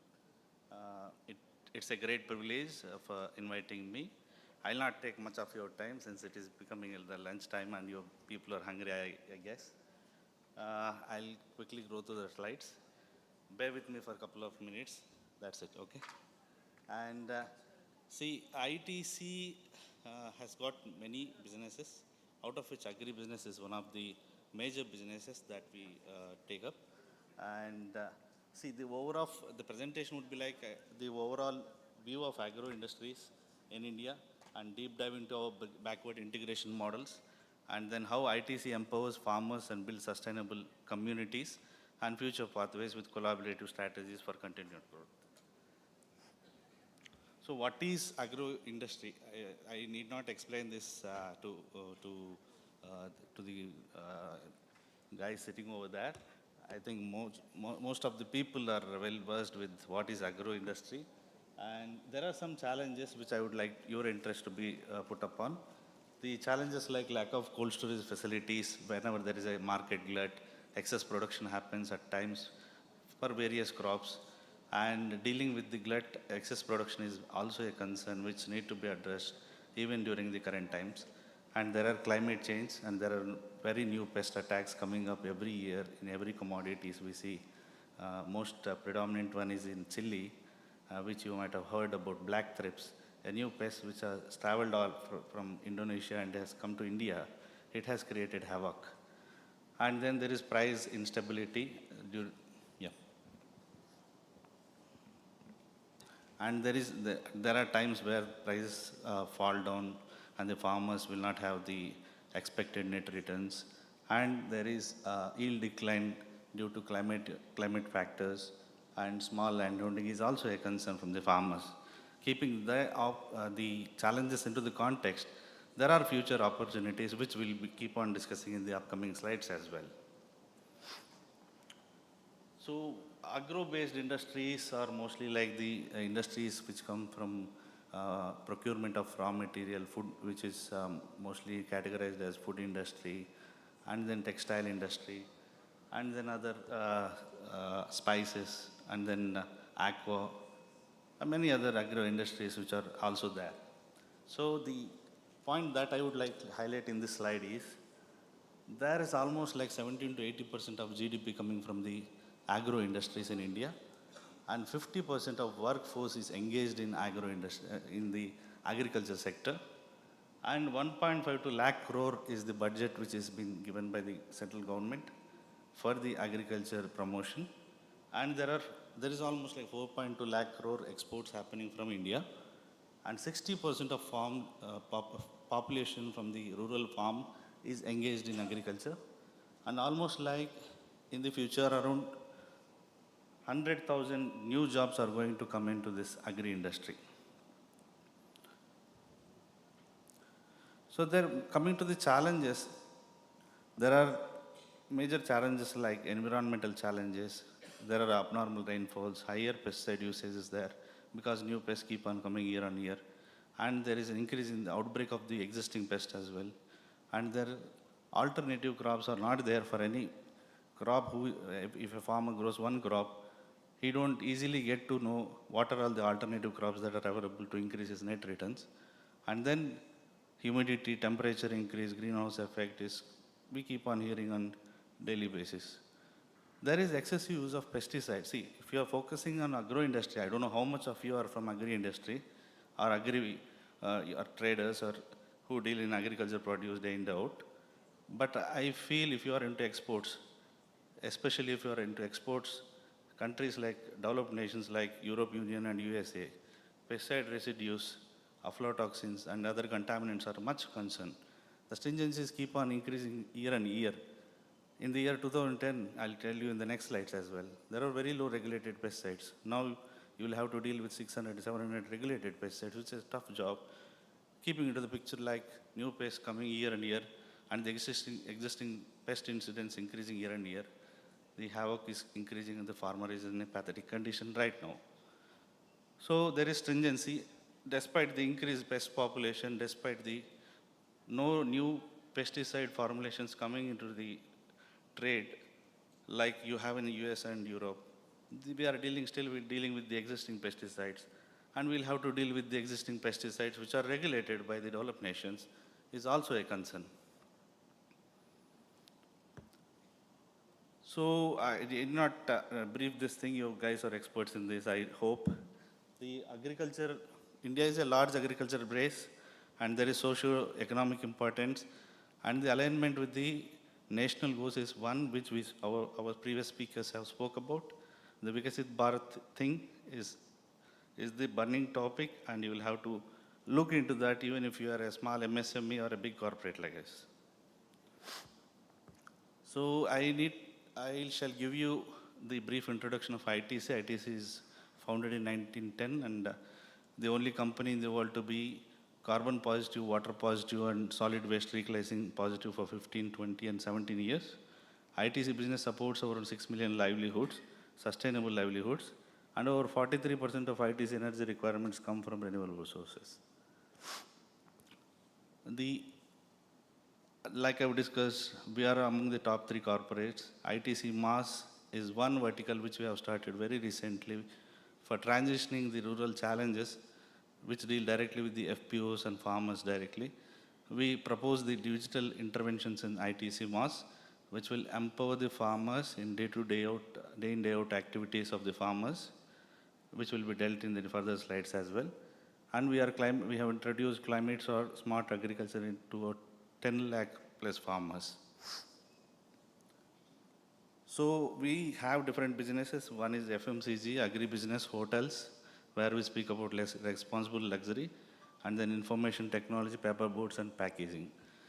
Briefly, let me start with agri-business. Agri-business has, we operate in around 22 states, 220 districts and 6,000 plus e-chopals and sanchalaks are there, wherein we form the web of FPOs around these e-chopals and sanchalaks, and we deal with around 4 million plus farmers, and we have 20 plus commodities in the agribusiness which we deal with, out of which there are 2.5 lakh acres under backward integration. So coming to spices, we export to 35 plus countries, 45 plus products, and we have the nationwide presence, in around 370 plus villages and around 22,700 farmer partners, and we deal around 50,000 hectares of cultivation. We are the pioneers in backward integration. We formulate the strategies of backward integrations into three different types: ICM, IPM, and organic backward integration. We are in leader in sustainable sourcing, and custody of complete farm-to-farm traceability is what we claim to the customers. Customers sitting in US can trace back the lot which has been produced recently to the farmer level. That type of traceability we have ensured, and the sustainability quotient is also being shown to the customer who is sitting in countries like US and Europe. So we have state-of-art manufacturing facilities, and we have certified NABL laboratories as well. Coming to chili, which I would stress upon, because other commodities, we replicate the model which we take up in chili cultivation. So in the year 2004, we started our backward integration program, and in the by 2013, we became one of the largest IPM program pioneers in IPM program, and in the year 2018, we started transitioning into organic cultivation. We got our BRC AA certification, and we started our sustainability certifications like Rainforest Alliance, which is much more important. Sustainability thing is not very easy. Customers who sit in US and UK, they always speak about sustainable sourcing. If at all, if you are into exports into different countries like Europe and US, you will have to have different certifications for sustainable sourcing. And likewise, we completely transitioned in 2022 for organic, and we started our Global Gap certification for chili. And by 2025, we completely had the digital transformation into ITC Mass, which enabled the AI tech and farm level mechanization, and the organic volume scale up has also happened to 2,000 acres. We had, I have told, this is a replication of the slide. And in the year 2018, we had significant achievement award for food safety by CII. And in the 2019, outstanding performance in food safety award by CII. And the year 2023, we received some remarkable spice exports, World Spice Congress. And in the year 2024, we had CIA Platinum Award for ITC Mass for Crop Advisory, which no one has done as of now in India. And by the year 2025, we started promoting exports to Indian exports. We got an award for promoting exports of Indian organic spices by Jaivik India. So coming to ITC spices, like I've told, we are dealing, the quantum is here, that's it. Coming to the ITC value chain, this is the value chain which we speak about. The value chain adoption has to be phenomenal, if at all, if you are looking for exports to different countries like Europe and US. Coming to the traceability, which I spoke about, customers sitting in US wants to have end-to-end traceability, which has to be inclusive of the sustainability part as well. So why backward integration? So collaborating with farmers to produce the buy as per the global standards, keeping into the context of stringent revision of pesticides and other contaminants is happening as we speak. Today in 2025, we may speak about 650 pesticides regulated for exports. In the upcoming years, it may go up to 1,000. In the upcoming years, it may go up to 1,500 as well. So we need to have a resilient supplying source, and the farmers who listen to you with utmost attention, you need to develop farmer communities and train them such that they are in your requirements and they hear to you through day in, day out. So that is what more important, that is what we do through ITC Mars as well. Like I spoke about pesticide revision, in the year 2005 it was 350, now in 2024 and 25 it is 517. There is stringency coming upon. So coming to various strategies that we follow for backward integration, we have IPM where we focus on just farmer to farmer monitoring of pesticides, which we used to do quite a back in the 4-5 years back, and quite a long back. It was now we are not into IPM. We have moved into transition into ICM, where we focus on a village-centric approach and the FPO formation around these web of nurtured villages over the years. So these villages we have been working with these villages since the last 10, 15 years. And they know day in, day out, like sir was telling about how do you train the suppliers. Basically, farmers are our suppliers.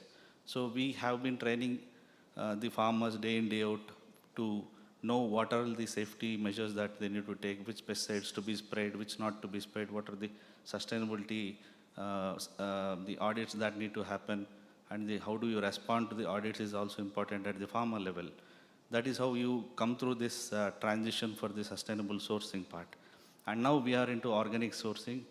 I can proudly say ITC is one of the most companies where we have been focusing on developing organic spices like none other the companies in India would have achieved so far. So we had this complete focus long back, 10 years back, when no one was speaking about organic. We stood at that point of time, took an initiative to venture through this strategy of organic crop development and supplies of organic to different countries like European Union and the US. So ITC tried to imbibe this organic part into India. We have launched some few products of organic spices in India, but unknowingly that was not a big success because of the awareness even in the multiple cosmopolitan cities like Mumbai and Delhi. So hoping forward this will happen in the coming years. And see, this is what we do, produce the buy. We don't buy the produce, we produce the buy. So we started with, every field staff will have, in a village around 50 to 100 farmers, 2 field staff will be assigned to 50 to 100 farmers, and there will be 1 supervisor. There will be in and around policing of the entire backward, of the day in, day out practices of the farmers. This has been a part over the years, and now that we have developed, transitioned ourselves into ICM villages, there is no much of policing to be done. Farmers are the best suppliers to us, and they know what to do and what not to do. They just need to look at the regulation change, which we tell them quite before the start of the season, and they do the best, whatever is possible, looking into the supplies for ITC. Never a farmer who has an ITC farmer has left ITC being an ITC farmer. So that is what we proudly claim about. And now that we have transitioned into ICM, so we have the public-private partnership models with various governments like Government of Andhra Pradesh and Government of Karnataka, wherein we start doing capacity building and technology deployment and bring change through triple bottom line approach. And then we have financial inclusion, access to inputs.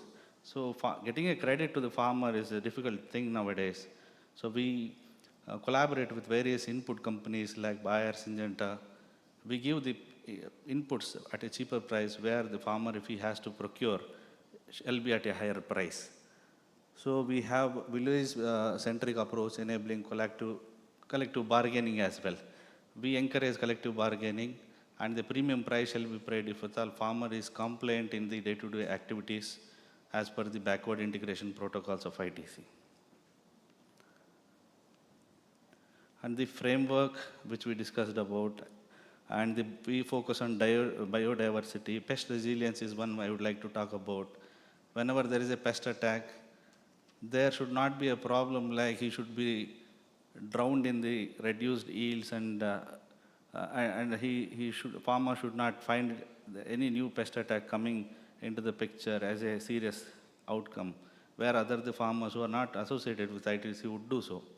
So we bring in different forecasts, different pest monitoring systems, wherein the pest control will be done like no other farmer has experienced before. I'll take you through those things in the further slides as well. So we have soil fertility management, soil moisture conservation. We ensure all the farmers go through the drip irrigation models wherein water conservation shall be happening and the yields will be phenomenal, unlike the normal irrigation. So we also have the groundwater recharge centers, and the occupation health and safety is the most priority thing that we ensure with all the farm workers that our farmers have, and we put more focus on farm mechanization like drone See, nowadays you might have heard in the newspapers or seen in the newspapers, drone is a new intervention coming up.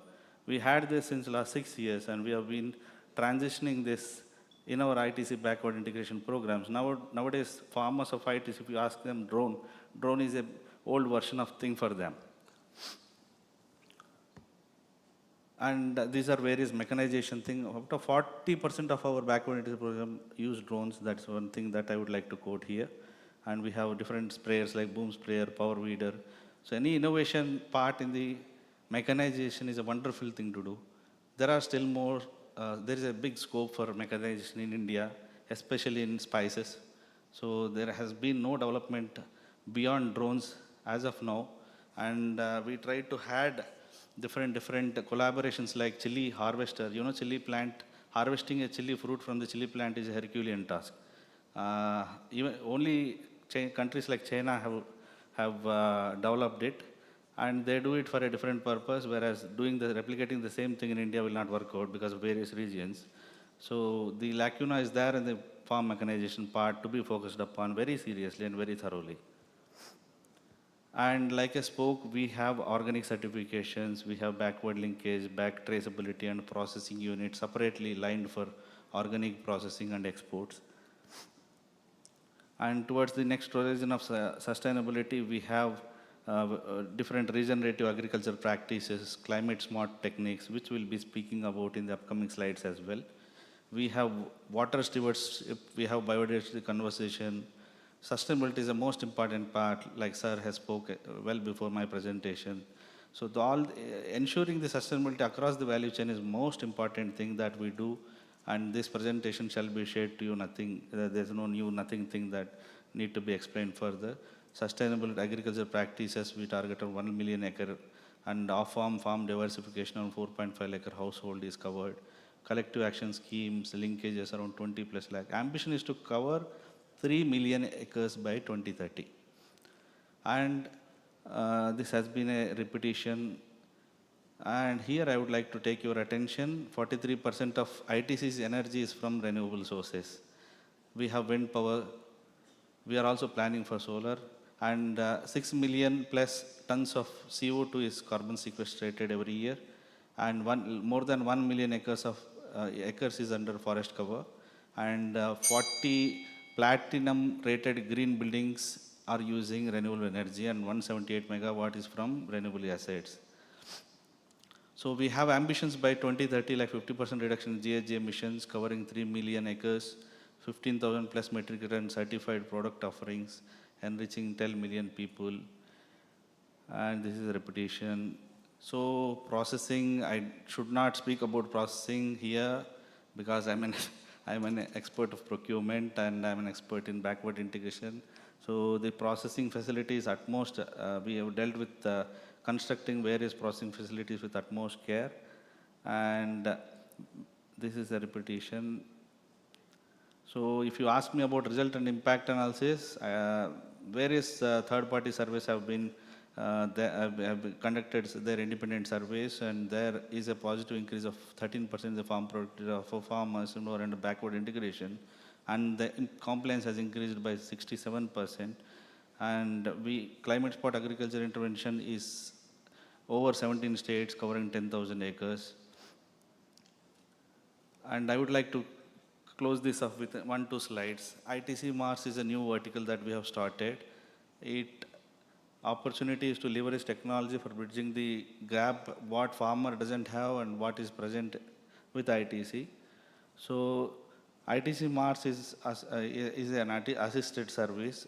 There is an app, it can be downloaded over Android or iOS. ITC Mars app has been built to envisage requirements to the farmers like credit. We have association with major banking partners for credit to the farmers as well as FPOs.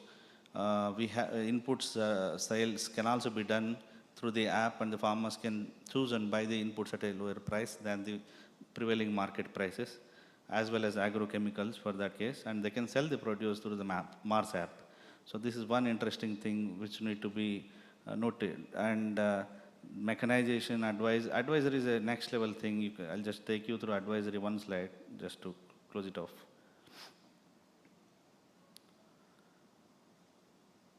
So advisory is like next level thing that we do here. See, the agronomy knowledge and the weather forecast is one thing which farmers crave for day-to-day updates. And remote sensing is one, no farmers knows what is remote sensing. So look, combining this with the field intelligence, because our field team will be present in and around day-to-day operations of the FPOs. And there is an nudge engine which gives them real-time alerts to the farmers in the form of messages, in the form of text, in the WhatsApp, what to be done if at all if there is any sudden rain, if at all if new pest is coming next to your village or next to your district, what is that preparedness that you need to take to be agile enough to combat the situations. That is what we do in ITC MAS.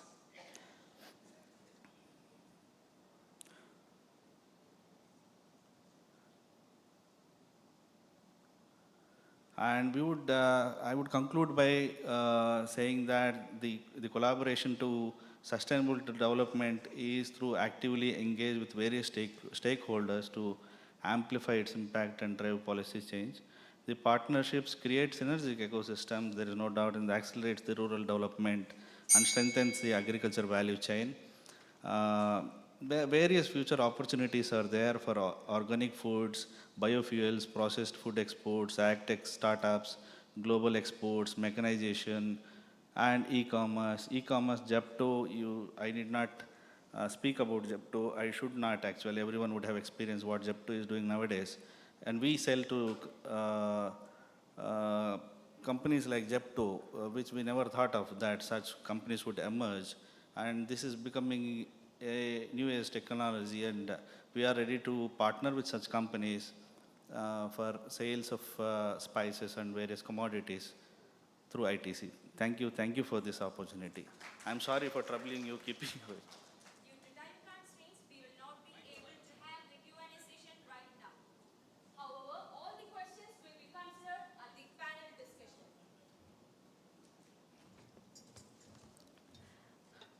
We truly appreciate your enlightening session on behalf of the Cochin chapter of ICMAI.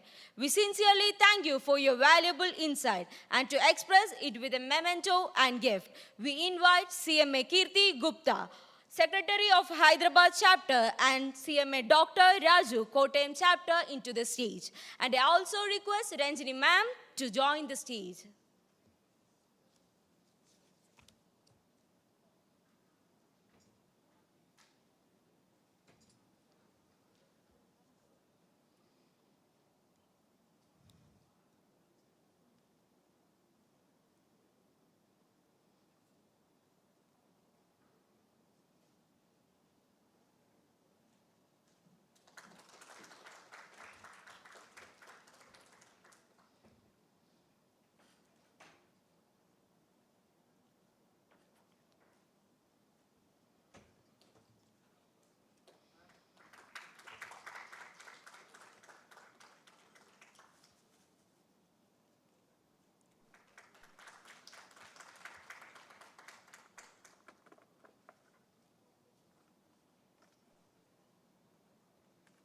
As promised, it is now time to draw this special coupon sponsored by South Indian Bank.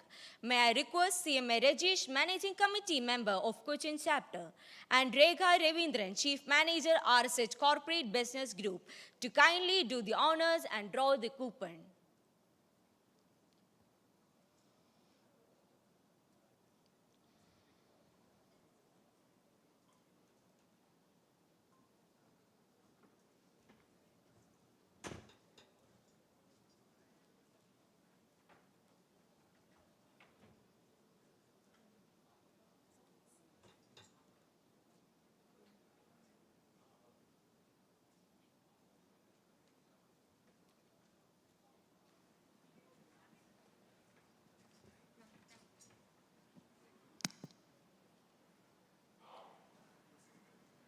So the first lucky winner is CMA Ashfasar Ahmed. Please come on stage.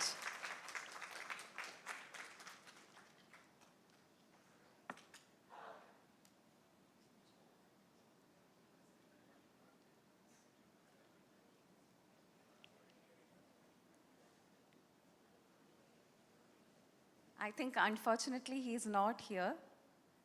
So maybe we'll go for the next. Okay.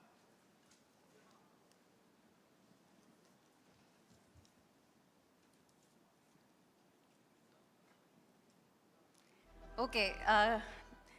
The second lucky winner is Kirti Gupta, CMA. She just came on stage. Please, Kirti, come back once again.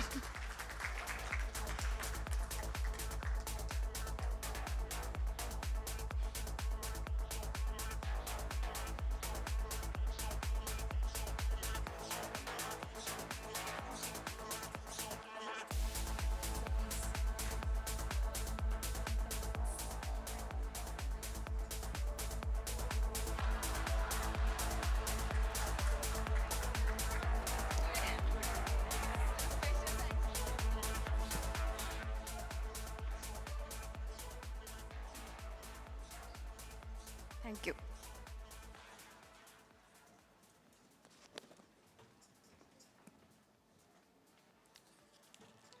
Congratulations to the winner.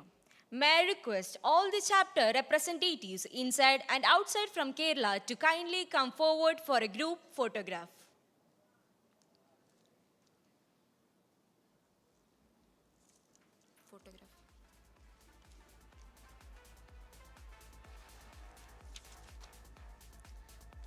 I repeat, I request all the chapter representative inside and outside from Kerala to kindly come forward for a group photograph.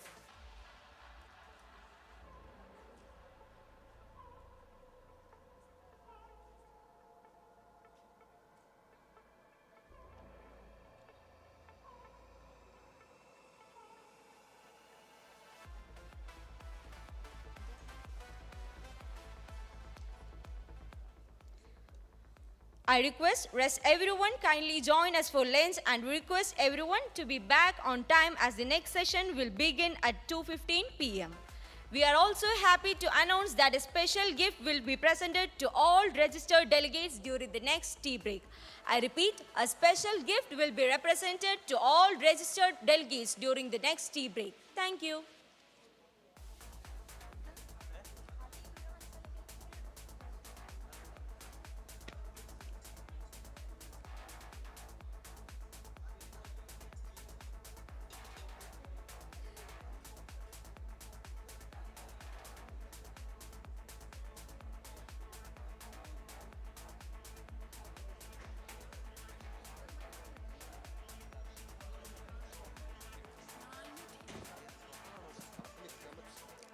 May I request all the chapter representative to kindly come forward for a group photograph.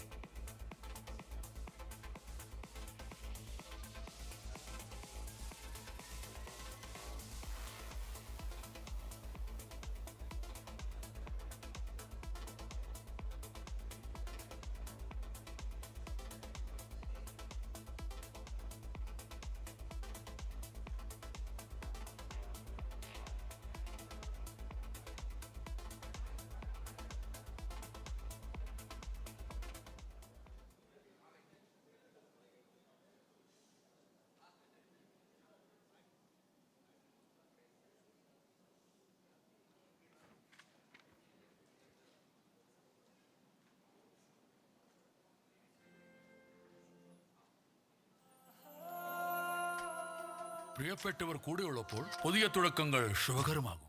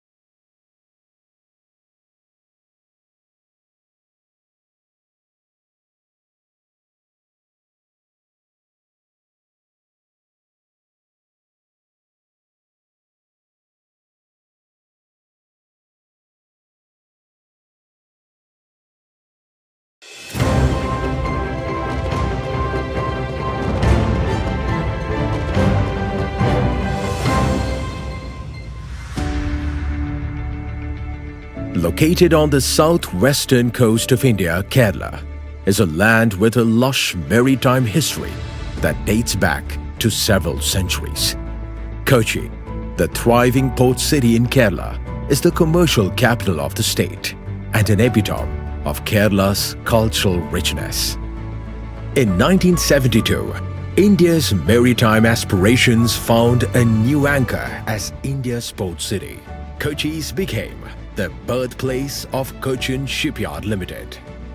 Nestled in Kochi's heart, CSL's sprawling 176-acre facility boasts of world-class shipbuilding and ship repair infrastructure, from state-of-the-art 3D modeling softwares, large dry docks, long waterfront with jetties, machinery and equipment, everything essential for a HSE-compliant one-stop solution for the industry. CSL's portfolio of an extremely wide variety of vessels is a testament to its versatile, adaptive and flexible culture and capabilities. It offers the full spectrum of shipbuilding, ship repair and vessel conversion related solutions. CSL added yet another feature to its cap when it built INS Vikrant, India's first indigenous aircraft carrier, which was commissioned into the Indian Navy in 2022. यदि लक्ष्य दुरंत है, यात्राएं दिगंध है, समंदर और चुनौतियां अनंत है, तो भारत का उत्तर है Vikrant. CSL's golden flag flutters proudly, celebrating 50 years of maritime excellence. CSL's renewed focus seeks sustainable horizons aided by technological innovations for a cleaner, brighter future. The yacht's clientele footprint spreads across the globe, having delivered numerous vessels to clients in the US, Europe, Middle East, and other countries in the region. CSL's geographical expansion initiatives have resulted in the setting up of ship repair business units in Mumbai, Kolkata, and Port Blair, thereby making CSL the only Indian yard offering direct professional services with dedicated infrastructure on both the east and west coast of India. Wholly owned subsidiaries companies, Udupi Cochin Shipyard Limited on the west coast and Hooghly Cochin Shipyard Limited on the east, have augmented and enhanced the group's capability in shipbuilding, including on the niche and new technology fronts to a great extent. The new large dry dock and the new international ship repair facility established in Kochi as part of the company's long-term strategy roadmap will significantly augment the shipbuilding and repair infrastructure in India. CSL has incorporated the Strategic and Advanced Solutions Division exclusively to handle and maintain its leadership position on the front of new and emerging technologies. CSL takes pride in being one of the global leading yards on the sustainable solutions front, having constructed the world's first zero-emission fully autonomous ferries for Europe, as well as being the vessel builder for world's largest hybrid electric urban water mobility service, the Kochi Water Metro, operating in Kerala, in India. The company lays significant emphasis on skill development and runs Vigyana Sagar, its dedicated and self-contained training facility in Kochi. CSL is India's first shipyard to have obtained the CII Green Coast Gold rating for its efforts at energy conservation and environment-friendly initiatives. CSL is also the first Indian shipyard with an integrated management system covering safety, health, and environment certified by DNV. With the ethos of Make in India, Make for the World, CSL has recalibrated its sails and set sights on continuing at the forefront of a brighter, greener future.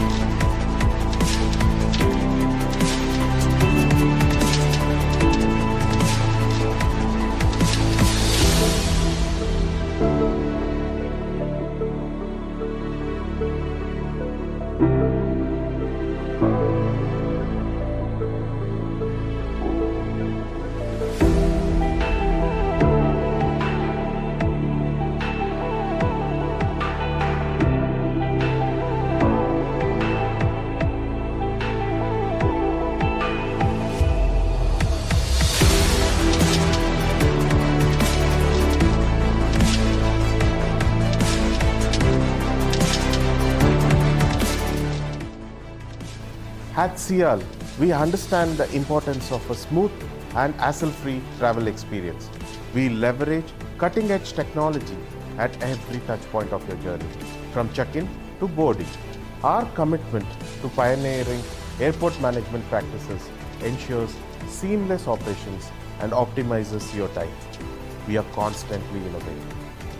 The Director Board has chalked out an infrastructure enhancement plan in line with the robust traffic growth estimated for the Indian aviation sector. These comprehensive development plans will position Sial at the forefront of the aviation industry. Sial is dedicated to making your journey exceptional.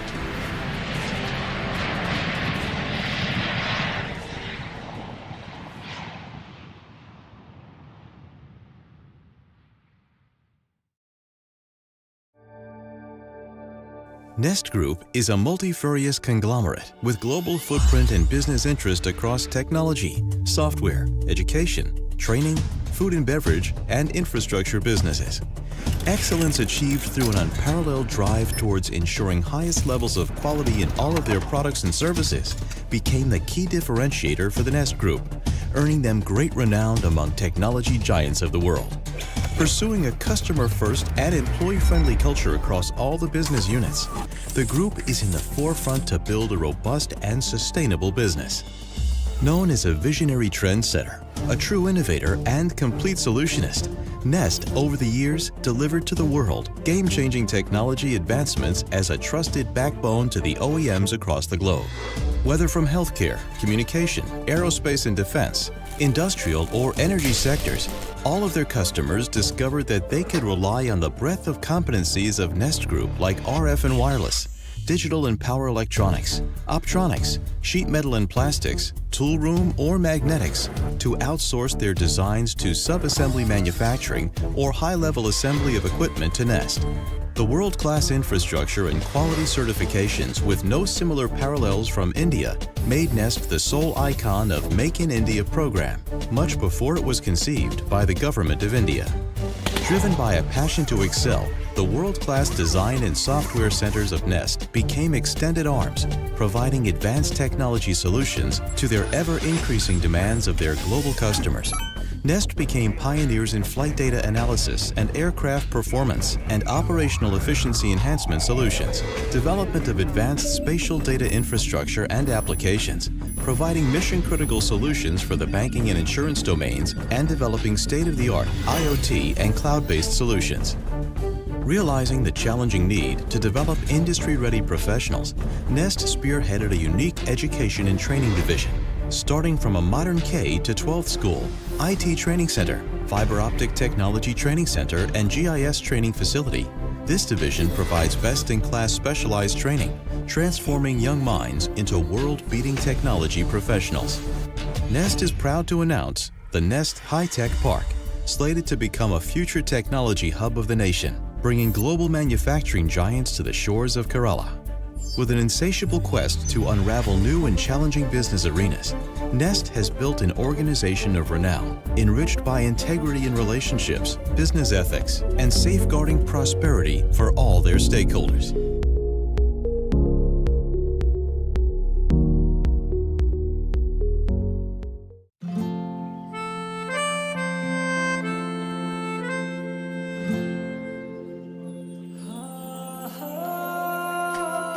പ്രിയപ്പെട്ടവർ കൂടെയുള്ളപ്പോൾ പുതിയ തുടക്കങ്ങൾ ശുഭകരമാകും. അതിനാൽ Muthoot finance കാലങ്ങളായി ഓരോ പുതിയ തുടക്കത്തിലും വിശ്വസ്ത പങ്കാളി.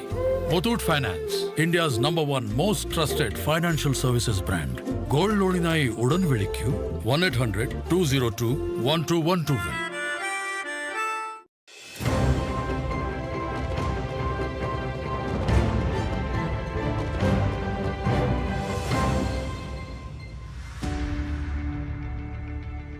Located on the southwestern coast of India, Kerala is a land with a lush maritime history that dates back to several centuries.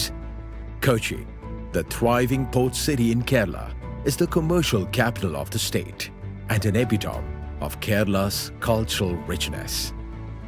In 1972, India's maritime aspirations found a new anchor as India's port city. Kochi's became the birthplace of Cochin Shipyard Limited.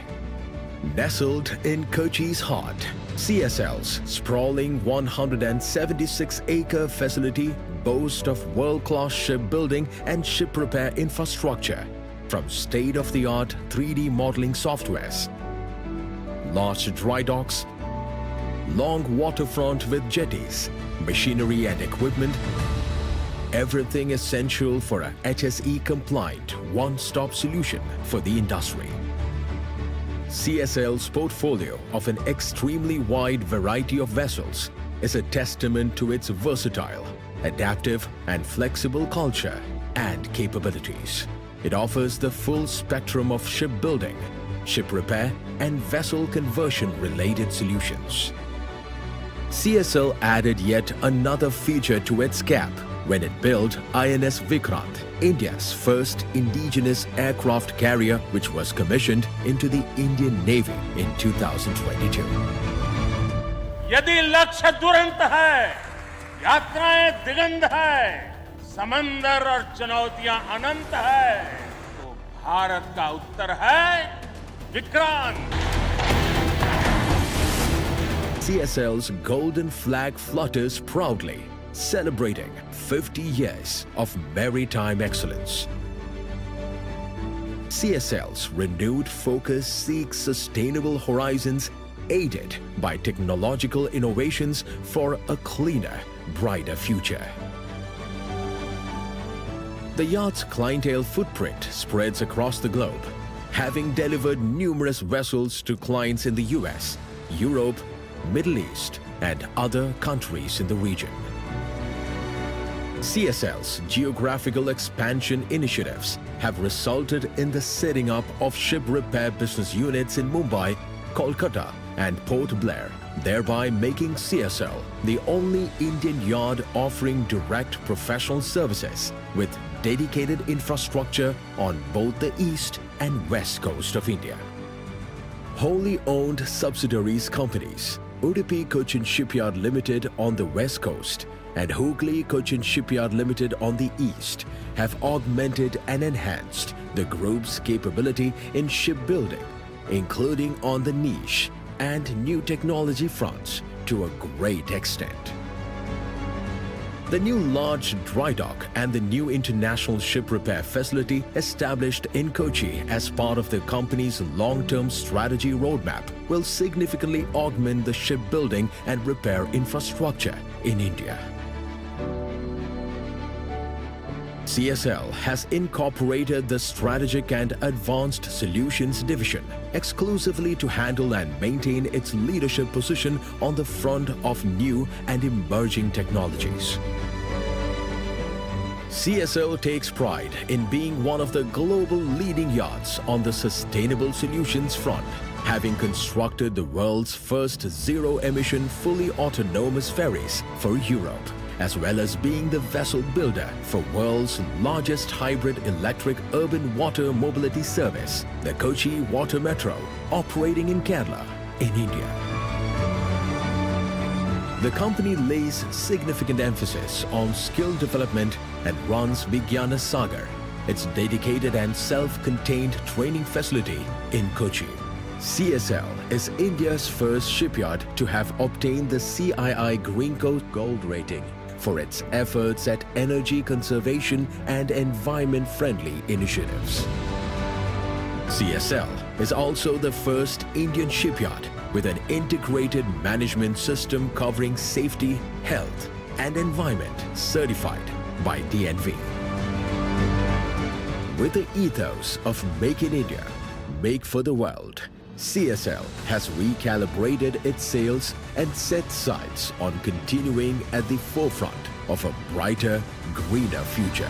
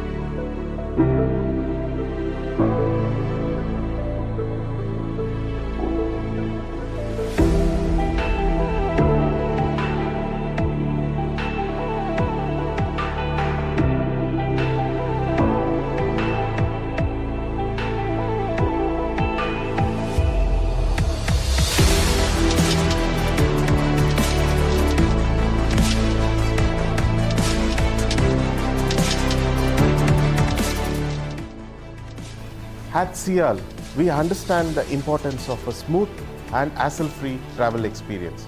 We leverage cutting-edge technology at every touch point of your journey, from check-in to boarding.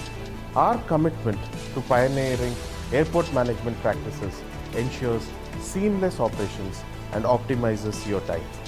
We are constantly innovating. The Director Board has chalked out an infrastructure enhancement plan in line with the robust traffic growth estimated for the Indian aviation sector. These comprehensive development plans will position CIAL at the forefront of the aviation industry. CIAL is dedicated to making your journey exceptional.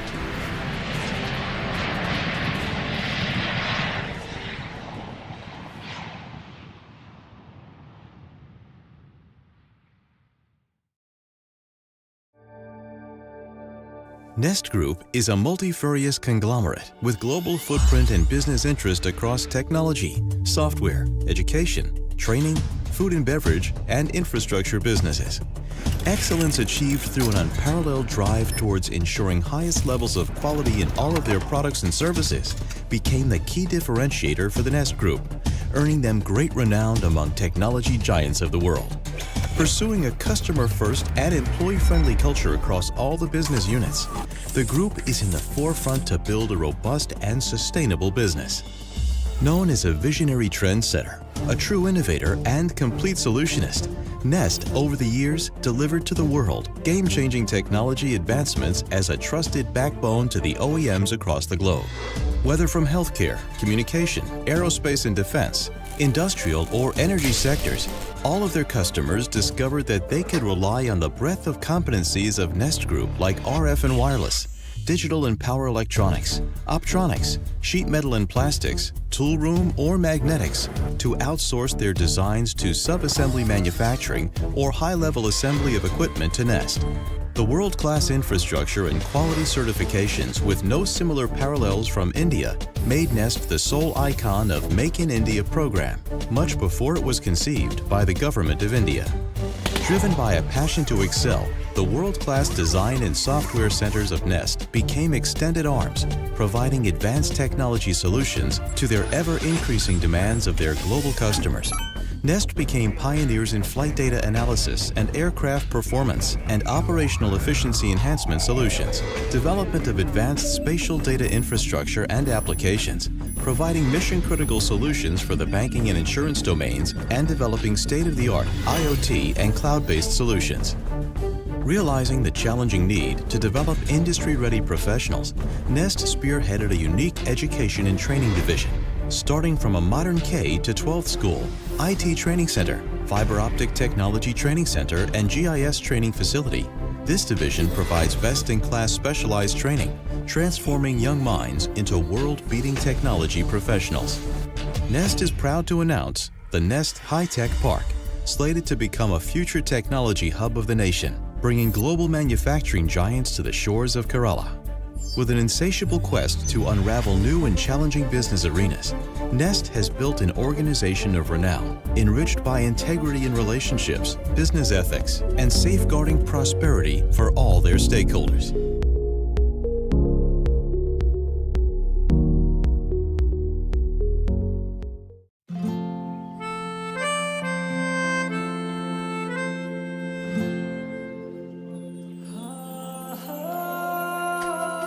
പ്രിയപ്പെട്ടവർ കൂടെയുള്ളപ്പോൾ പുതിയ തുടക്കങ്ങൾ ശുഭകരമാകും. അതിനാൽ Muthoot finance കാലങ്ങളായി ഓരോ പുതിയ തുടക്കത്തിലും വിശ്വസ്ത പങ്കാളി.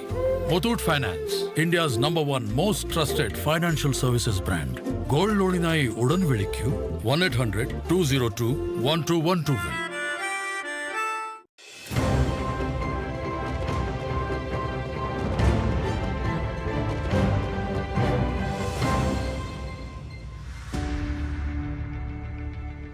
Located on the southwestern coast of India, Kerala is a land with a lush maritime history that dates back to several centuries. Cochin, the thriving port city in Kerala, is the commercial capital of the state and an epitome of Kerala's cultural richness. In 1972, India's maritime aspirations found a new anchor as India's port city. Cochin became the birthplace of Cochin Shipyard Limited. Nestled in Cochin's heart, CSL's sprawling 176-acre facility boasts of world-class shipbuilding and ship repair infrastructure, from state-of-the-art 3D modeling softwares, large dry docks, long waterfront with jetties, machinery and equipment, everything essential for a HSE-compliant one-stop solution for the industry. CSL's portfolio of an extremely wide variety of vessels is a testament to its versatile, adaptive and flexible culture and capabilities. It offers the full spectrum of shipbuilding, ship repair and vessel conversion-related solutions. CSL added yet another feature to its cap when it built INS Vikrant, India's first indigenous aircraft carrier, which was commissioned into the Indian Navy in 2022. यदि लक्ष्य दुरंत है, यात्राएं दिगंत है, समंदर और चुनौतियां अनंत है, तो भारत का उत्तर है Vikrant. CSL's golden flag flutters proudly, celebrating 50 years of maritime excellence. CSL's renewed focus seeks sustainable horizons aided by technological innovations for a cleaner, brighter future. The yacht's clientele footprint spreads across the globe, having delivered numerous vessels to clients in the US, Europe, Middle East, and other countries in the region. CSL's geographical expansion initiatives have resulted in the setting up of ship repair business units in Mumbai, Kolkata, and Port Blair, thereby making CSL the only Indian yard offering direct professional services with dedicated infrastructure on both the east and west coast of India. Wholly owned subsidiaries companies, Udupi Cochin Shipyard Limited on the west coast and Hooghly Cochin Shipyard Limited on the east, have augmented and enhanced the group's capability in shipbuilding, including on the niche and new technology fronts to a great extent. The new large dry dock and the new international ship repair facility established in Kochi as part of the company's long-term strategy roadmap will significantly augment the shipbuilding and repair infrastructure in India. CSL has incorporated the Strategic and Advanced Solutions Division exclusively to handle and maintain its leadership position on the front of new and emerging technologies. CSL takes pride in being one of the global leading yards on the sustainable solutions front, having constructed the world's first zero-emission fully autonomous ferries for Europe, as well as being the vessel builder for world's largest hybrid electric urban water mobility service, the Kochi Water Metro, operating in Kerala, in India. The company lays significant emphasis on skill development and runs Vigyana Sagar, its dedicated and self-contained training facility in Kochi. CSL is India's first shipyard to have obtained the CII Green Coast Gold rating for its efforts at energy conservation and environment-friendly initiatives. CSL is also the first Indian shipyard with an integrated management system covering safety, health, and environment certified by DNV. With the ethos of Make in India, Make for the World, CSL has recalibrated its sails and set sights on continuing at the forefront of a brighter, greener future.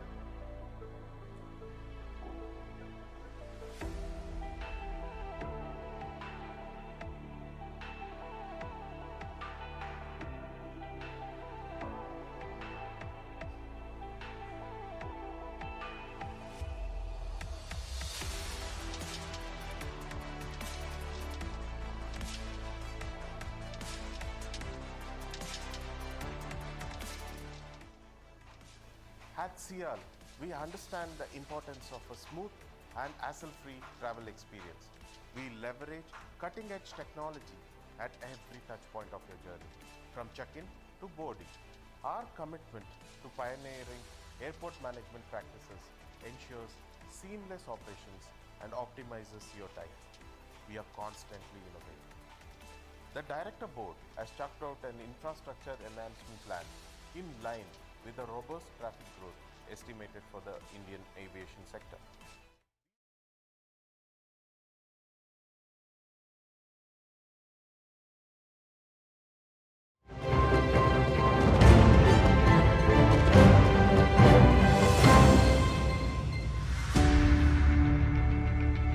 Located on the southwestern coast of India, Kerala is a land with a lush maritime history that dates back to several centuries.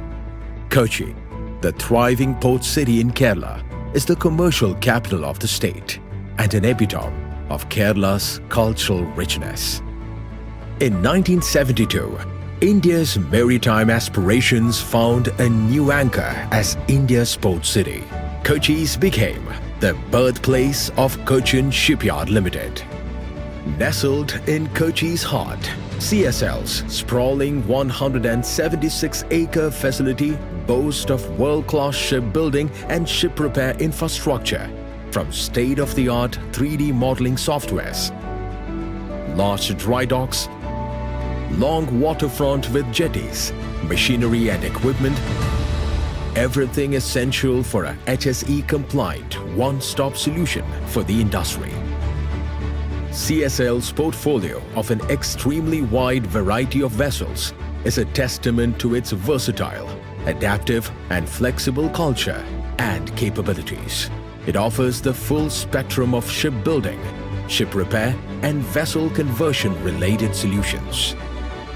CSL added yet another feature to its cap when it built INS Vikrant, India's first indigenous aircraft carrier, which was commissioned into the Indian Navy in 2022. यदि लक्ष्य दुरंत है, यात्राएं दिगंध है, समंदर और चुनौतियां अनंत है, तो भारत का उत्तर है Vikrant. CSL's golden flag flutters proudly, celebrating 50 years of maritime excellence. CSL's renewed focus seeks sustainable horizons aided by technological innovations for a cleaner, brighter future. The yacht's clientele footprint spreads across the globe, having delivered numerous vessels to clients in the US, Europe, Middle East, and other countries in the region. CSL's geographical expansion initiatives have resulted in the setting up of ship repair business units in Mumbai, Kolkata, and Port Blair. Europe, Middle East, and other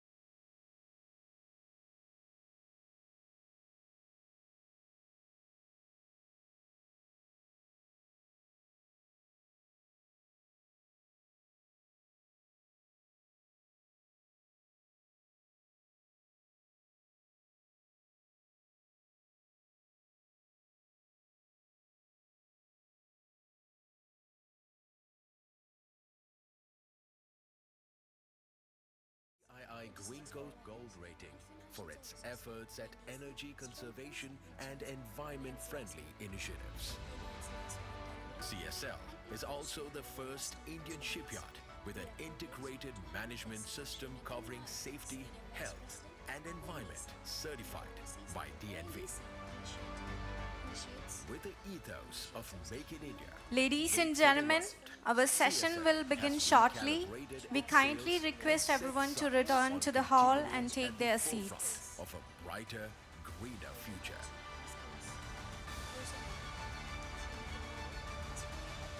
Driving digital commerce in South India and overseas, various sector-specific initiatives with ONDC, aiming to regularize multiple domains and enable. ഞാൻ പറയുന്നെങ്കിൽ ഇപ്പം തന്നെ എല്ലാവരും കേൾക്കില്ലെന്ന് പറഞ്ഞിട്ട്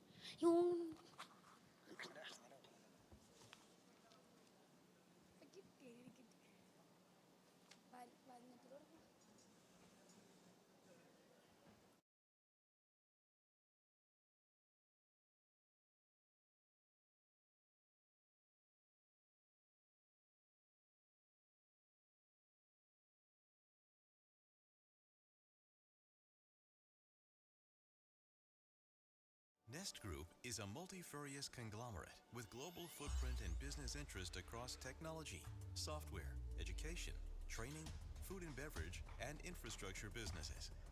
Excellence achieved through an unparalleled drive towards ensuring highest levels of quality in all of their products and services became the key. We hope you had a pleasant lunch break. May I request all delegates to return to their seat as we continue with the convention. Our next session focuses on a transformative initiative that is reshaping local commerce in India, the Open Network for Digital Commerce, the ONDC revolution. ONDC is creating an open, integrated, and decentralized digital network that empowers MSMEs and local brands to access wider markets, lowering entry barriers and fostering inclusion. By connecting merchants, logistic providers, and financial services, ONDC strengthens supply chains, enhances last-mile delivery, and improves all-over customer experience. We are privileged to have with us Shri Nitin Nair, Senior Vice President, ONDC. He oversees ONDC initiatives in mobility, transportation, travel, logistics, groceries, agriculture, and skilling across India. Shri Nitin Nair has played the role of driving digital commerce in South India and oversees various sectors specific initiative with ONDC, aiming to regularize multiple domains and enable to population scale inclusion. He previously served at Nissan Motor Corporation and Uber. He has over 2 decades of experiences in areas like information security and digital transformation. He holds a degree from Army Institute of Technology, Pune, and MBA from IIM Kozhikode. At his recent engagement, he has spoken at events like Tech Expectations and topics including ONDC and AI. Who else could best address us on the ONDC revolution, expanding its reach and impact, particularly in South and in key sectors like mobility and logistics, leveraging his extensive experience to support India's vision of Viksit Bharat through inclusive and sustainable growth. Please join me in welcoming Shri Nitin Nair, Senior Vice President, ONDC, for the session. I also invite Arun Sir to accompany him and welcome him to the stage.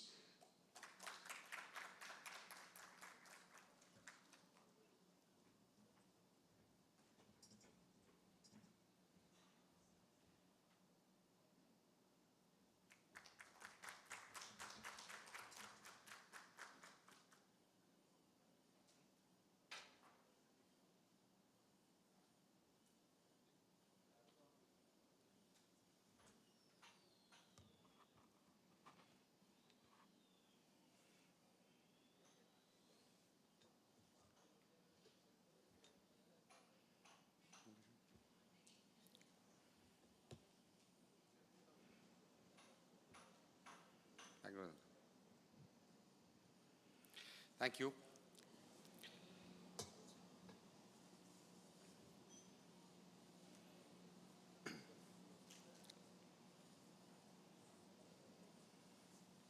Thank you. Good afternoon. My name is Nitin. It's my privilege to be here today at this event, having an opportunity to address all of you, talk about our journey as ONDC, trying to build digital transformation with the Digital India Initiative under the Viksit Bharat Initiative. It's my proud privilege to talk about ONDC. ONDC, Open Network for Digital Commerce, is an initiative backed by DPIIT, Department of Promotion of Internal Industry and Trade Ministry of Commerce, Government of India. So, one of the things that, when we talk about digital transformation, it is one thing to do digital transformation. Companies have been doing digital transformation for many decades now. But a totally different ballgame to do digital transformation at a billion scale, at population scale, right? 1/7 of humanity. Transforming all of that requires thinking that is very different from what it will take to transform, say, a company, right? So let me just set some context by talking about adoption of digitization in India. Right? Let's go back to the year 2008. India was beginning its digitization journey. Internet penetration was sub 4%, right? The early mobile internet usage had started, some broadband. Banking penetration was 18% and less than 5% were paying income tax, right? This is broadly a good baseline to assess the progress we have made in the last 17, 18 years, yeah? So in 2025, contrasting this, there are 1.38 billion Aadhaar holders, 34 crore e-KYC transactions happening a month. Cost has come down from 600 to 3. UPI continues to be on a fast track, 18 billion transactions in March 25. 24.77 trillion worth of transactions in March 25. That 18.3 billion transactions were worth 24.7, almost 25 trillion transactions. India accounts for about 48.5% of global real-time payments, right? 550 million Jan Dhan accounts, getting accounts for everybody, right? Cumulative savings achieved through DBT, which is direct benefit transfer implementation, are estimated to be about 3.48 trillion, right? Significant progress in about 17 to 18 years. So all of this has helped us leapfrog, many years what World Bank at one point in time said if India had to do this the conventional way, like most of what developed economies have done, it would have taken us 46 years to go from 18 to 80% of banking penetration, right? But we did it in about 6 years, right? So technology helps us build frugally, it is built for diversity, and it is also built at population scale. India is solving population scale challenges by building digital public infrastructure. Yeah? That's the fundamental moat on which these public exponential transformations are being built, right? Each DPI, whether we start with, say, an Aadhaar, whether we look at UPI, and whether we look at ONDC, is a building block which does innovation, competition, and also inclusion for all the entire population scale, and also serves as an input for the next DPI to come in, right? ONDC is built on a foundation of previous DPIs like Aadhaar and UPI. So what are the areas where we see DPIs having a significant impact in the near term, right? There is credit, which is loans. There is e-commerce, and then there is logistics. All three areas where I think Nandan Nilekani was speaking a few years back. And he said these are the next three areas where we expect DPIs, digital public infrastructure, to be transformative. And ONDC was conceptualized a couple of years back with the idea that how do we impact all three of these areas and kind of bring in new transformation at population scale. ONDC is digital public infrastructure for the bazaars of India, right? How do we bring in all marketplaces, digitize them, make consumers meet sellers and sellers meet consumers in a digital format, yeah? From a Prime Minister's vision perspective, whether we are digitizing, agri FPOs across India, weavers in different rural parts of the country, how do we bring them to the consumers by reducing and eliminating middlemen and, taking the power away from the current digital monopolies? Similarly, ONDC is an engine for growth from a Ministry of Commerce perspective, which will redefine the industry completely, right? As we reimagine industries, it will become a very, very different way of doing business as ONDC's journey progresses. We are very, very early stage of this transformation, but we continue to build and move forward. So let's take a step back to reimagine digital markets. Yeah. Now, around the time of COVID, right, internet penetration became a very, very significant discussion because there was massive lockdowns.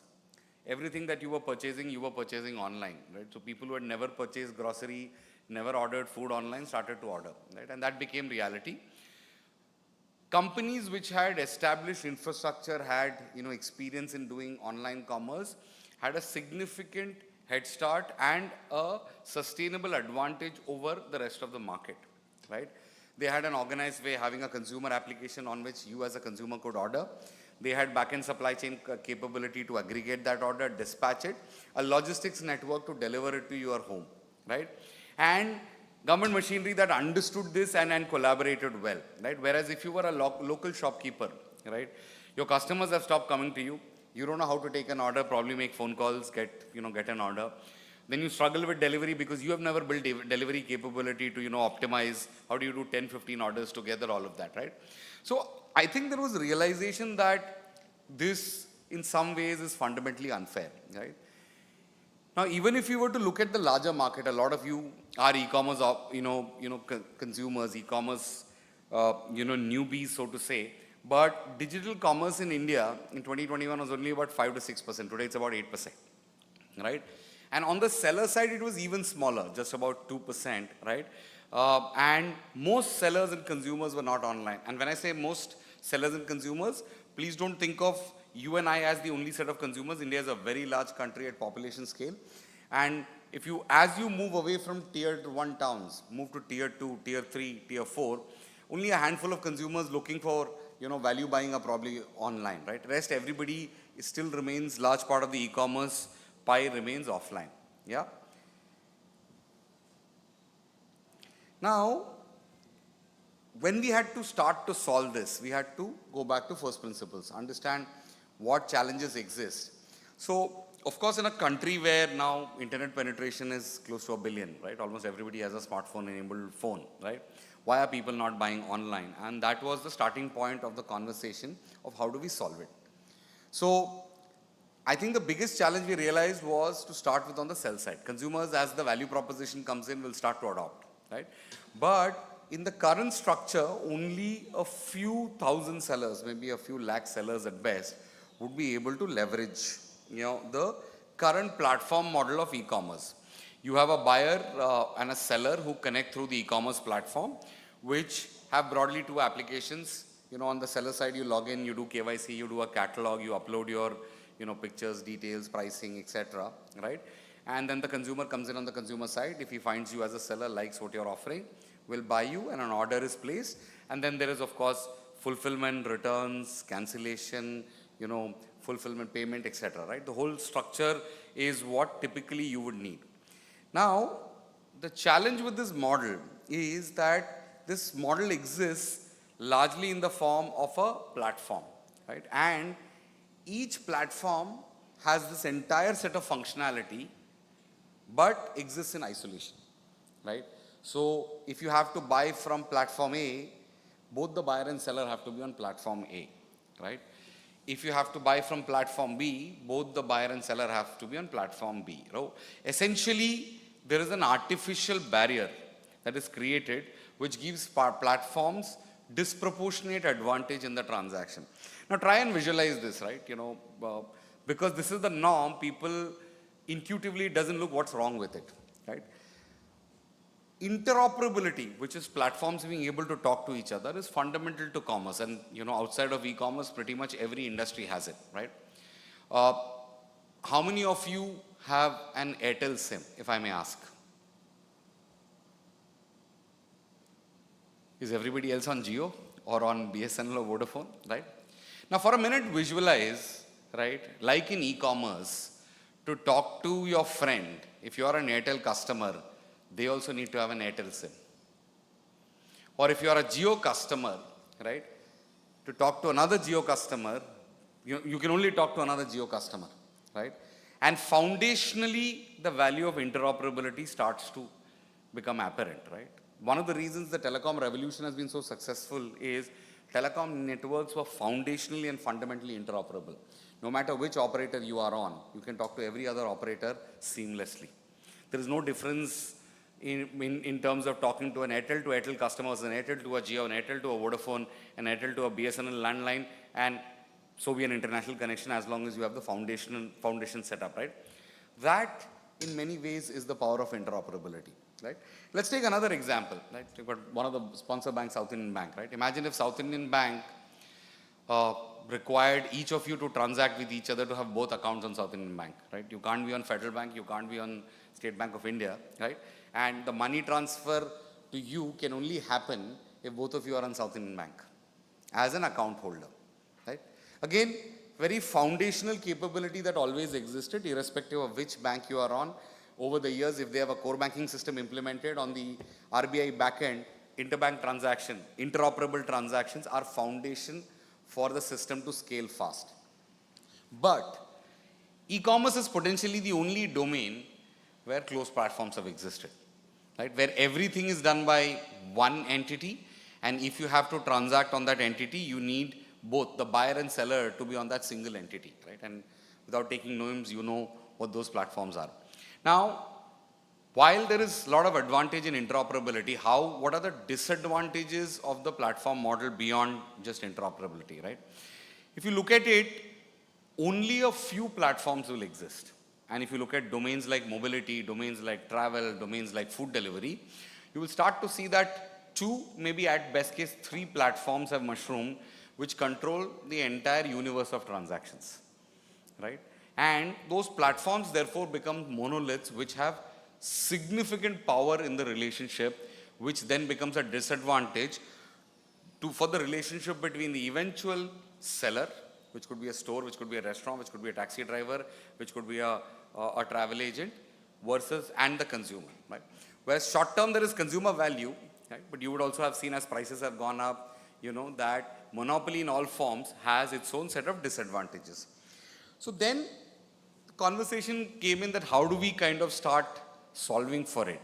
So ONDC was set up to reimagine digital markets, right? From a platform-centric approach to a network-based approach, right? A network of banks, a network of telecom operators, a network of buyers and sellers buying from each other, where every transaction is structurally unbundled, that the buyer and seller can exist on 2 different platforms, right? But are able to transact with each other because the entire structure is interoperable. Allow me to illustrate with a set of examples. On the left, you have the traditional e-commerce model. There are 3 platforms, A, B, and C. There are sellers S1 till S6 and customers C1 till C6, right?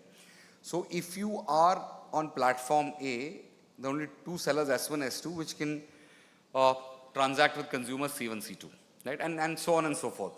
Whereas in the ONDC structure, for the platforms that exist, you could be a seller-side platform, you could be a buyer-side platform, and talk to every seller as a consumer as counterparty, and every seller has access to the entire consumer universe. And therefore, the unbundled interoperable structure starts to now have significant advantages coming out, right? So what does this do? So everybody from brands, farmers, weavers, drivers, startups, MSMEs and shopkeepers start to have access to markets that they wouldn't otherwise had, right? Access to credit, access to skills and opportunities, creating employment and entrepreneurship. The fundamental structure where we unbundle and make e-commerce transactions interoperable will lead to adoption of e-commerce, which is mass. One of the key barriers that we're trying to solve is that today, the e-commerce rules of doing business for a seller are completely controlled by the platforms, right? You don't set what time you will be open. You don't set, at what commission structures you will work. You won't set at what is acceptable to you, what is not acceptable to you, right? All of that is a decision of the platform, and therefore fundamentally not something that sellers who are not willing to compromise are willing to come. And that is essentially the large transformation we are attempting to make, right? So this will trigger various innovations across different sectors, whether it's commerce, financial services, logistics, right? Cheaper credit, wider discovery, better logistics, because now you have access to the all logistics providers across the country, right? And it will commoditize the supply chain to unlock more value for not just consumers, but also for businesses that are buying from even other businesses, not a business to consumer transaction, yeah? ONDC is just about 2.5 years old, right? We were set up in 2022, broadly doing our first transaction in Jan of 23 when we went live in Bangalore as a market. We continue to grow month on month, and we exited July 25 with 18 million transactions, clocking about 6 lakh transactions a day across domains, right? And continuing to grow.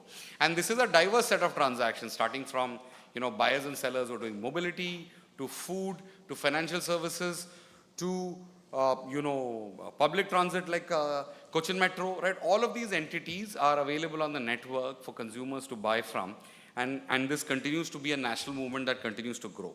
Yeah. It's not just the transactions. If you look at the growth journey, we have grown from a total transaction, peak monthly transaction of 1,67,000 in FY 22-23 to 18 million monthly. 46 companies were network participants. Today there are 248. Sellers have grown from about 28,000 to about 2 lakh sellers. And when I'm saying sellers, I'm not even counting the mobility drivers. Yeah. Cities with retail sellers have gone from 234 to 652. And cities with retail transactions have grown from 256 in FY 2023 to close to 1,000 cities now transacting on the ONDC network. Yeah. It's cross-domain changes, right? Logistics has grown from non-existent to about 2.2 million transactions monthly. Mobility and transportation, Cochin Metro, Kerala Savari app, Namayatri app, all together bring in about 11 million transactions a month, right? Financial services, credit and mutual funds continue to grow. Credit, again, you're widening the access for an average person to have different credit institutions give you credit. Mutual funds, we are fundamentally reimagining the cost structure so that you will start soon seeing 20 and 50 rupee SIPs becoming the norm, right? For population scale, 500 rupee SIPs or 100 rupee SIPs may not always make sense. We bring it significantly down to about 20 and 50 rupees, yeah? It's a long-term multiplier effect we are building on, right? We look at digital consumption going up significantly, multiple new investments coming in, significant opportunity for startups, right? And democratized e-commerce domestically generating about $250 to $300 billion in gross merchandise value. Yeah, I think I will conclude by telling you about DigiHut. ONDC now has a subsidiary company called Nirmit Bharat, which has an app called DigiHut. It's in the early days of the app. DigiHut is in like any other consumer app, but gives you access to multiple domains of inventory of ONDC, where sellers are available for you to buy from. So you can buy grocery, you can buy food, you can buy a couple of other domains now from DigiHut. It's very early days. It's just about 1 million downloads. Please download it. Tell us what you think. Very happy to collaborate with any of you, if you want to have a secondary conversation on the site. With that, I would close my presentation. Thank you. Nani, Namaskaram, Jai Hind. Due to time constrictions, we will not be able to have the Q&A section right now. However, all the questions will be taken over during the panel section.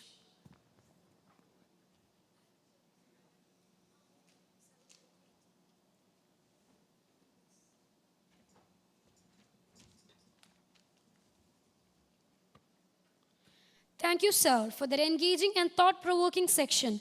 We are grateful for the knowledge and perspective you have shared with us.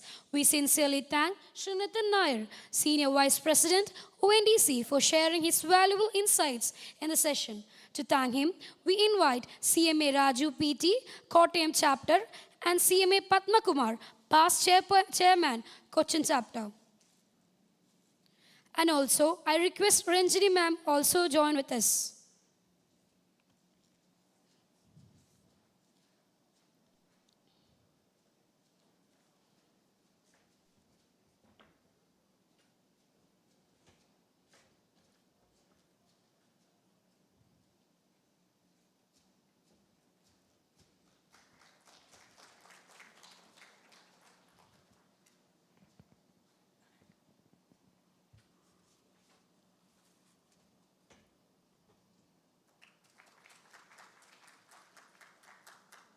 Thank you, sir.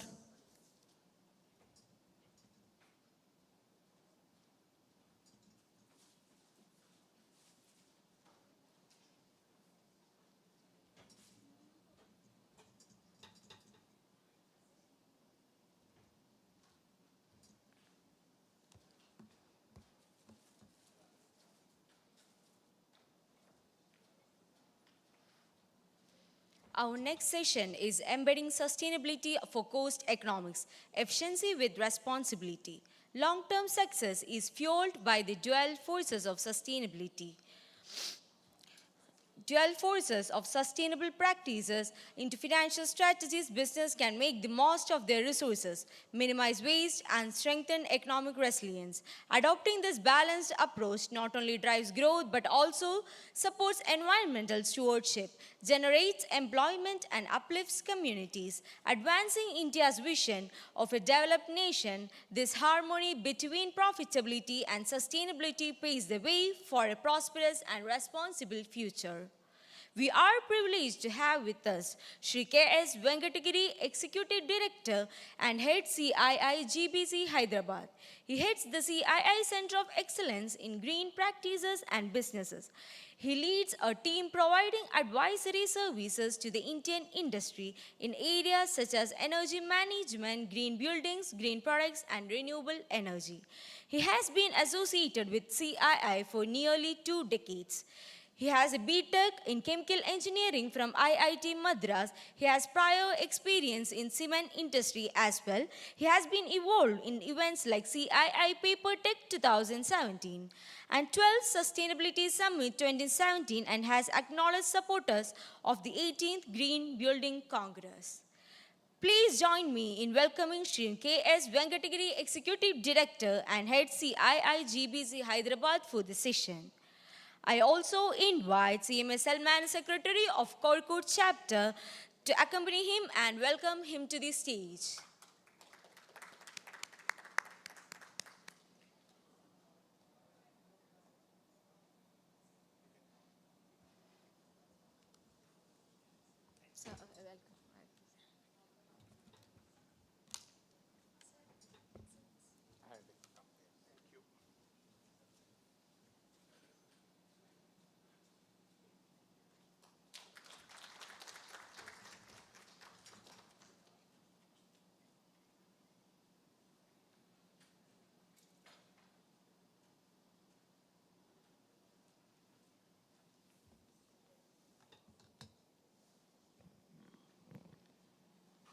Good afternoon, friends. Thank you. It's an honor and privilege to be here amongst people whom we normally don't interact with. I'm an engineer, and I have been with engineers both at home and office for quite some time. And people like you, cost accountants and chartered accountants, are somebody whom we encounter once in a while for some personal support. And whenever you have some official meeting with them, you always go with some trepidation. But then, having said that, it's a privilege to be here, and we'll be very glad to share with you whatever we know. How much time do I have? 20 minutes. Oh, thank you. 40 minutes. Oh, very nice. Thank you. You know, once Abraham Lincoln was called for an evening dinner, he asked how long he can speak. They said, you can speak for any amount of time, but we all leave for dinner at 8 p.m. Thank you. So, my subject for discussion with you is to talk about sustainability and the linkage between sustainability and cost, the linkage between sustainability and competitiveness, the linkage between sustainability and growth over a period of time. This, I just want to give you some perspective in terms of where we start from. You know, the earth as a whole, just imagine the earth as a whole, gives us resources for us to live and also disposes of all the waste which we generate, isn't it? Whatever resources we need for our living, it gives, and also disposes of the waste which we generate. For an ideal situation, whatever has been the biocapacity of the earth, if we are able to live within those biocapacity, the ability to regenerate itself, earth becomes sustainable. Just to give you an example with money, a college student, he has been given about 1 lakh by his father as a deposit, and the interest which comes out of that lakh, he has to live and meet his running expenditure. If there is a, say, about 12,000 is the overall interest he gets, and every month he spends about 1,000 rupees or lesser, the overall capital still remains. Somewhere, if you take a similar extension to environment, we were all living within that 1000 till about 1970, 72, 73. Somewhere after that, the amount of demands we have on the Earth's resources and the type of waste which we generate and give it back to the Earth has increased the strain on overall capacity of the Earth. Now we have something called an Earth Shoot Day. The Earth Shoot Day is the day on which the regenerative capacity of the Earth is exhausted. It used to be December 25th in 1970. Right now it's somewhere around August 24th. Somewhere by August 24th, whatever was the regenerative capacity of the Earth was there. So that's gone. That means over the period of time, we are eating away into the overall capacity of the Earth. If we go like the way we have been doing, as you see somewhere by 2050, we may need 3 times the capacity of the Earth to survive. 3 times the capacity of the overall Earth right now, 3 Earths to survive, which is definitely not sustainable. Earlier, many of us used to think sustainability is something which is going to happen in the long term. You know, whatever we do, our children, our grandchildren, our great-grandchildren are going to experience. It's no longer so. The type of impact which we have got, the intense rains which we get in our cities, the type of flash floods and cloud bursts which we get, the intense high temperature which we get during summer or even during the other season is a very clear indication that the impacts of climate change is here and now. So there is a need to all of us to act. But the good thing is, as we keep growing, there is also an opportunity to facilitate this growth in a green manner. We can continue to grow if we are able to decouple this resource consumption and growth. There are ways of doing it. I would like to share some of the trends and some of the best practices which are there right now. As I said, there is an opportunity to increase our overall efficiency, reduce the resource consumption, and this happens to be one of the biggest opportunities of growth both nationally and internationally. What is the focus of the green strategy? I think I'll come to that a little later, maybe go into the individual strategies and then come back to the overall benefits. The overall trend has been that both the top management, middle management, and operational management have got more and more involved with environment in the recent days. You know, when I joined the field of environment about 30 or 35 years back, whenever somebody was found to be not good in production, not good in process, not good in maintenance, they said, you make him in charge of ETP. You know, whosoever was not found to be suitable used to find occupation as a person in charge of environment. That has substantially changed in the last 25 to 30 years. Somewhere in 1990s, it started changing. 2000, it became more prominent. And post-COVID, there has been a churn in the number of people leaving. One of the areas where there has been a largest churn is the area of environment and sustainability. So it has become more important and more number of people, more number of capable people have started getting into the field of environment and sustainability, number one. Number two, environment used to be a boiler room subject. Now it has definitely become a boardroom subject. Top management has been very seriously involved in environment for quite some time, particularly in the larger and medium-sized organizations. So overall, management is looking at having environment as part of the strategy. The middle management is looking at ways of implementing the top management strategies, and of course, the lower level is looking at putting them and getting things done at a higher efficiency level.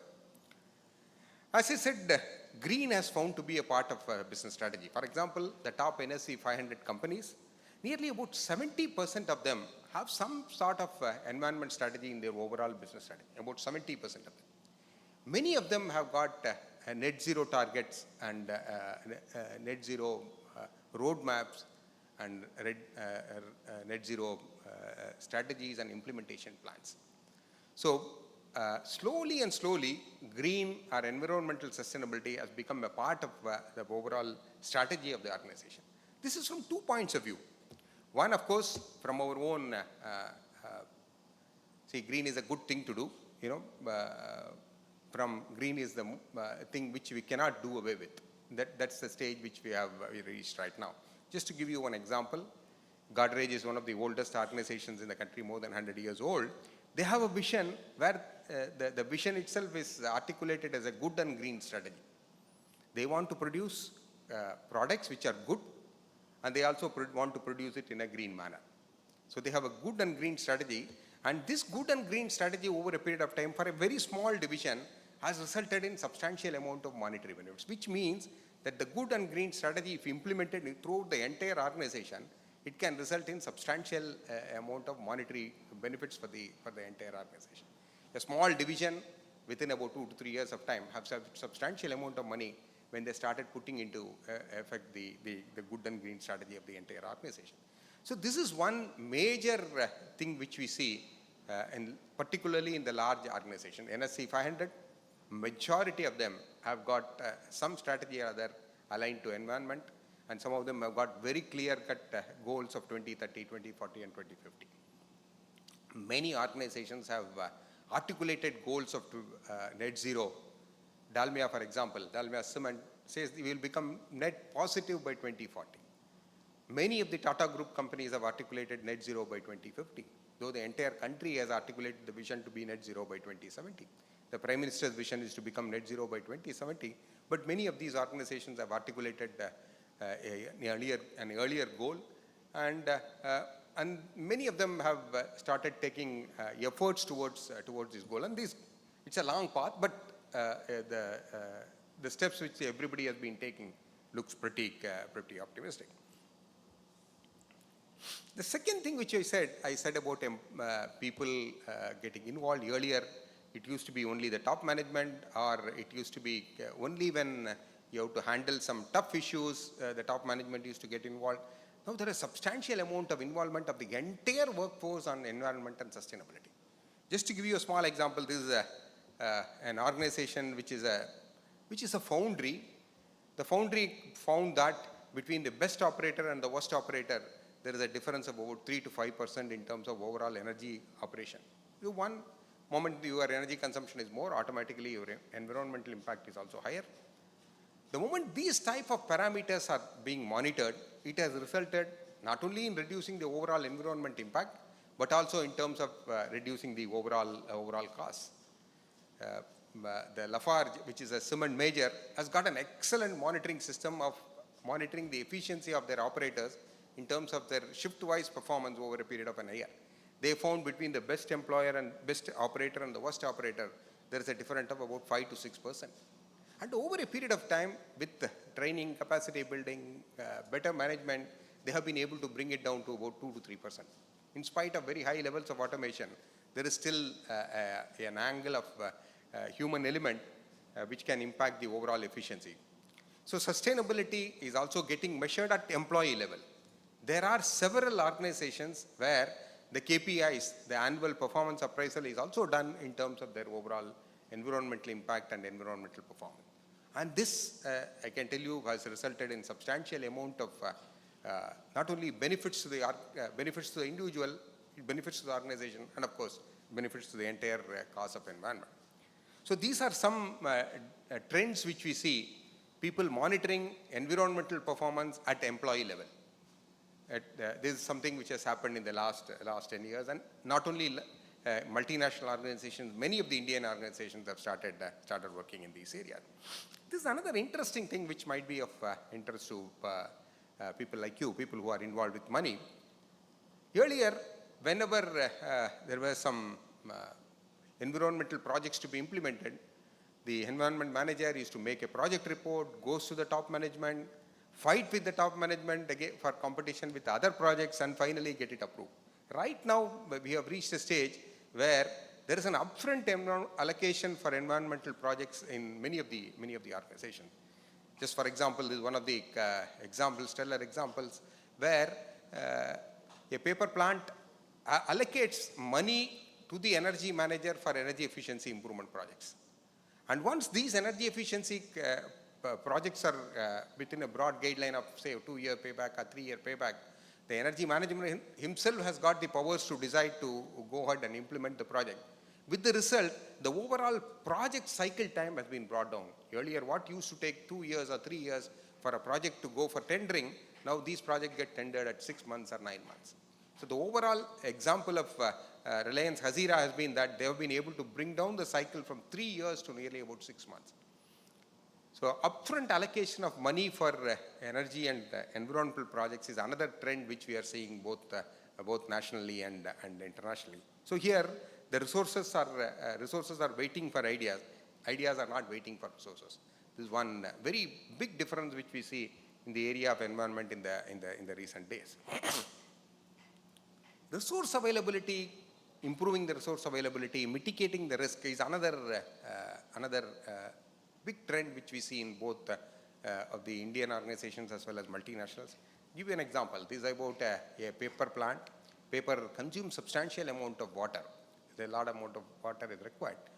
There has been a conflict between the paper plant and the surrounding areas in terms of water availability and water usage. With the result, in some of the years, the plant used to stop. A corporate social responsibility based activity was taken up by which they improved the overall water harvesting in the entire water basin. With the result, after about 6 or 7 years of time, water was available in surplus, and the plant never had to stop for want of water. These are some examples where many of the companies which have taken this initiative in terms of working with the community, particularly on water, which has resulted in a substantial amount of benefits, both for the community as well as the organization. So industry should not be perceived as competing with society for water.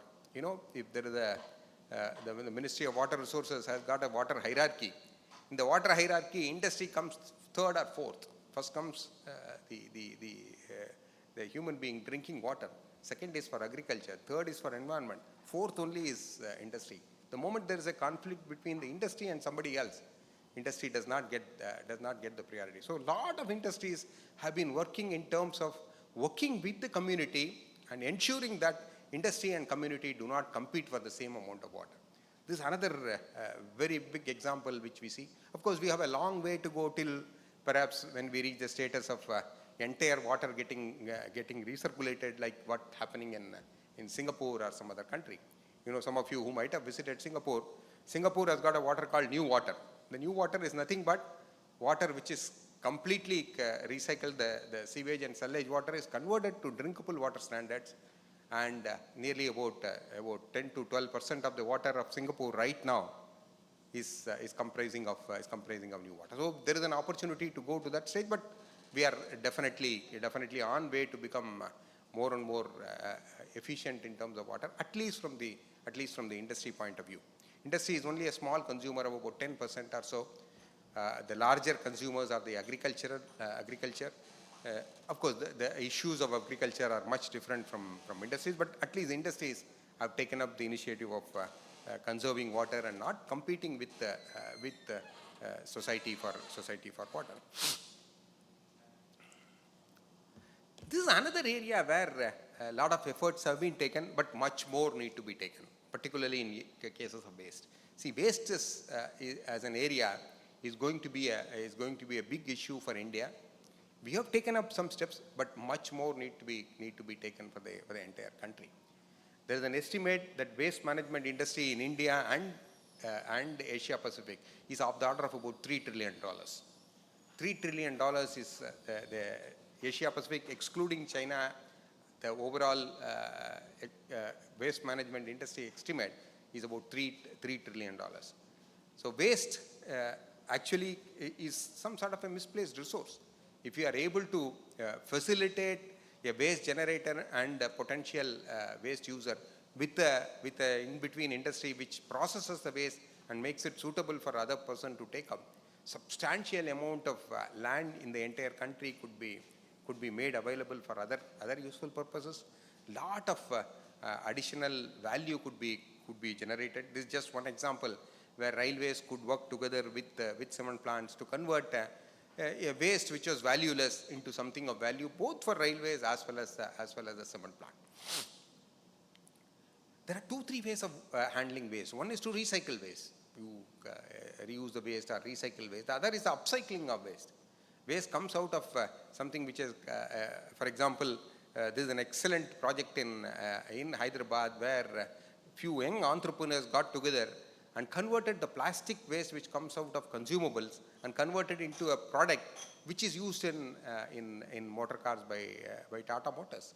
So there is an opportunity not only for recycling of the waste, but also in terms of upcycling of it. This can result in substantial newer type of opportunities and innovation. A very interesting innovation comes to my mind as I speak to you on waste and waste recycling. The North American women, it seems, consume about 25 kg of lipstick in their entire lifetime. Now, one of the sustainability entrepreneurs, he went to work in area of lipstick, and he found that 25 kg of lipstick is consumed by a North American woman in her entire lifetime. And in this case, what happened? The overall consumable is say 1, the weight of the lipstick, the package sold is about 4 times this. So if 25 is what you want a lady consume, about 100 is the waste which is getting generated. He came out with an innovative model where the lipstick could be made with a refill. So the idea clicked and worked, and within a short period of time, he was able to generate a business of about $4 million in Canada. So there are many opportunities which are waiting to be made in the area of sustainability. A lot of very innovative work from something which is as simple as lipstick to as complicated as a car motor part. So there have been a lot of opportunities in terms of sustainability. This is another example of an industry where there's something which is getting thrown over a period of time could be converted. Internationally, what was getting thrown out as a waste could be converted by an Indian company into something which was useful and add value to the organization. The other area where a lot of work is in terms of going on is in terms of buildings and buildings becoming more energy efficient and environment friendly, and also become better places for us to work. A concept called green building has caught up in the entire country.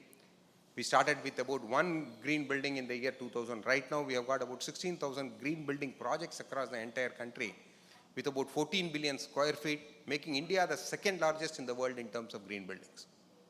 And what is a green building? A green building is one which is highly energy efficient, environment friendly.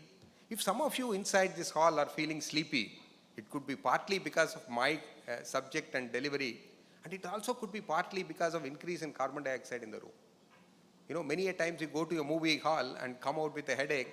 It could be because of the movie. It could also be largely on account of increase in carbon dioxide content inside the hall. So in a green building, the carbon dioxide content and the indoor air quality is so regulated that not only you reduce the overall efficiency, improve the efficiency of the building and reduce energy, but also make it a better place for you to work and live. There has been a finding that people who work in green buildings have got higher productivity and lower days of medical leave. We had a recent work with IIM Ahmedabad and a Danish industry where it has been clearly proven a person who works in a green building where the indoor air quality is very well provided for, has got an increased productivity of 15%. This has been shown to be in some of the insurance companies when they have people working in green building as well as a normal building. The normal insurance premium earned by a person working in a green building is about 15% more than what otherwise from a person who works in a normal building. So I am from Hyderabad. This is the center where I come from. It's one of the greenest buildings in the country and the world. The building operates with net zero energy. There are several. It's a sort of a demonstration building inaugurated by President Kalam and continuously built over a period of time. It's a water zero building. A lot of innovative green concepts have been implemented. My request is, this is generally visited by all engineers, architects. You will be very glad to have some of you visiting this building, because all of us live, work in buildings. So this could be a good opportunity for us to share with you some of the things which could be done in a building. This is a net zero energy building, and this has created a sort of a net zero energy movement in the entire country. Lastly, before I close, I would like to speak to you about green procurement. This is another area which is picking up in the recent days. People by design ensure that whatever we buy is green in nature. Some of that which many of us would be aware of is in terms of star labeling of our appliances, air conditioners, lights, motors, refrigerators, whichever we buy are star labeled. Similar opportunity is available for all types of equipment. Ultimately, we should buy anything, either for our personal use or for official companies' use. Something, if you are going to buy, it should be based on quality, cost, and also the environment sustainability of the product. Many of the developed countries have gone ahead much higher than what we have done. For example, Germany has got an environment label called the Blue Angel, and Blue Angel is known to about 98% of the people in the entire country. While in our case, we are at a very, very, very nascent stage. Maybe not even about 0.1 or 0.01% would be aware of the use of green as a concept for procurement. But then this is something which is catching up, and we hope that in the years to come, by design, we all buy only those which are environmentally sustainable green. This is another eco-label which CII has been promoting. This could be in terms of chillers, efficient chillers. This could be in terms of water-efficient gadgets. The CII, for example, we had the first time we initiated what is called a waterless urinal in CII Green Business Center building, and that has caught up over a period of time. This has been eco-labeled, the one men's urinal which does not consume any water, and over a period of time has become a 2,000 crore or 2,500 crore business in the entire country. It saves water as well as it has created additional business opportunities for newer entrepreneurs. Lastly, another thing which we see in the recent days is in terms of partnership with suppliers on the area of sustainability. Many of the companies have been working with the supply chain, both on the upside as well as on the downside, both in terms of procurement of raw materials as well as on the selling side with their final customers. For example, Godrej has got an excellent supplier program where they have covered more than 85% of the people to become green. What are the advantages? One, Godrej did it out of their commitment to become environmentally sustainable. But in addition to that, this also resulted in substantial amount of monetary benefit, which we are not exactly calculated or computed it. But there have been indications that if you engage upon a sustainability program with your supply chain, it can result in substantial amount of benefit. One example which comes to my mind is that of Walmart. Walmart in the late 90s asked all their suppliers to give their carbon footprint. It took about a year and a half or two for all suppliers to come up with their carbon footprint. Once that was done, Walmart asked them, how much can you reduce in the next 3 to 5 years of time? A big green program was initiated by Walmart. And then once they started working on the suppliers started reducing their impact and also seeing some economic benefits, Walmart then asked them, how much of that would you be willing to share with us? So it ultimately, of course, Walmart provided a lot of soft support in terms of bringing in technologies, bringing in financiers and all that. And ultimately, what I meant to impress upon you is there is an opportunity to not only improve our own sustainability and benefit, but also work with our supply chain in terms of improving their sustainability, contribute to the cause of environment while simultaneously gain monetarily for everybody. This is another excellent example. Is this only for large companies? Is small and medium enterprises, do they have a role? Many of us thought this is all for the big boys and not for SMEs. SMEs always thought environment handling was a cost. It's a small company which is based out of Pune, very close to Pune, and they started working in terms of becoming sustainable, and they found a very strong linkage between sustainability and money. So they became a net zero company over a period of time. They started working with the people around in the community to improve their water availability. And suddenly, when some international buyers wanted to look for sustainable procurement, they looked upon this company for procurement, and what was about 50 crores became about 250 or 275 crores in just a period of about 4 to 5 years of time. Two young brothers who are managing that company have had so much amount of growth and they had to work so much that they never found time to get married. You know, the organization has grown so much. So what I'm trying to impress upon you is when you become environmentally sustainable, you not only reduce costs but also open up newer markets where your products could be sold. And it is not for only large companies but also for the small and medium enterprises. Actually, it is more and more valid for small and medium enterprises. Lastly, there is a concept called life cycle analysis, life cycle impact. Use of such tools helps you in identifying areas where there could be more opportunities.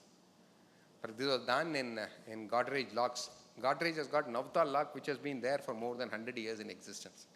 Godrej as a company itself came up because the founder thought that thefts are increasing in Mumbai. So he wanted to look up and save the community by providing a better lock. That's how the entire organization started. And they had a lock called Navtal lock, which has been in existence for so long with the same type of operation and manufacturing. And once they went into the life cycle impact of that product, they found there are several brass parts within the lock which had a high environment impact. Work was done in terms of replacing some of them with steel and a special coating. It not only reduced the environment impact, it also reduced substantially the cost. So the linkage between cost and sustainability is very strong everywhere. Only thing is, some of them would be very, very attractive. Some of them would be very attractive. Some of them could be just attractive. But attractive and the link is always there.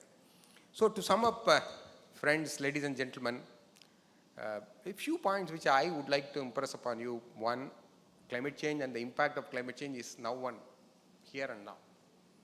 The cloud bursts which are happening in some of the northern regions of the country, some of the intense floods which we see in many of the cities of the country, it can be very, very strongly linked to climate change. And this is going to worsen over a period of time. So there is a moral responsibility on all of us to act as environmentally sustainable as possible so that the impacts could be reduced in the future. That's number one. And going green is no longer a choice. It's not something just a good thing to do, but something which you cannot avoid anymore. So going green or becoming environmentally sustainable is not a choice anymore. But the best portion is, the good news is that it is also economically attractive. There are opportunities by which we can facilitate growth, we can facilitate competitiveness, we can facilitate opening up of newer opportunities without being environmentally unsustainable.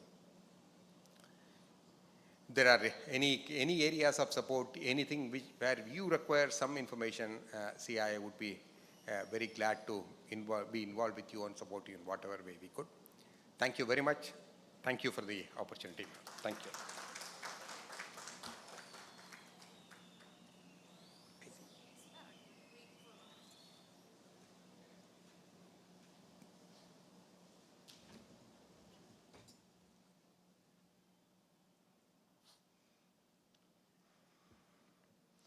Your words have given us so much to reflect on. Thank you, sir, for sharing your expertise, and on behalf of the Cochin chapter, we express our deep appreciation to thank him. We invite CMA Rakesh Warrior, past chairman of Cochin chapter, and CMA Meena, past chairperson of Cochin chapter, and I also request Ranjini ma'am to join the stage.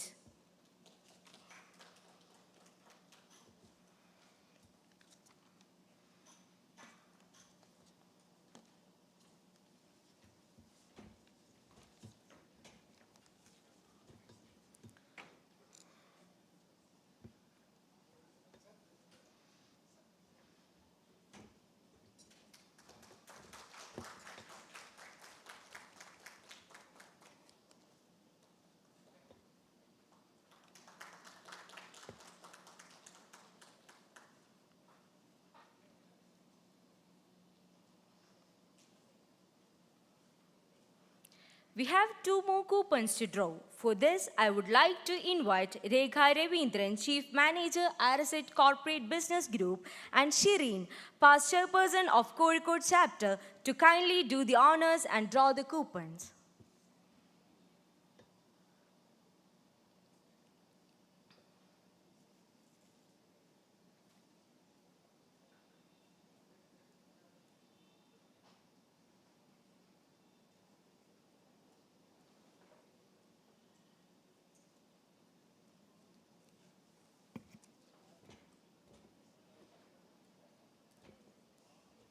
Sir, ma'am.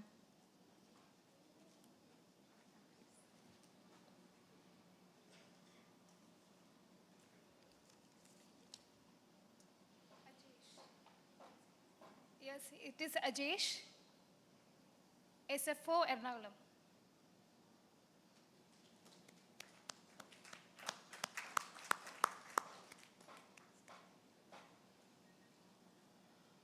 I request Ajay sir to come forward.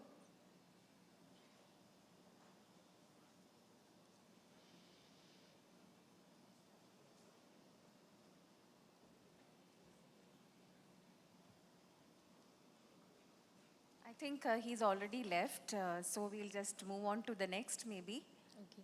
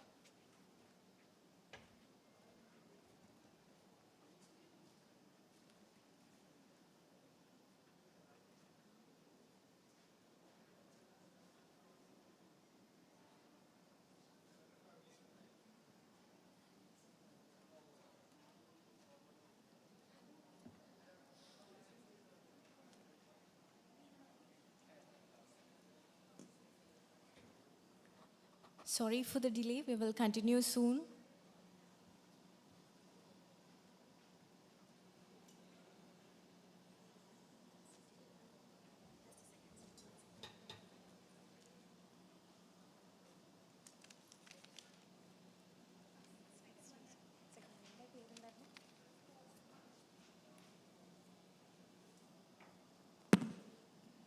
Okay, the next lucky drawer is Gopakumar Ji, CMA. Can you please come on stage?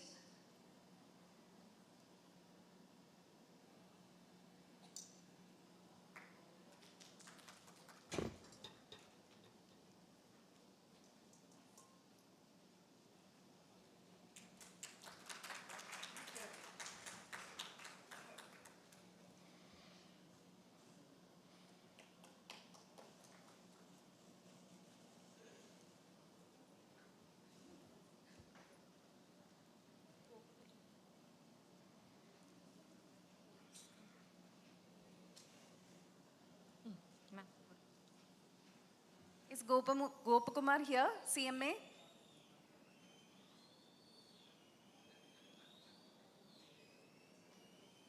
Okay. So we'll hand it over later. Okay, thanks everyone. So next round of, okay. Okay, I think Gopakumar's gift will be delivered after this. Thank you. Thank you, ma'am. Congratulations to the winner. We will now pause for a short tea break. Kindly join us for refreshment and be back as the session will resume. As we promised, the gifts are ready near the tea counter. We request the paid delegates please go and collect gift from the counter. I repeat, as we promised, the gifts are ready near the tea counter. We request the paid delegates please go and collect gifts from the counter. Thank you. That dates back to several centuries. Kochi, the thriving port city in Kerala, is the commercial capital of the state and an epitome of Kerala's cultural richness. In 1972, India's maritime aspirations found a new anchor as India's port city. Kochi's became the birthplace of Cochin Shipyard Limited. Nestled in Kochi's heart, CSL's sprawling 176-acre facility boasts of world-class shipbuilding and ship repair infrastructure, from state-of-the-art 3D modeling softwares, The Director Board has charted large out an dry docks, infrastructure enhancement plan in line with the robust traffic growth estimated for the Indian aviation sector. These comprehensive development plans will position SIAL at the forefront of the aviation industry. SIAL is dedicated to making your journey exceptional.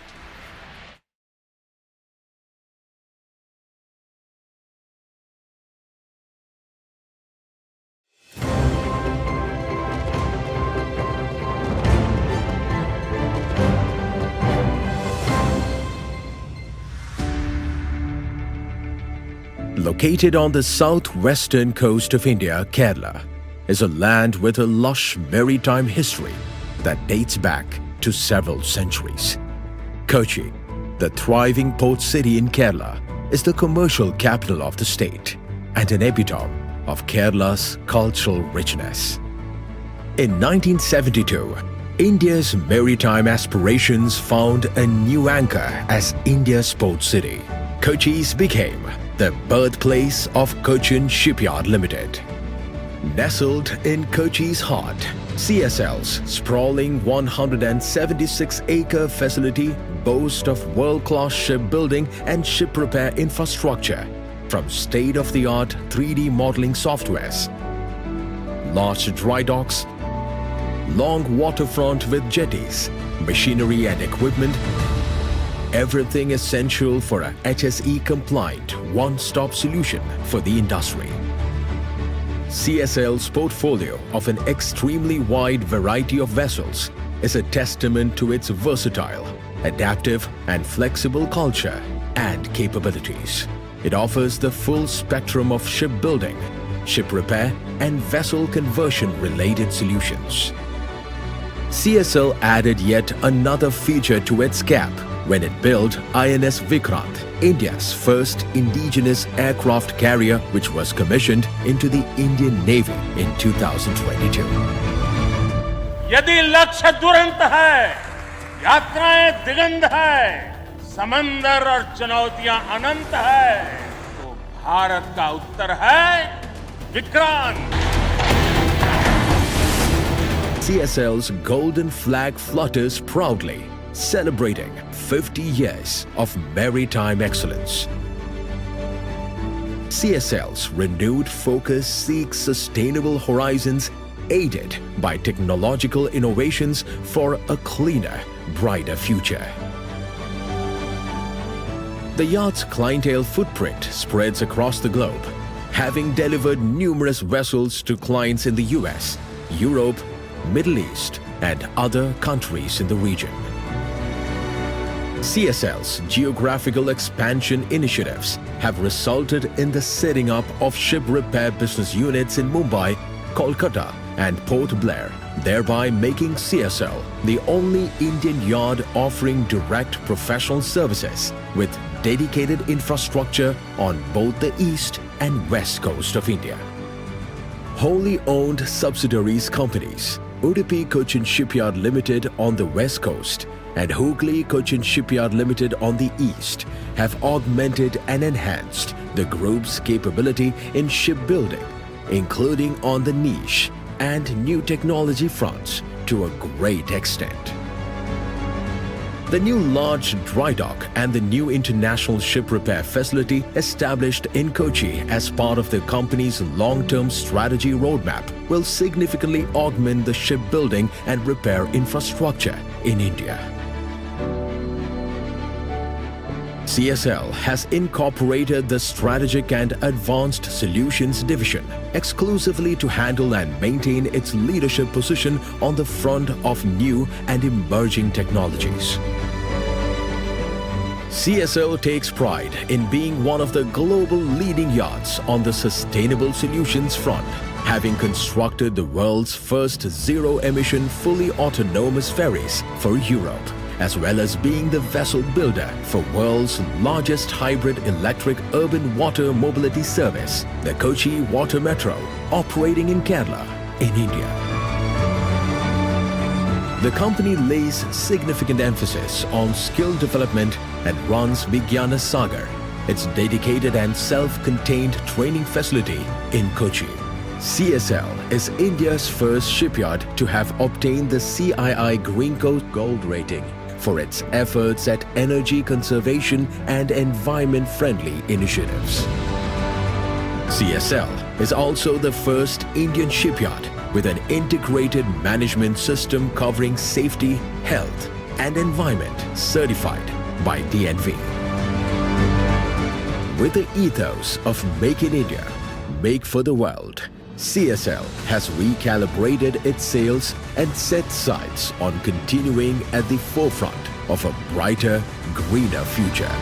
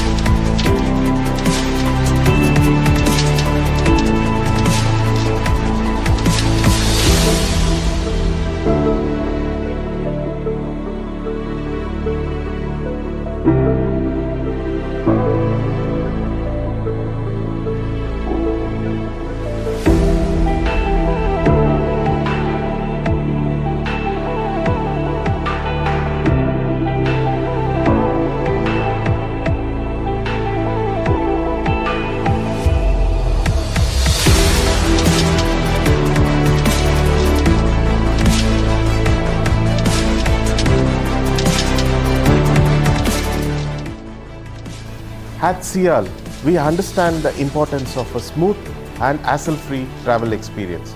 We leverage cutting-edge technology at every touch point of your journey, from check-in to boarding. Our commitment to pioneering airport management practices ensures seamless operations and optimizes your time. We are constantly innovating.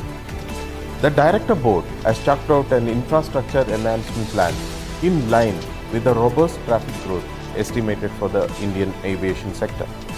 These comprehensive development plans will position CIAL at the forefront of the aviation industry. CIAL is dedicated to making your journey exceptional.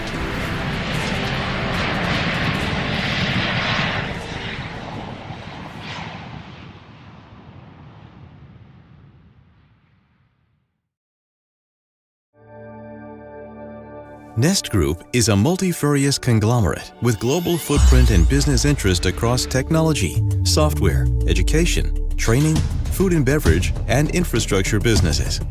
Excellence achieved through an unparalleled drive towards ensuring highest levels of quality in all of their products and services became the key differentiator for the Nest Group, earning them great renown among technology giants of the world. Pursuing a customer-first and employee-friendly culture across all the business units, the group is in the forefront to build a robust and sustainable business. Known as a visionary trendsetter, a true innovator and complete solutionist, Nest, over the years, delivered to the world game-changing technology advancements as a trusted backbone to the OEMs across the globe. Whether from healthcare, communication, aerospace and defense, industrial or energy sectors, all of their customers discovered that they could rely on the breadth of competencies of Nest Group like RF and wireless, digital and power electronics, optronics, sheet metal and plastics, tool room or magnetics to outsource their designs to sub-assembly manufacturing or high-level assembly of equipment to Nest. The world-class infrastructure and quality certifications with no similar parallels from India made Nest the sole icon of Make in India program, much before it was conceived by the Government of India. Driven by a passion to excel, the world-class design and software centers of Nest became extended arms, providing advanced technology solutions to their ever-increasing demands of their global customers. Nest became pioneers in flight data analysis and aircraft performance and operational efficiency enhancement solutions, development of advanced spatial data infrastructure and applications, providing mission-critical solutions for the banking and insurance domains, and developing state-of-the-art IoT and cloud-based solutions. Realizing the challenging need to develop industry-ready professionals, Nest spearheaded a unique education and training division, starting from a modern K to 12th school, IT training center, fiber optic technology training center, and GIS training facility. This division provides best-in-class specialized training, transforming young minds into world-beating technology professionals. Nest is proud to announce the Nest High-Tech Park, slated to become a future technology hub of the nation, bringing global manufacturing giants to the shores of Kerala. With an insatiable quest to unravel new and challenging business arenas, Nest has built an organization of renown, enriched by integrity in relationships, business ethics, and safeguarding prosperity for all their stakeholders.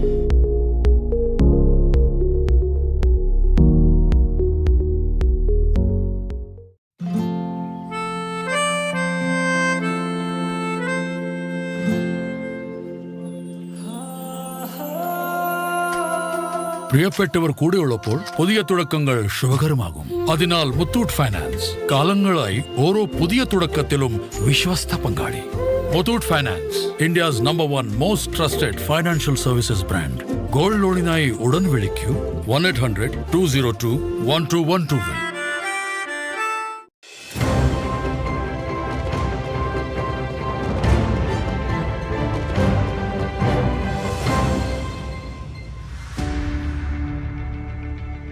Located on the southwestern coast of India, Kerala is a land with a lush maritime history that dates back to several centuries. Cochin, the thriving port city in Kerala, is the commercial capital of the state and an epitome of Kerala's cultural richness. In 1972, India's maritime aspirations found a new anchor as India's port city. Kochi's became the birthplace of Cochin Shipyard Limited. Nestled in Kochi's heart, CSL's sprawling 176-acre facility boasts of world-class shipbuilding and ship repair infrastructure, from state-of-the-art 3D modeling softwares, large dry docks, long waterfront with jetties, machinery and equipment, everything essential for a HSE-compliant one-stop solution for the industry.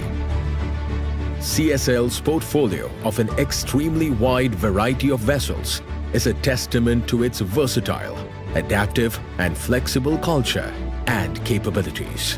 It offers the full spectrum of shipbuilding, ship repair and vessel conversion related solutions.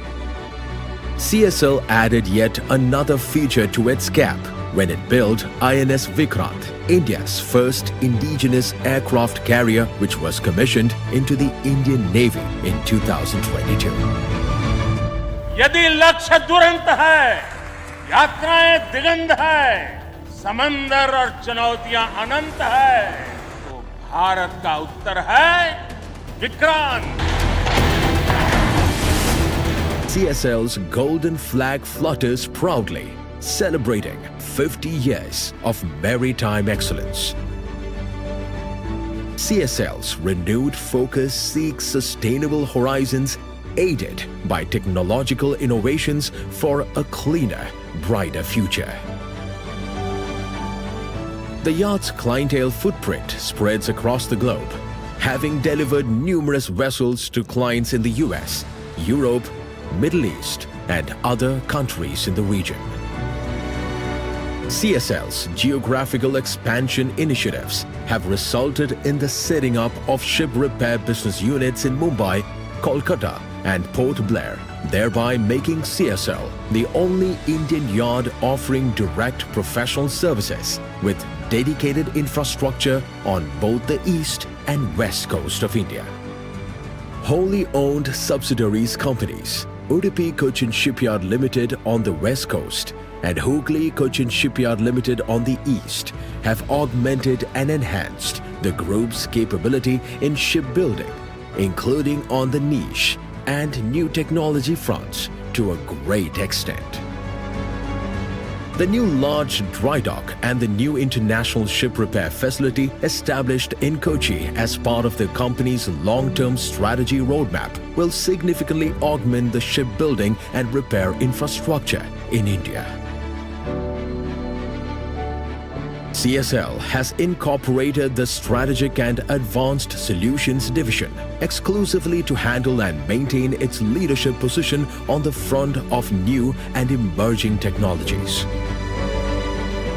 CSL takes pride in being one of the global leading yards on the sustainable solutions front, having constructed the world's first zero-emission fully autonomous ferries for Europe, as well as being the vessel builder for world's largest hybrid electric urban water mobility service, the Kochi Water Metro, operating in Kerala, in India.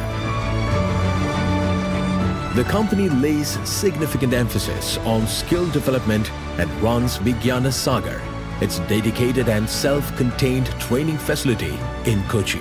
CSL is India's first shipyard to have obtained the CII Green Coast Gold rating for its efforts at energy conservation and environment-friendly initiatives. CSL is also the first Indian shipyard with an integrated management system covering safety, health, and environment certified by DNV. With the ethos of Make in India, Make for the World, CSL has recalibrated its sails and set sights on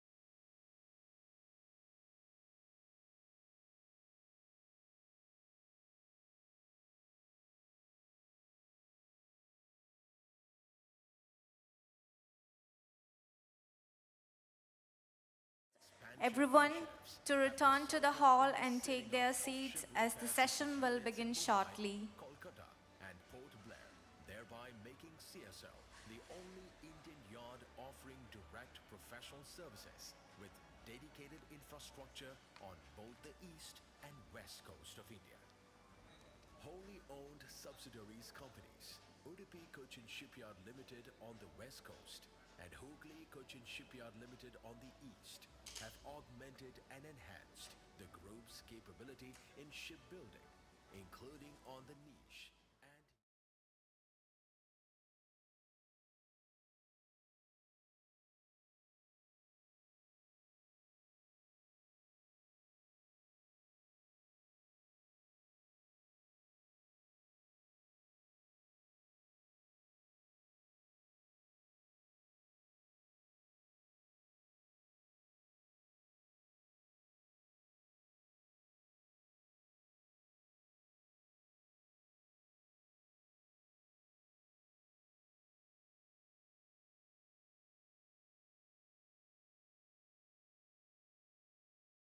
global leading yachts on the shipyard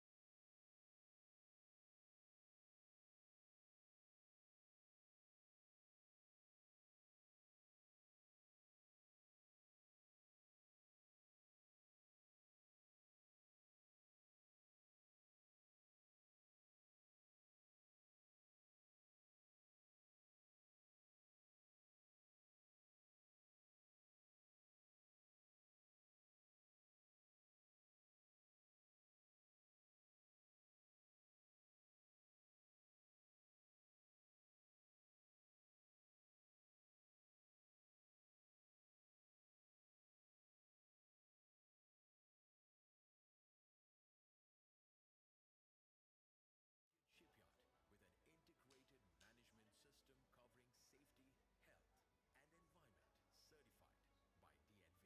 and environment certified by DNV. With the ethos of Make in India, Make for the World, CSL has recalibrated its sails and set sights on continuing at the forefront of a brighter, greener future.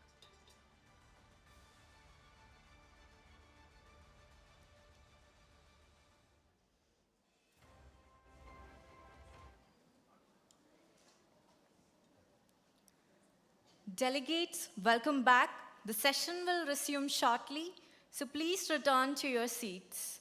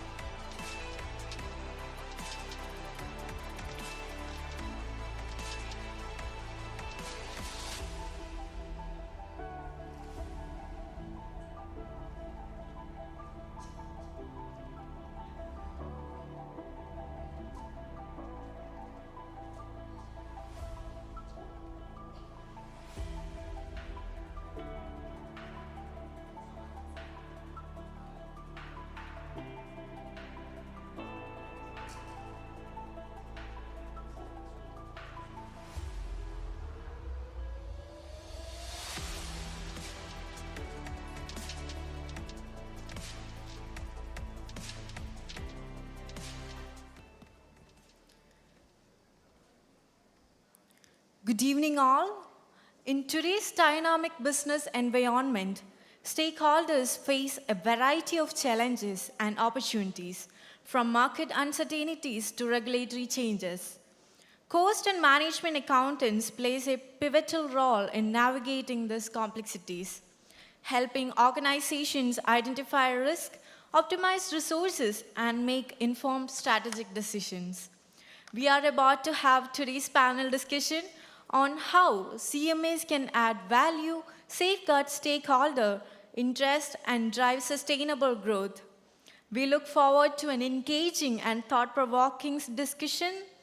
To steer the discussion, we are honored to have as moderator CMA Vijay Kiran Agastya, Chairman SARC of ICMAI.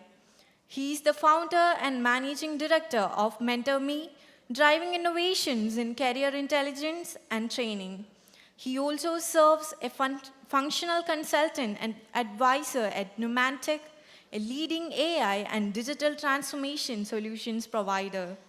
With over 20 years of corporate leadership, including his tenure as vice president at Deloitte, he has held several prestigious positions, currently chairman of SIRC of the Institute of Cost Accountants of India, 2025 to 2026, and previously the youngest ever chairman of ICMAI Hyderabad.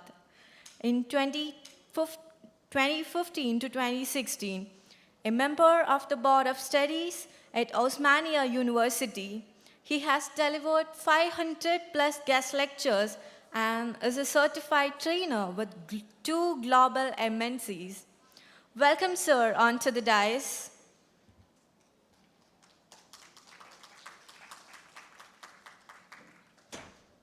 We are privileged to have a distinguished panel with us today. CMA Rajneesh P., Sri Vishnu Vardhan SV, Sri Nitin Nair, Sri Venkatagiri KS. Let's hear from our expert panel as they share insights on driving value and sustainable growth. May I invite our esteemed panel members to kindly take the discussion forward.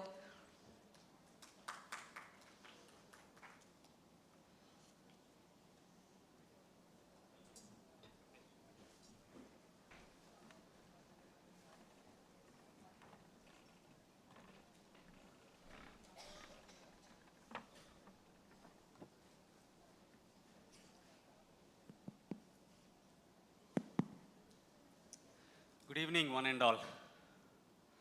Do you all still have the energies up?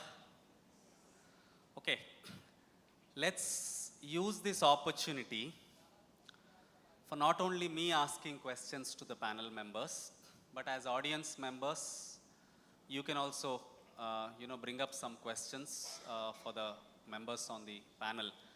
I think what a way to culminate the day, right? You had extraordinary sessions, each one of them on contemporary topics very closely linked to Viksit Bharat. And I was part of at least 3 of the sessions. I'm sorry I missed 1 or 2, couple of them. But I'm sure there are a lot of takeaways for each one of them. The beginning of the day I said, this is not Vegas. So what is heard here need not stay within the closed doors. It can go out. In fact, it has to go out back to the work, back to the business, back to the support that we provide to industry and to the government. So with that, let's get started. What I'll do is, I'll go across the panel asking some general questions first, and then we'll also go to specific questions based on some of the presentations that they made today, or something that relates to the topic that they have chosen. And in between, I'll point to audience in case there are any questions. Obviously, when there are general questions, anybody in the panel can share their perspective. And I'll also suggest, even for, there's a member from Tata Motors, we have Venkatagiri ji from CII, we have somebody from ITC, so on. But others have a perspective on any of the questions that are asked, please feel free to add. I think, the combined knowledge and wisdom will certainly be of great benefit to the audience. So let's start with something easy. We're talking about Viksit Bharat the whole day. Most of us talked about how important it is for it to be a collective mission of all of us, how India is very well positioned to be able to be considered a developed nation by 2047. The dream of our current leader, Prime Minister Shri Narendra Modi and his team. But I would like to also hear from the panelists, and anyone can begin with their perspective. What are some of the barriers? I'm sure Rakesh Ranjanji covered some of them in his talk, but I would like to hear from the other panelists as well. What do you think are some of the barriers for us to get to Viksit Bharat by 2047?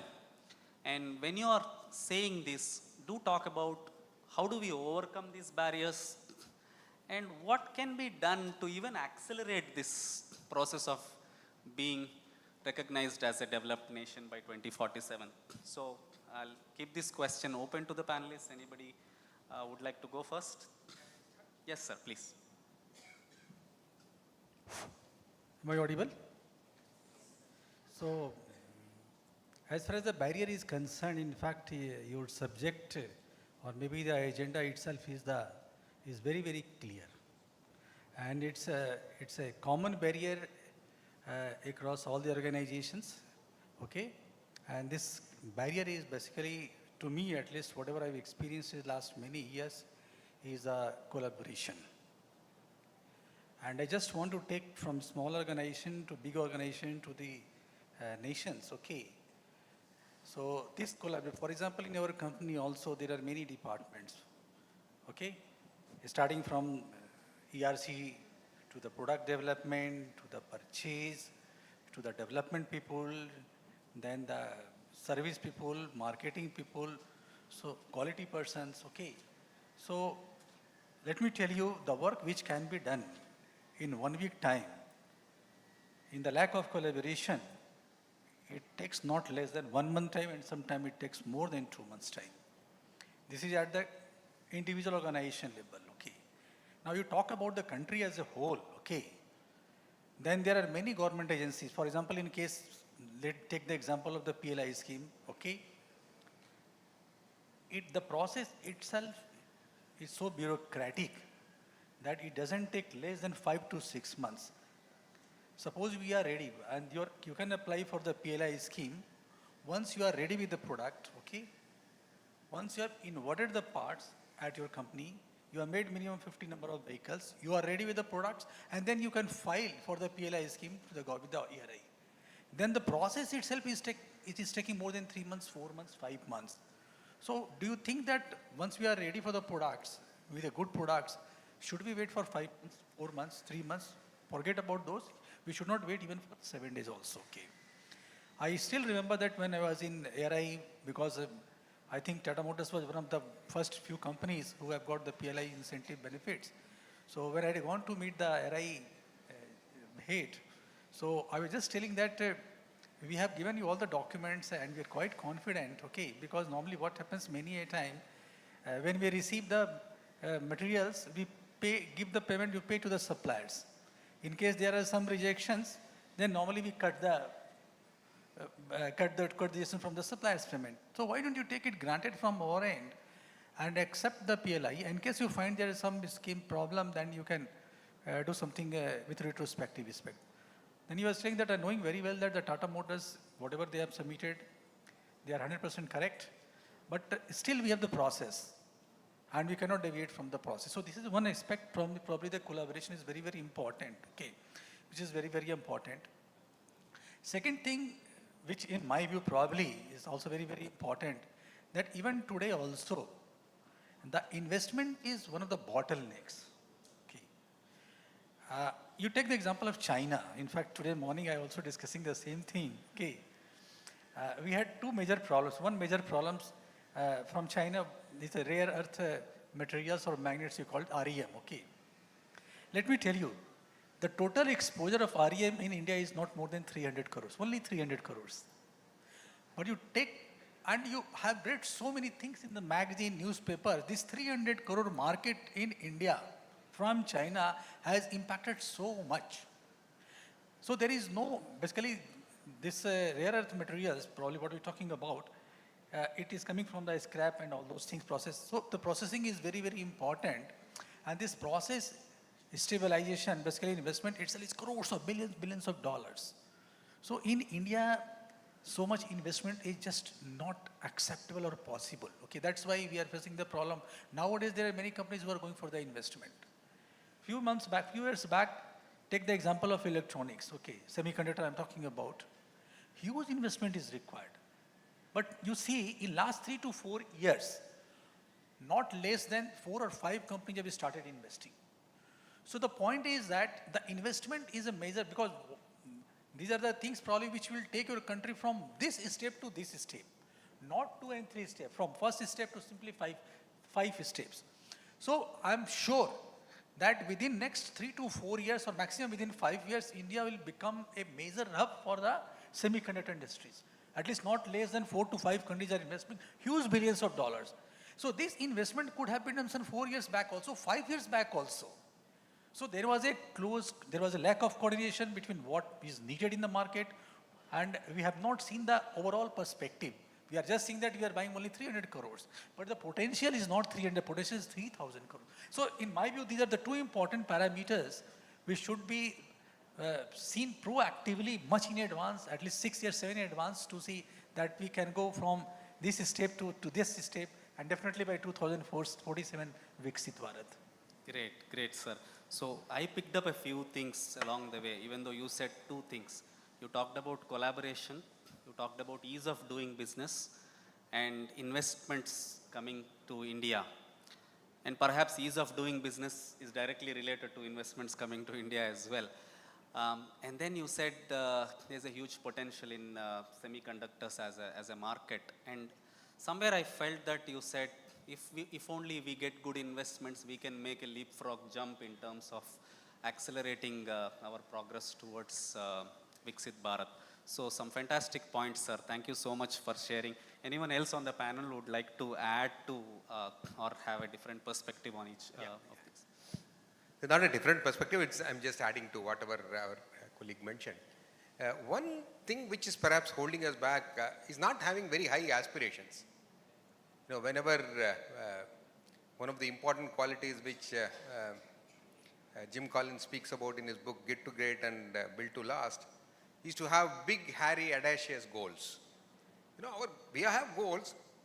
Our goals are more incremental in nature. I'll just give you a very small example. When we started the green building movement in 2004, we had about 20,000 square feet. But we had a chairman who said at that point of time, Indian population is 1 billion. So in the next 10 years, we should look at 1 square feet per Indian. So we took a target of 1 billion by 2014. At that time, every one of us disagreed with him. For the first 3 years, we couldn't even get 1 million per year. That was the status till about 2007-8. But somewhere in 9, it changed, and then it grew leapfrog substantially. Right now, we are doing about 2 billion square feet every year, making us the second largest in the world. So have very high aspirations, and then things will happen to facilitate your aspirations and convert them into your reality. Of course, we all have to work, but the starting point, I feel, is a very high aspiration and think that we can do it. Great. Thank you for sharing that, sir. There are a lot of young people in the audience. This is more a motivation for all of us, in fact, but more so for the young people. What Venkatagiri sir is saying is that as of now, on an average, we don't have those big, fat, audacious goals in our mind. Perhaps on an average, I'm just adding one word here, sir. The entrepreneurial spirit and passion towards that, on an average, is lower as compared to some of the other, developed nations or other fast-growing economies. So that's a great point. Again, pause for 30 seconds, 1 more minute. Anything else to add, either by Nair sir or Vishnuji?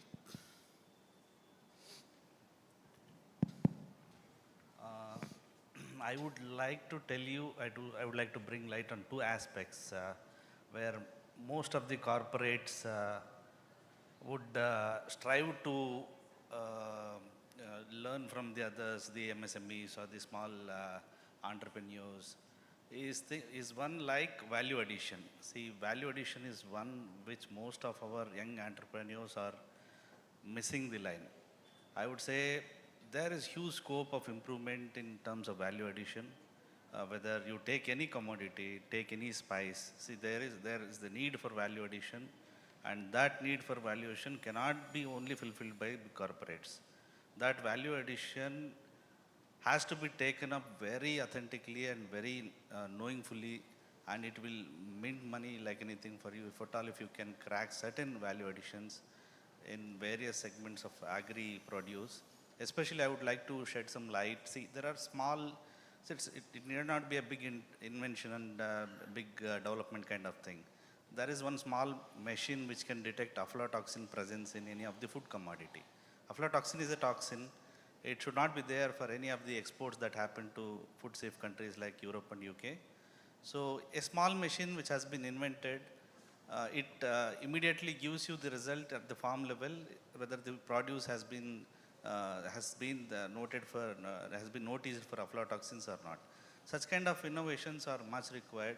That will create a next level journey and next level business for you. Many corporates would come to you and I'll give you an example. There's one company called 24 Mantra. Recently we have acquired, and one more company called, a brand called Yoga Bar. Why did we acquire them? It is because they have done some good work which no one has done. So we choose those companies to be acquired and we acquired them. And one more thing is, you should look on products which will give you higher returns. See, the products are the processes that give you higher returns. See, going along with the flow of like others are going is not the one. You should be a key differentiator, and you should look for processes where it will give you 2x, 3x kind of returns rather than 1x kind of returns. 2x, 3x would be like a bit difficult, but really achievable. See, the journey in organic was not so easy for us. Organic, when I went to the farmers, they almost like told me on my face, boss, why are you telling this? What is organic? What does it deliver? We cannot get the yields, all those things. But right place, right people, right time of action will make the entire difference, and we get more margins in the exports of organics rather any conventional food safe produce that we export to different countries. Please go ahead. I think a couple of points. Going back to the theme of digitization and population scale, several industries need fair amount of dramatic shift in how we are operating for us to aspire to be a digital economy. And let me cite a few examples. Mobility, right? The best estimate I hear from the current aggregators is about 10 lakh active drivers. The total license data of commercial license issued in India at cabs, autos, two-wheelers, etc. would collectively be between 60 to 65 lakhs. Total about 70 plus lakh licenses exist, and if I take out the buses, etc., 60 lakh plus are, auto two-wheelers, four-wheelers, etc. And only about 10 lakhs is what the aggregators claim as monthly active. Only 1/6, 15%. And this number is, the same set of people are working across. And when you look at challenges, why don't people want to work with aggregators? It's largely the commission structures, about 20-25%. So if you do rides worth about 1,500 rupees in a day, you will pay the aggregators 3,000 rupees, right? And that's when, now that this industry has existed for some time, a lot of it is commoditized, the pricing is known, right? We've seen a huge transformation with, some of our ONDC apps coming in, Namayatri, Kerala Safari, where it is on the fixed daily charge versus a subscription, versus a commission, right? Fixed subscription. So typically autos, it's 25 rupees a day, cabs at 60, 70 rupees a day, Yatri Satri in West Bengal, which is largely cabs. Now think of the 300, 400 rupees, 500 rupees you were paying as commission versus say 25 to 75, 80 rupees a day that you're paying as subscription. So suddenly the services industry worker, the auto driver, the taxi driver is making about 300-400 rupees a day more at a minimum, right? And if you meet the drivers, some of them stretch and do 3,000, 3,500, 4,000 rupees a day, right? For them, the number is 800 versus 70, right? Now, the beauty of this model is as soon as you disassociate that digitization cost from the cost of his income, right? Very large opportunity size too much. We've done a paper and you can see it on our website.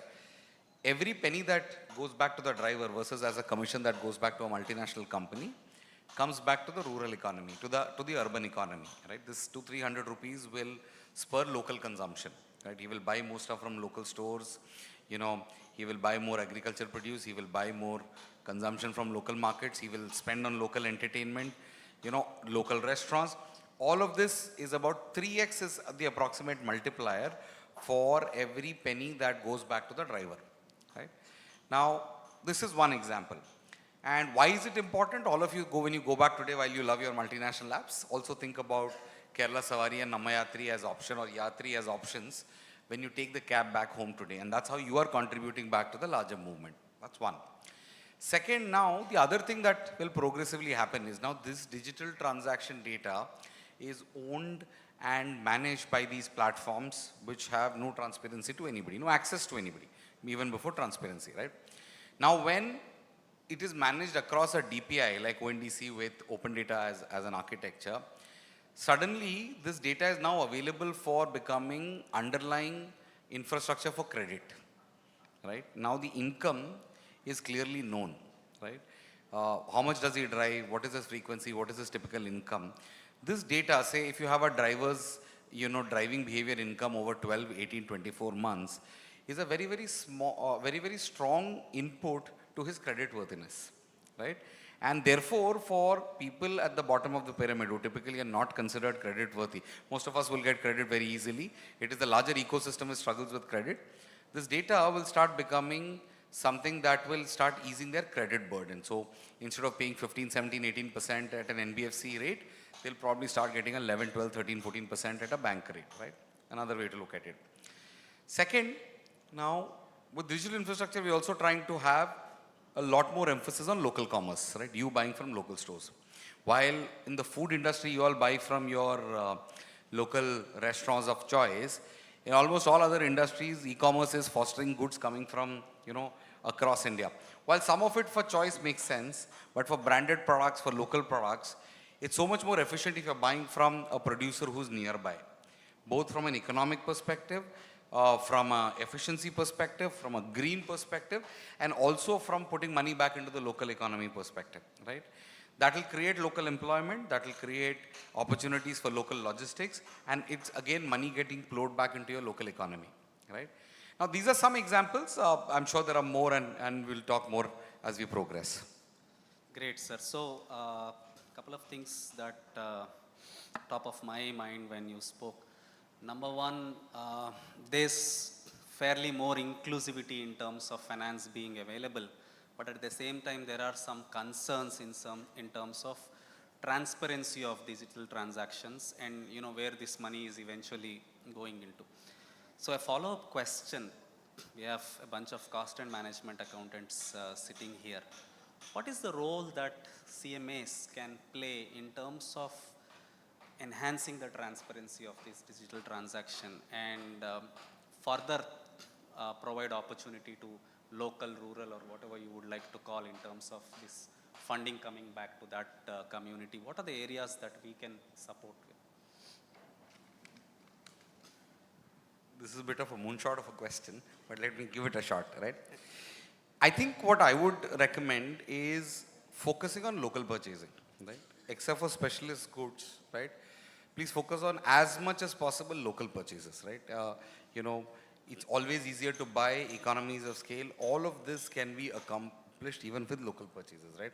Because fundamentally the cost structure of a local producer is lower, right?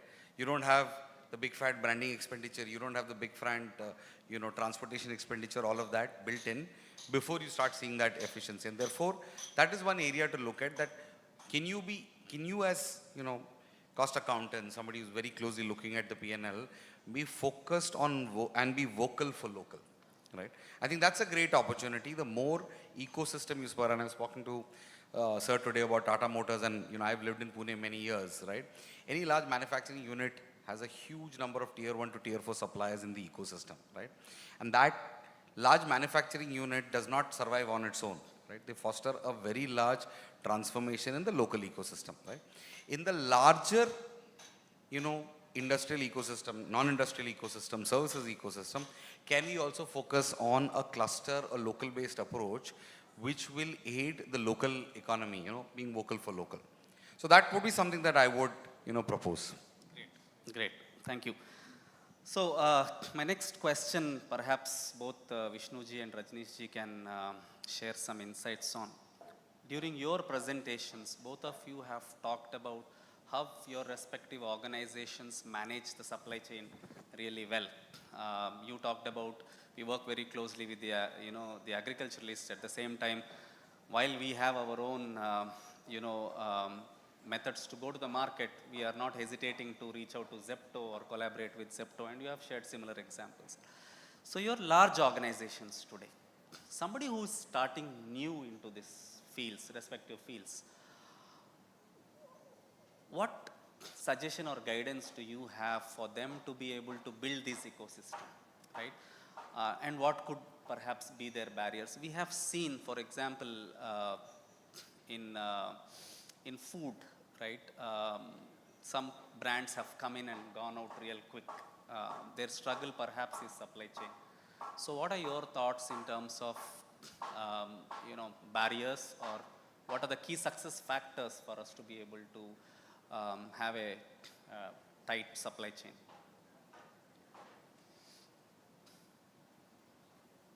So in any supply chain, the cost and efficiency is very, very important. Okay. And I will explain with some live examples so that the audience can understand it quickly. Okay. And let me tell you that in any organization, for example, we are also procuring the parts from many suppliers, aggregates. So you can't say that there is no scope for the new players. I'm particularly talking about my suppliers. Okay, I'm not talking about the OEVs or OEs. Say, for example, we have supplier base and some new suppliers, or maybe the existing suppliers in a new area wants to venture, something like that. Okay. So there is a lot of scope available. Okay. For example, there is one supplier. I'm not going to quote the name of the suppliers. Okay, who is a global supplier. Okay. And he is supplying the parts to us from India itself, okay? And being a global suppliers and because of economy of scale, they have decided globally that which components they will manufacture, which components means I mean to say which child parts of those big components they will manufacture in India, which components or child parts they will manufacture in China, then Germany, Mexico, it's there. So in our overall scale, almost all the global suppliers have not less than 25 to 30% components, imported components. Okay. Besides that, because when you are procuring a part from European sources, when you are procuring the part from the Chinese sources is slightly better. So there are many costs already inbuilt in the overall products. Okay. Besides that, their overheads is also very, very high. Okay. Because their R&D costs, they have been involving the outside people. So any of the new entrants, if they want to enter in this market, okay, they have to see that can they increase the localization percentage, currently which is at 70%, they increase it to 90%? That is a point number one. And that will give a major boost to the new suppliers or existing suppliers in new area. That is point number one.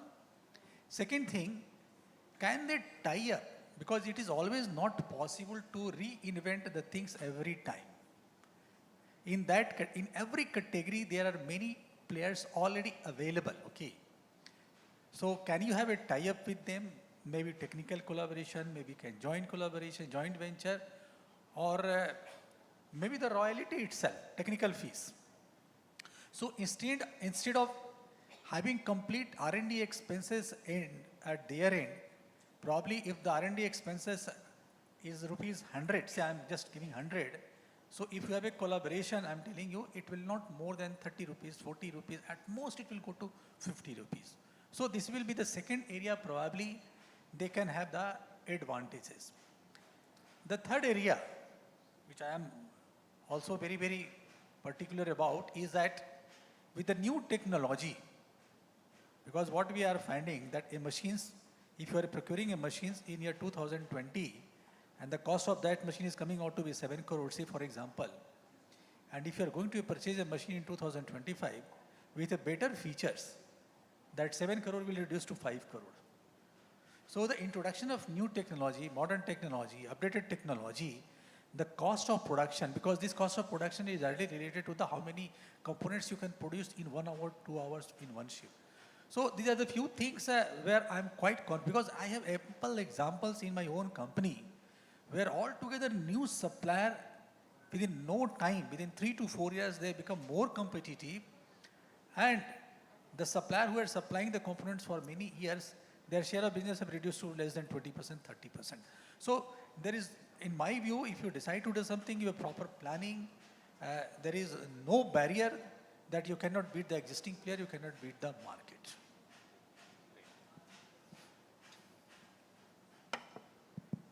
The first thing that comes to my mind is if someone wants to be an entrepreneur, he should know in and out the cost economics of the entire value chain which he is trying to propose as a business. Second thing is, you will have to know the customer. You know, India is the biggest producer and the biggest consumer of any agri-commodity, and that too spices, it is the topmost producer and consumer. You will get the material, if not in Kerala, you may go to Tamil Nadu or Andhra Pradesh, wherever it is available for you. And you will have to identify the suppliers in a way that, we have the supplier rating system. What we do in supplier rating system is how consistently he supplies the material. Is there any delay? What is the quality of the produce? And how often he defaulted the supplies? And what required for him to enable that the supplier rating of his to increase to the normal level. So that kind of training or leverages also will be given to him, and the sustainability portion will also with an added training that we give. So knowing the right source is important. There is one term called regional price advantage or arbitrage. Sourcing apple in Kashmir is cheaper than sourcing apples in Kerala. Am I true? It's very true, right? So, there are FPOs. I'll just quote an example. There is one FPO in Andhra Pradesh. Their dealing is mostly into chilies supply, chili sourcing. What they do apart from sourcing of chilies is they have collaborated with one of the other FPO in Kashmir. They are purchasing apple from that FPO and they are selling it in Andhra Pradesh. They are minting money like anything. So what happens in fruits and vegetables business, the procured price would be around 50 rupees. The selling price, whenever someone has to sell the apple, he will target at least 100 rupees. So at least if the 50% of the produce gets sold, he will be break even. So whatever, if he is selling the remaining 50%, it's a margin to him. So he's bringing apple, he knows that the demand for the apple is there in Andhra. He brings apple and he sells it at 60 rupees, he's making good money by making 10 rupees margin. So, and one more thing is, know your customer, whom you are targeting. There is classic example of Indigo Airlines. Indigo Airlines, what did he do? He was never cheaper. He just targeted second tier and first tier train traveling passengers. And every second tier and first tier traveling passengers have opted for Indigo. His target was not to reduce the price. His target was to notice the customer which is there, which others could not do. So that is why he is thriving very well. So knowing your customer and knowing your supplier becomes very important in the entire game of your entrepreneurship. Thank you. Thank you both, sirs. Here I'll go back to the audience for any questions for the panelists, anything in general or specific to one of the panel members. Anyone just raise of hand, we'll pass the mic to you.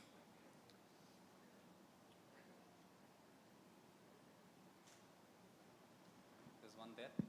There's one here as well. Can volunteers pass the mic, please? Yeah, good evening all. My name is Anil Komban Varghese.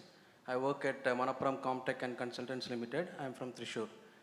See, the session started in a very good manner. In the sense, in the morning, maybe it was a mistake.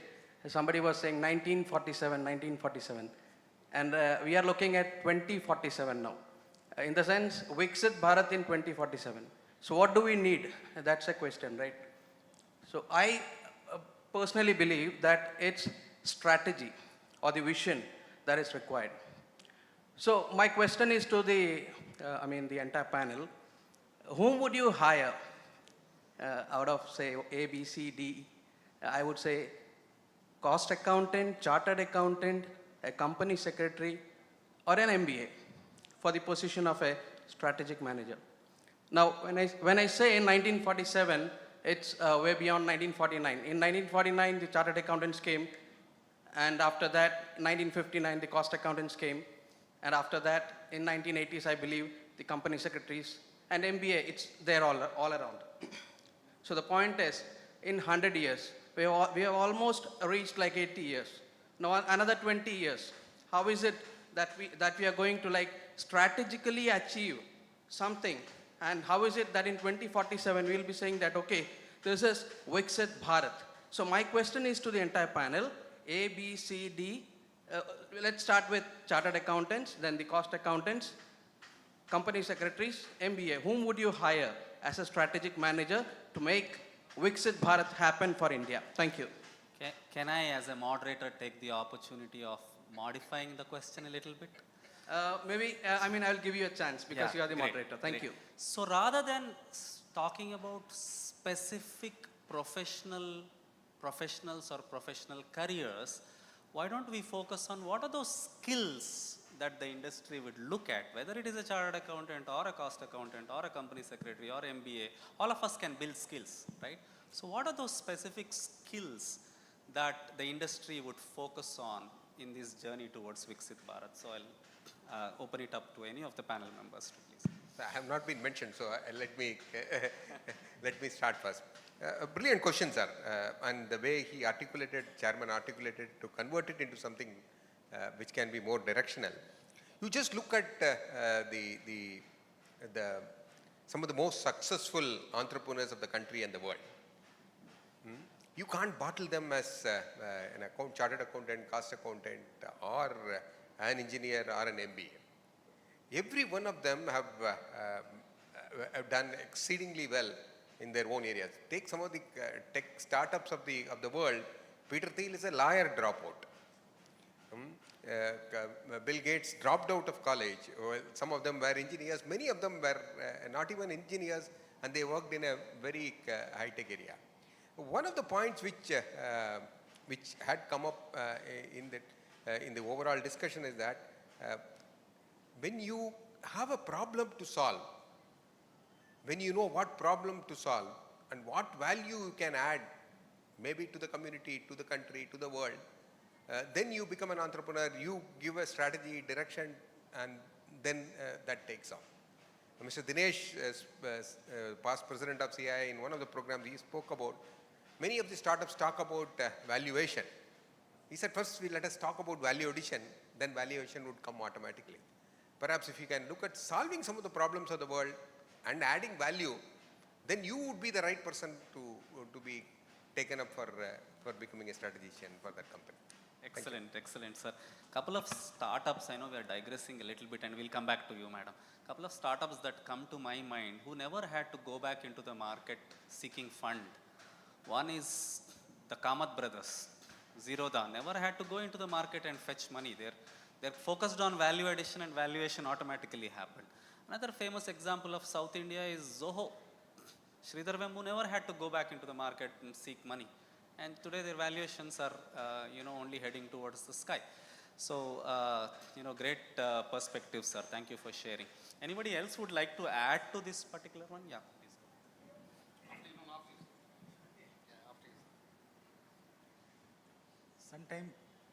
Sometime back, we also mentioned that reinventing the wheel. Here also it applies. Because while we are targeting to transform ourselves from a developing countries to developed countries by 2047, there are many countries who are already developed. Many, many countries. So we should also see that what they have done, or at least what they are doing. Okay. So many times it is told that if something good has been done in one area, just copy it or originally deploy it. For example, I will just one take case only that you take any such developed countries, for example, China, though I am not saying they are developing or developed, but in my view, I have been to China for many a time. I consider China as a developed countries. I have been to USA, I consider USA as a developed countries. So only one thing I want to tell you, then look at the infrastructure of those countries and look at the infrastructure of our countries. So, and that's why you might be seeing and might be experiencing also that almost all ministries, starting from the Prime Minister, whether you take the heavy industries, you take the MHI industries, you take the Finance Minister also, everyone is talking about the infrastructure development. So this is one area, I'm just, for example, I'm telling you that we can copy, and it is, even if we not copy, we can start doing something in that area. So in my view, the things are available what we have to do. It is not a rocket science that we have to start the new things, what we need to do, go and reach at the level of what other countries are there by 2047. So the things are available. We just have to see, we have to become more disciplined, okay? And systematically, if you do, there is no doubt that anyone can stop us becoming a Viksit Bharat by 2047. Very interesting question with qualifications as the foundation. I would also commend the moderator for framing it in a way that will make it more objective. I think it's beyond qualifications, right? I think as is spoken, skills are what will count, right? And things are so dynamic in today's environment that every 5 years, a lot of us would, significantly need to reinvent ourselves. Right? I was having a conversation in private with the ONDC CFO. Both of us are roughly the same age. We are both 44-year-old. I think for us, the challenge is to remain employable till what is conventionally thought retirement age of 60, right? So how do we keep ourselves agile, employable till 60, right? Because both of us realize, senior professionals, the world is changing fast. People are emerging, technology is emerging. Some of these tasks can be done by somebody who's probably less experienced, lesser remuneration. So how do you stay, relevant? And I think that's something that as a muscle you will need to develop. The younger you are, the more likely, the more number of times you will face this in your career, right? So some foundational skills that I have seen really impactful, especially if you're trying to be an entrepreneur, build something. One is the ability to own things up, right? You work in teams, but people who have insane ownership always stand out, right? You give a task, you give an opportunity, they take it end to end, not worry about whether this was my job, whether this was that person's job, whether this was a collective job. The insanity of ownership is a very, very distinct and important leadership quality, right? For anybody running strategy, that will be critical. The other thing that we typically end up seeing is persistence and perseverance, right? A lot of these problems will require you to be constantly at it, constantly innovate, change what you're doing, and continuously, reskill and change yourself. These, I think, two things will be very critical. Last, of course, is, unlearn and relearn, right? A lot of the way things we do today will change tomorrow, and that will become a part of your job description as you go forward. So I think those will be things that, perhaps most people value a lot more, and this can be across qualification, right? The skills I'm talking about do not differentiate between whether you're a cost accountant or a chartered accountant, right? These are skills required across all job descriptions. And if you see, there are entrepreneurs who've come from being cost accountants as well as being chartered accountants, right? And there are entrepreneurs who came from being engineers. I think some of these foundational skills will be more critical than your qualification if we have to have, that kind of execution to lead forward. Great. So I'll try to stitch all these together just for the benefit of audience. I think the bottom line is very simple. We need to add value. If you are able to add value, I think, the qualifications do not matter. In order to add value, we need to possess skills that are relevant for the day. very clearly Nitinji was saying that it's a dynamic world and what was relevant yesterday need not be relevant today. So you need to reskill, upskill yourself consistently, constantly rather. And one thing that I'll borrow from Rajneesh ji is, in this process of adding value, you don't have to reinvent anything. There could be stuff that's already available. Go pick it up. In the initial comments, what Vishnu ji also talked about kind of comes very close to this point.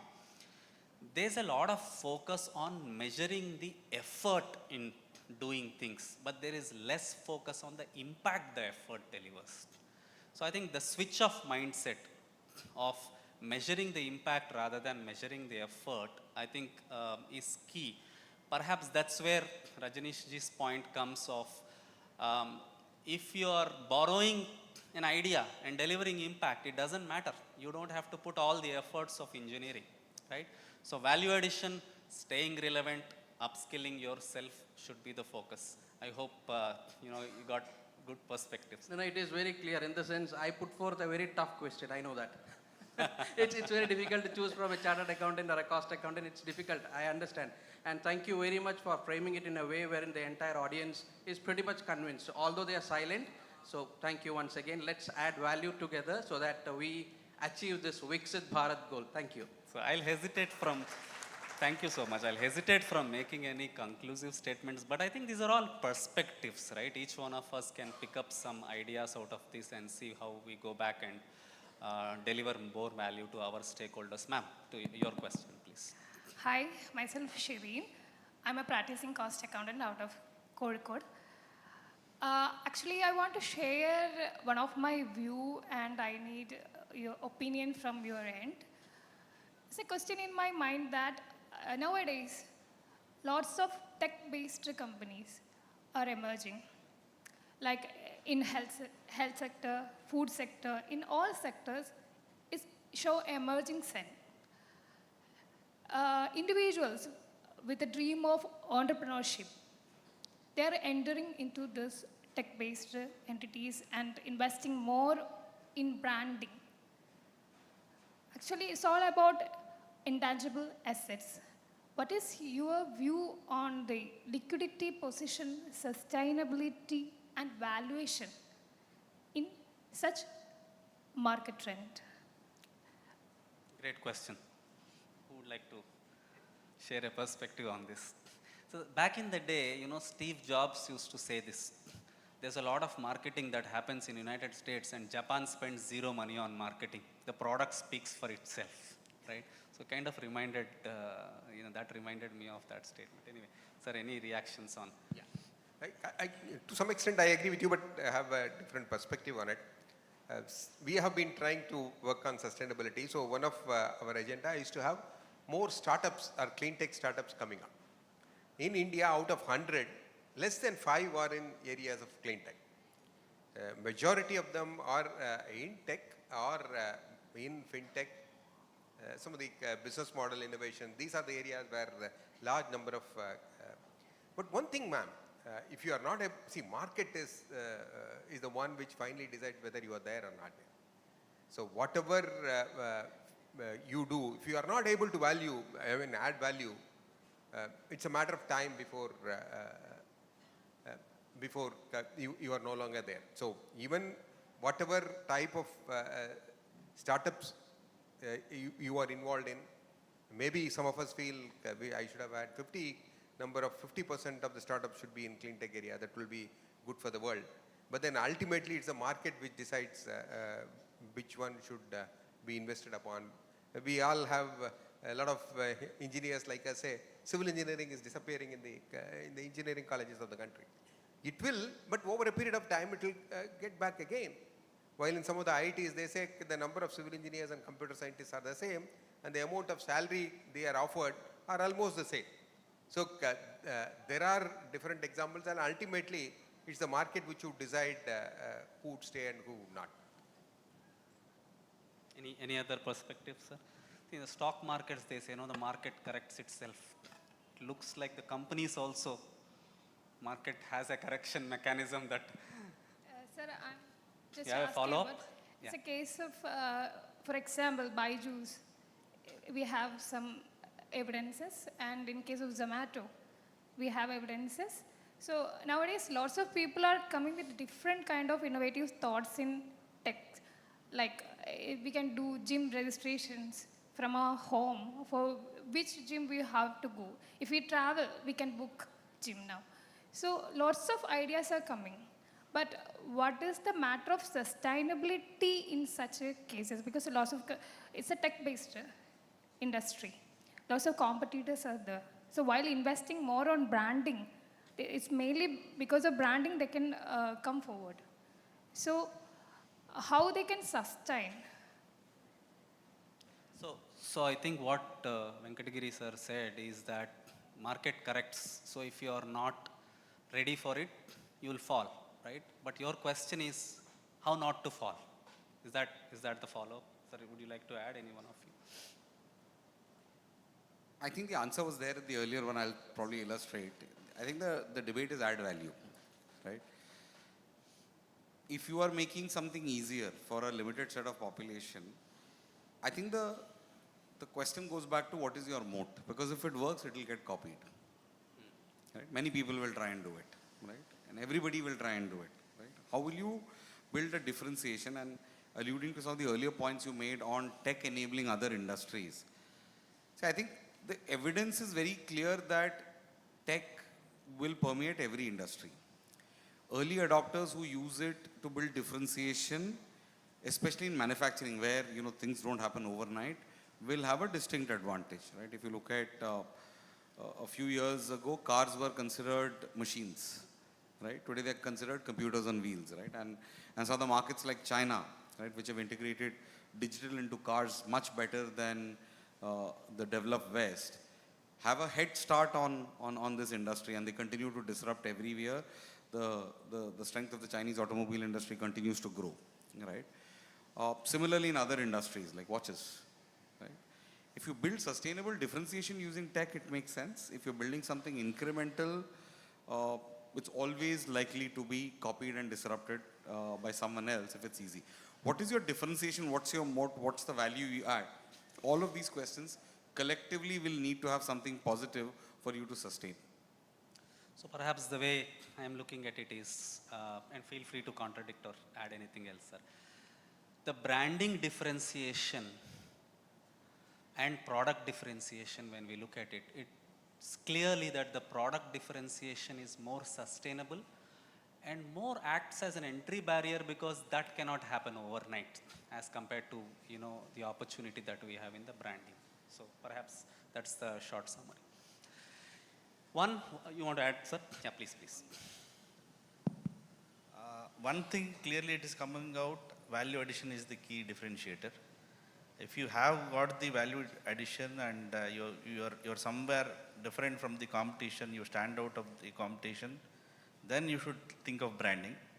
So branding can be three types, to my knowledge.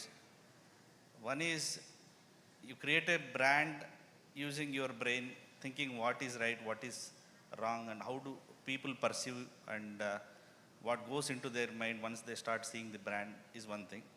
Second is emotional thing, heart, and third is gut feeling. So, see, there are many different examples I can quote. One is Mama Earth, Mama Earth. Every mother aspired of buying Mama Earth as and when it started coming into the market. Why? The name Mama was there on the brand, whether it was of quality product or non-quality product. Even my wife didn't want to explore that part. She looked at the brand, she was possessive of the product, and she purchased the product. There are different kinds of, you can learn many types of branding as well. So these are three parts that I would want to say to you. One last question from the audience. Yes, sir, please. Pass them. Good evening.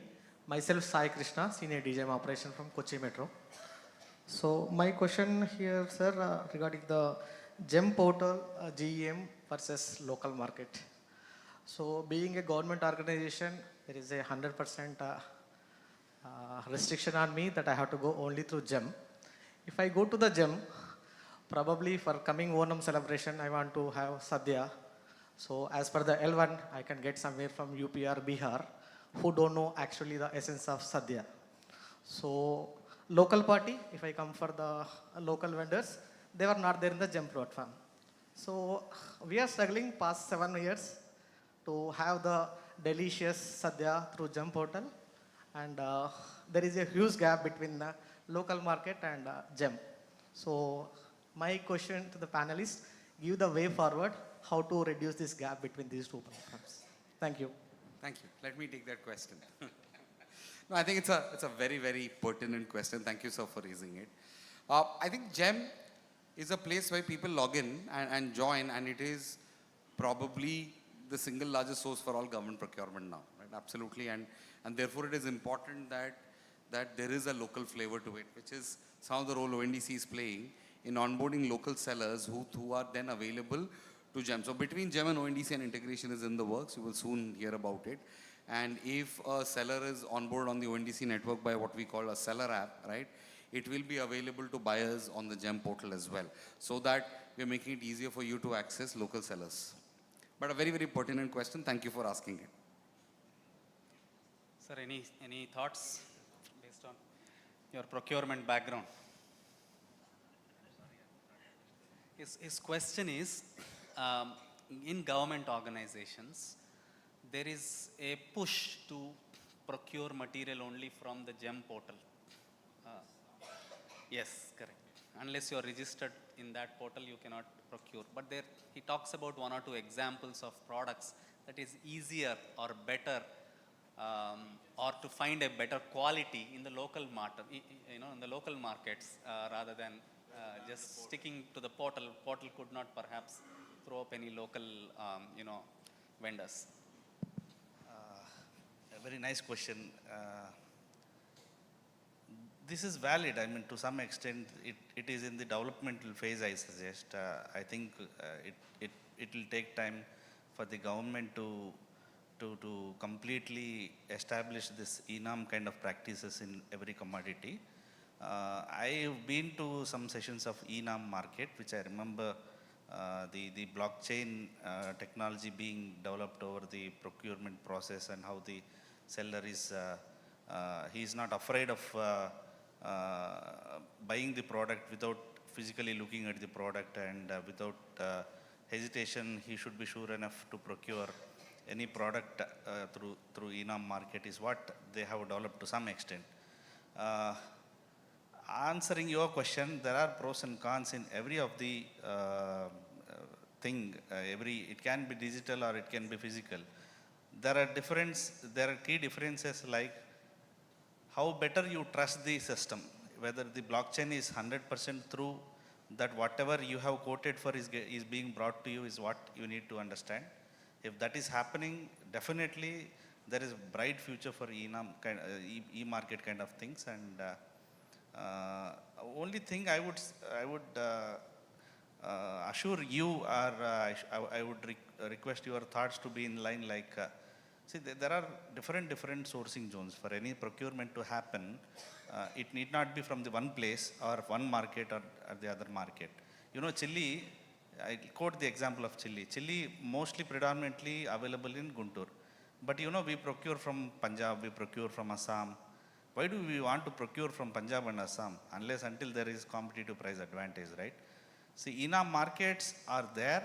It will help you out in procurement only to some extent, because it is not integrated across the India, and it is in the developmental phase. And many private, like sir has mentioned about that, his company, and many other companies are there into procurement, and government portals have to be evolved to some extent, and it will happen in a future period, very near future. Thank you.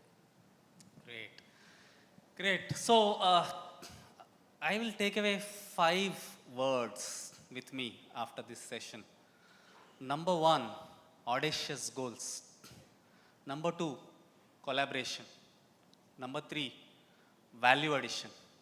Number 4, relevant skills. Number 5, what is number 5? Anybody would like to add? I'll repeat: audacious goals, collaboration, value addition, Relevant skills. If I keep the fifth one open, what is coming to your mind? Technology. I wanted to say do not hesitate to copy. That is the that's the fifth one. So what a wonderful panel discussion we had today. I think credit goes to Cochin chapter, industry leaders, SMEs or area experts. It's a good blend of panel members that we have today. Would you like to thank them all with a big round of applause, please? What a wonderful panel discussion we had today. And unlike what we see on television, panel discussions can be peaceful. Thank you all so much for listening. Great contributions in terms of questions and perspective. I will now turn it back to the organizers for the conclusion, please.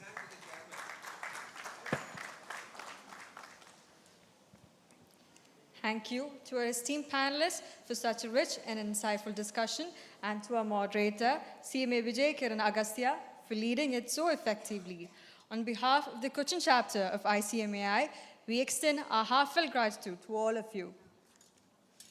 As a token of our appreciation for their valuable insights and contribution to today's discussion, we would like to present something they can cherish to our distinguished panelists. I invite Ranjini ma'am to present the gift to CMA Vijay Kiran Agastya.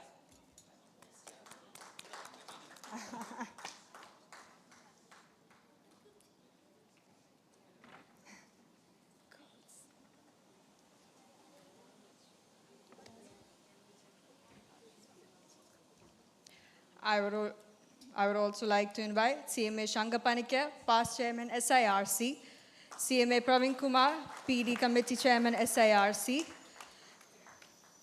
Prashant sir, senior finance manager Sinthai, and CMA Thomas sir, past chairman of Cochin chapter, onto the stage.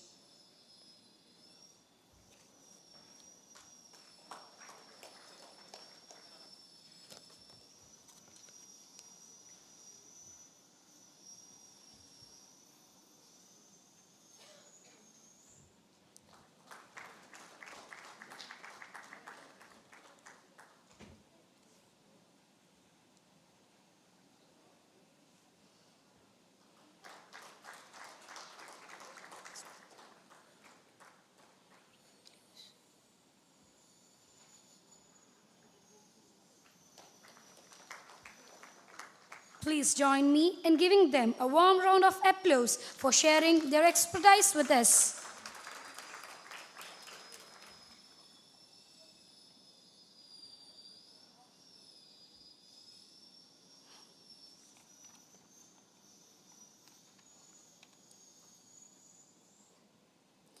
Requesting our engineer ma'am, Praveen sir, Shankar sir and Vijay sir to remain on the stage, and panelists, please take your seat with audience. Thank you.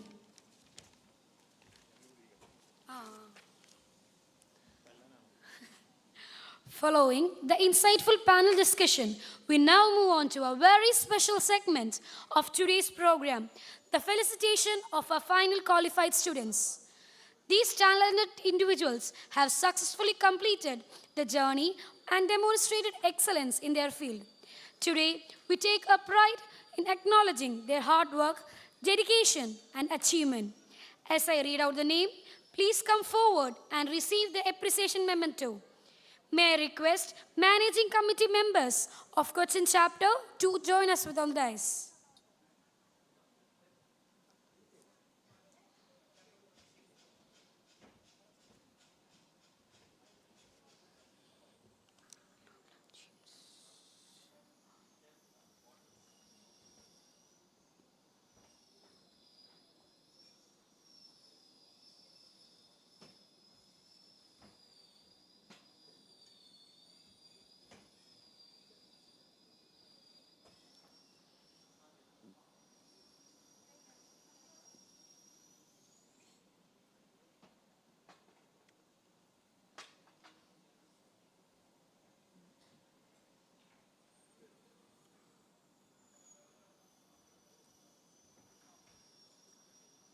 I repeat, as I read out the name, please come forward and receive the appreciation memento.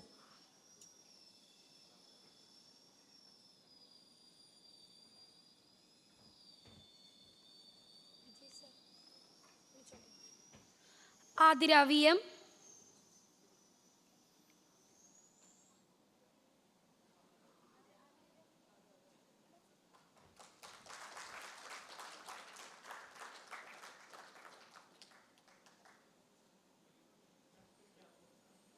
Naina C. Anil.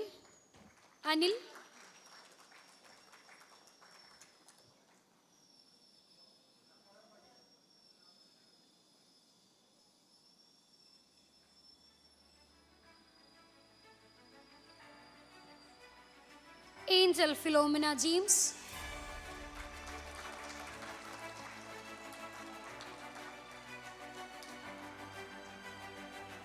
Hail Teresa P.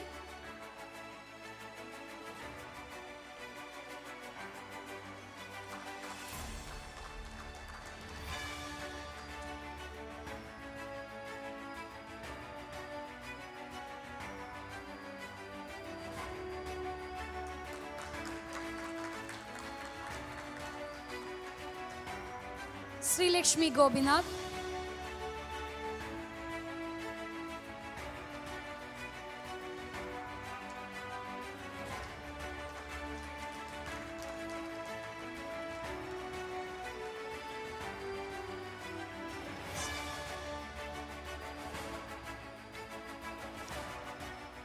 Helena Rojan.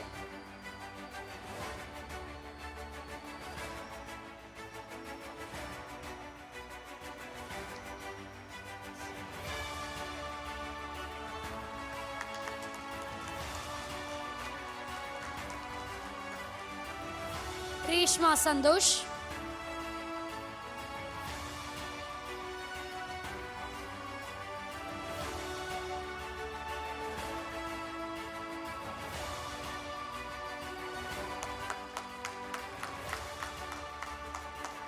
Adarsh CS.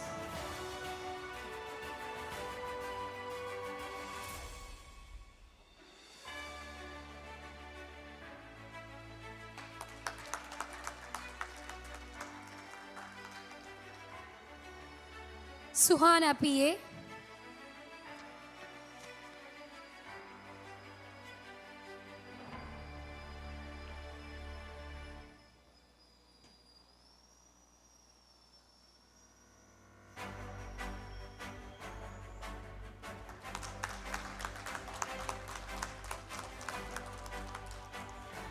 Jayalakshmi TS.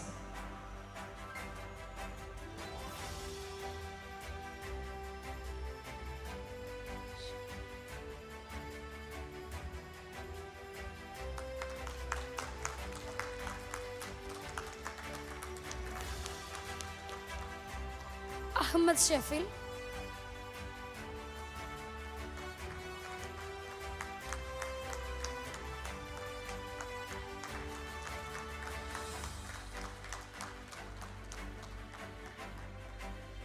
Pranav MV.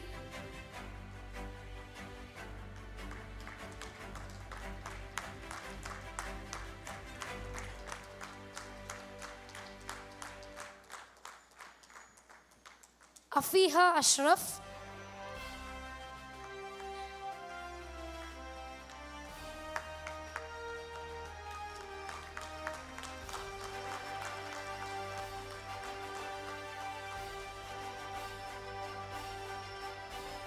Thank you so much and congratulations to all the stars. Thank you all. I now request you to kindly sit your seats among the audience.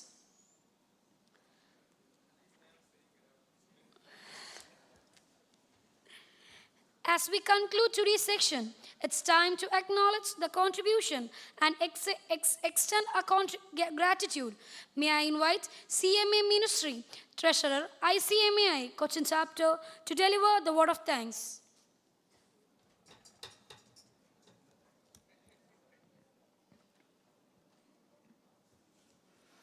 Good evening, everyone.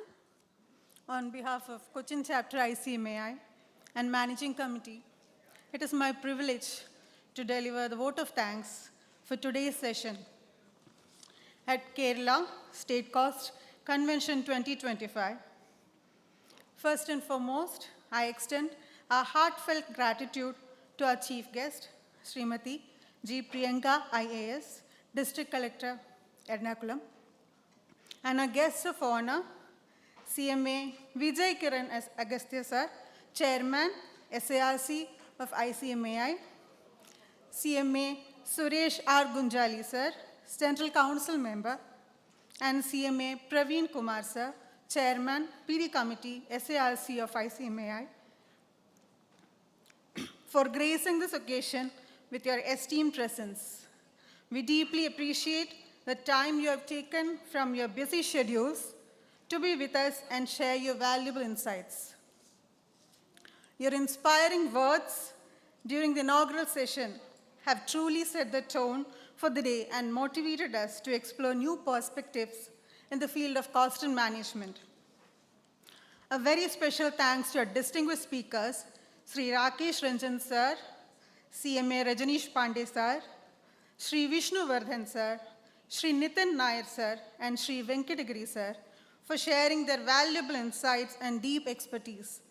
Your sessions have been enlightening and thought-provoking, leaving us all better informed and inspired. I would like to acknowledge the contribution of our moderator, CMA Vijay Kiran Agastya Sir, Chairman, SARC of ICMAI, for seamlessly steering the sessions and making discussions both engaging and meaningful. A big round of appreciation to the Cochin chapter team members and organizing committee for their tireless efforts, meticulous planning, seamless coordination, and hard work. From managing schedules to handling logistics, your dedication has made today's convention a grand success. We are equally grateful to our sponsors for their generous support, which has been instrumental in bringing this event to life. Our sincere thanks also goes to the technical support team and infrastructure team, Hotel Taj Vivanta, who have provided us with facilities and arrangements needed to host an event of this scale. To all our participants, esteemed members, Central and Regional Council members, chapter representatives, and company delegates, we extend our heartfelt thanks for your active involvement, enthusiasm, and engagement throughout the sessions. Your presence has added immense value to this convention. Finally, a special word of appreciation to our student volunteers and student MC members whose enthusiasm and energy have helped us conduct this event flawlessly. As we conclude, I would like to leave you with a thought. Great achievements are possible when we learn, collaborate, and grow together. Once again, I would like to express our deepest gratitude to each and everyone who contributed in making this convention a memorable and meaningful experience. We look forward to seeing you again in our future endeavors. Thank you.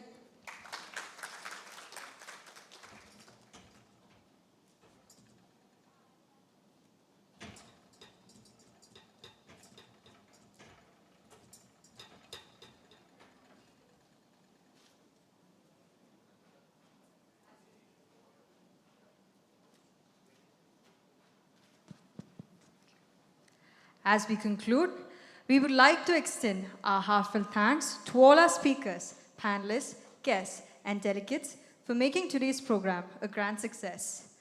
Your active participation, insights, and enthusiasm have truly enriched the discussions and made this event meaningful. We hope the session have been inspiring and provided valuable takeaways for your professional journey. Now I request everyone to rise for the national anthem.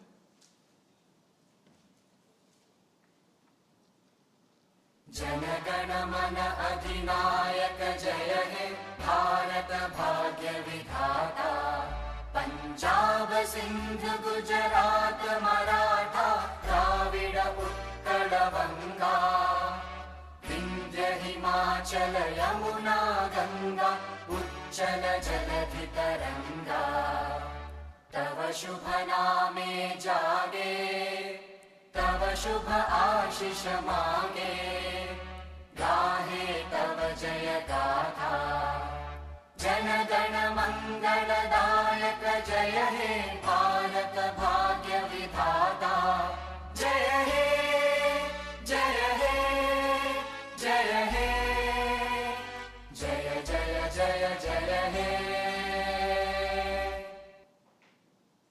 On behalf of the organizers, we thank you once again for being a part of this event and looking forward to seeing you again on our future programs. Wishing you all a safe journey back home. Thank you.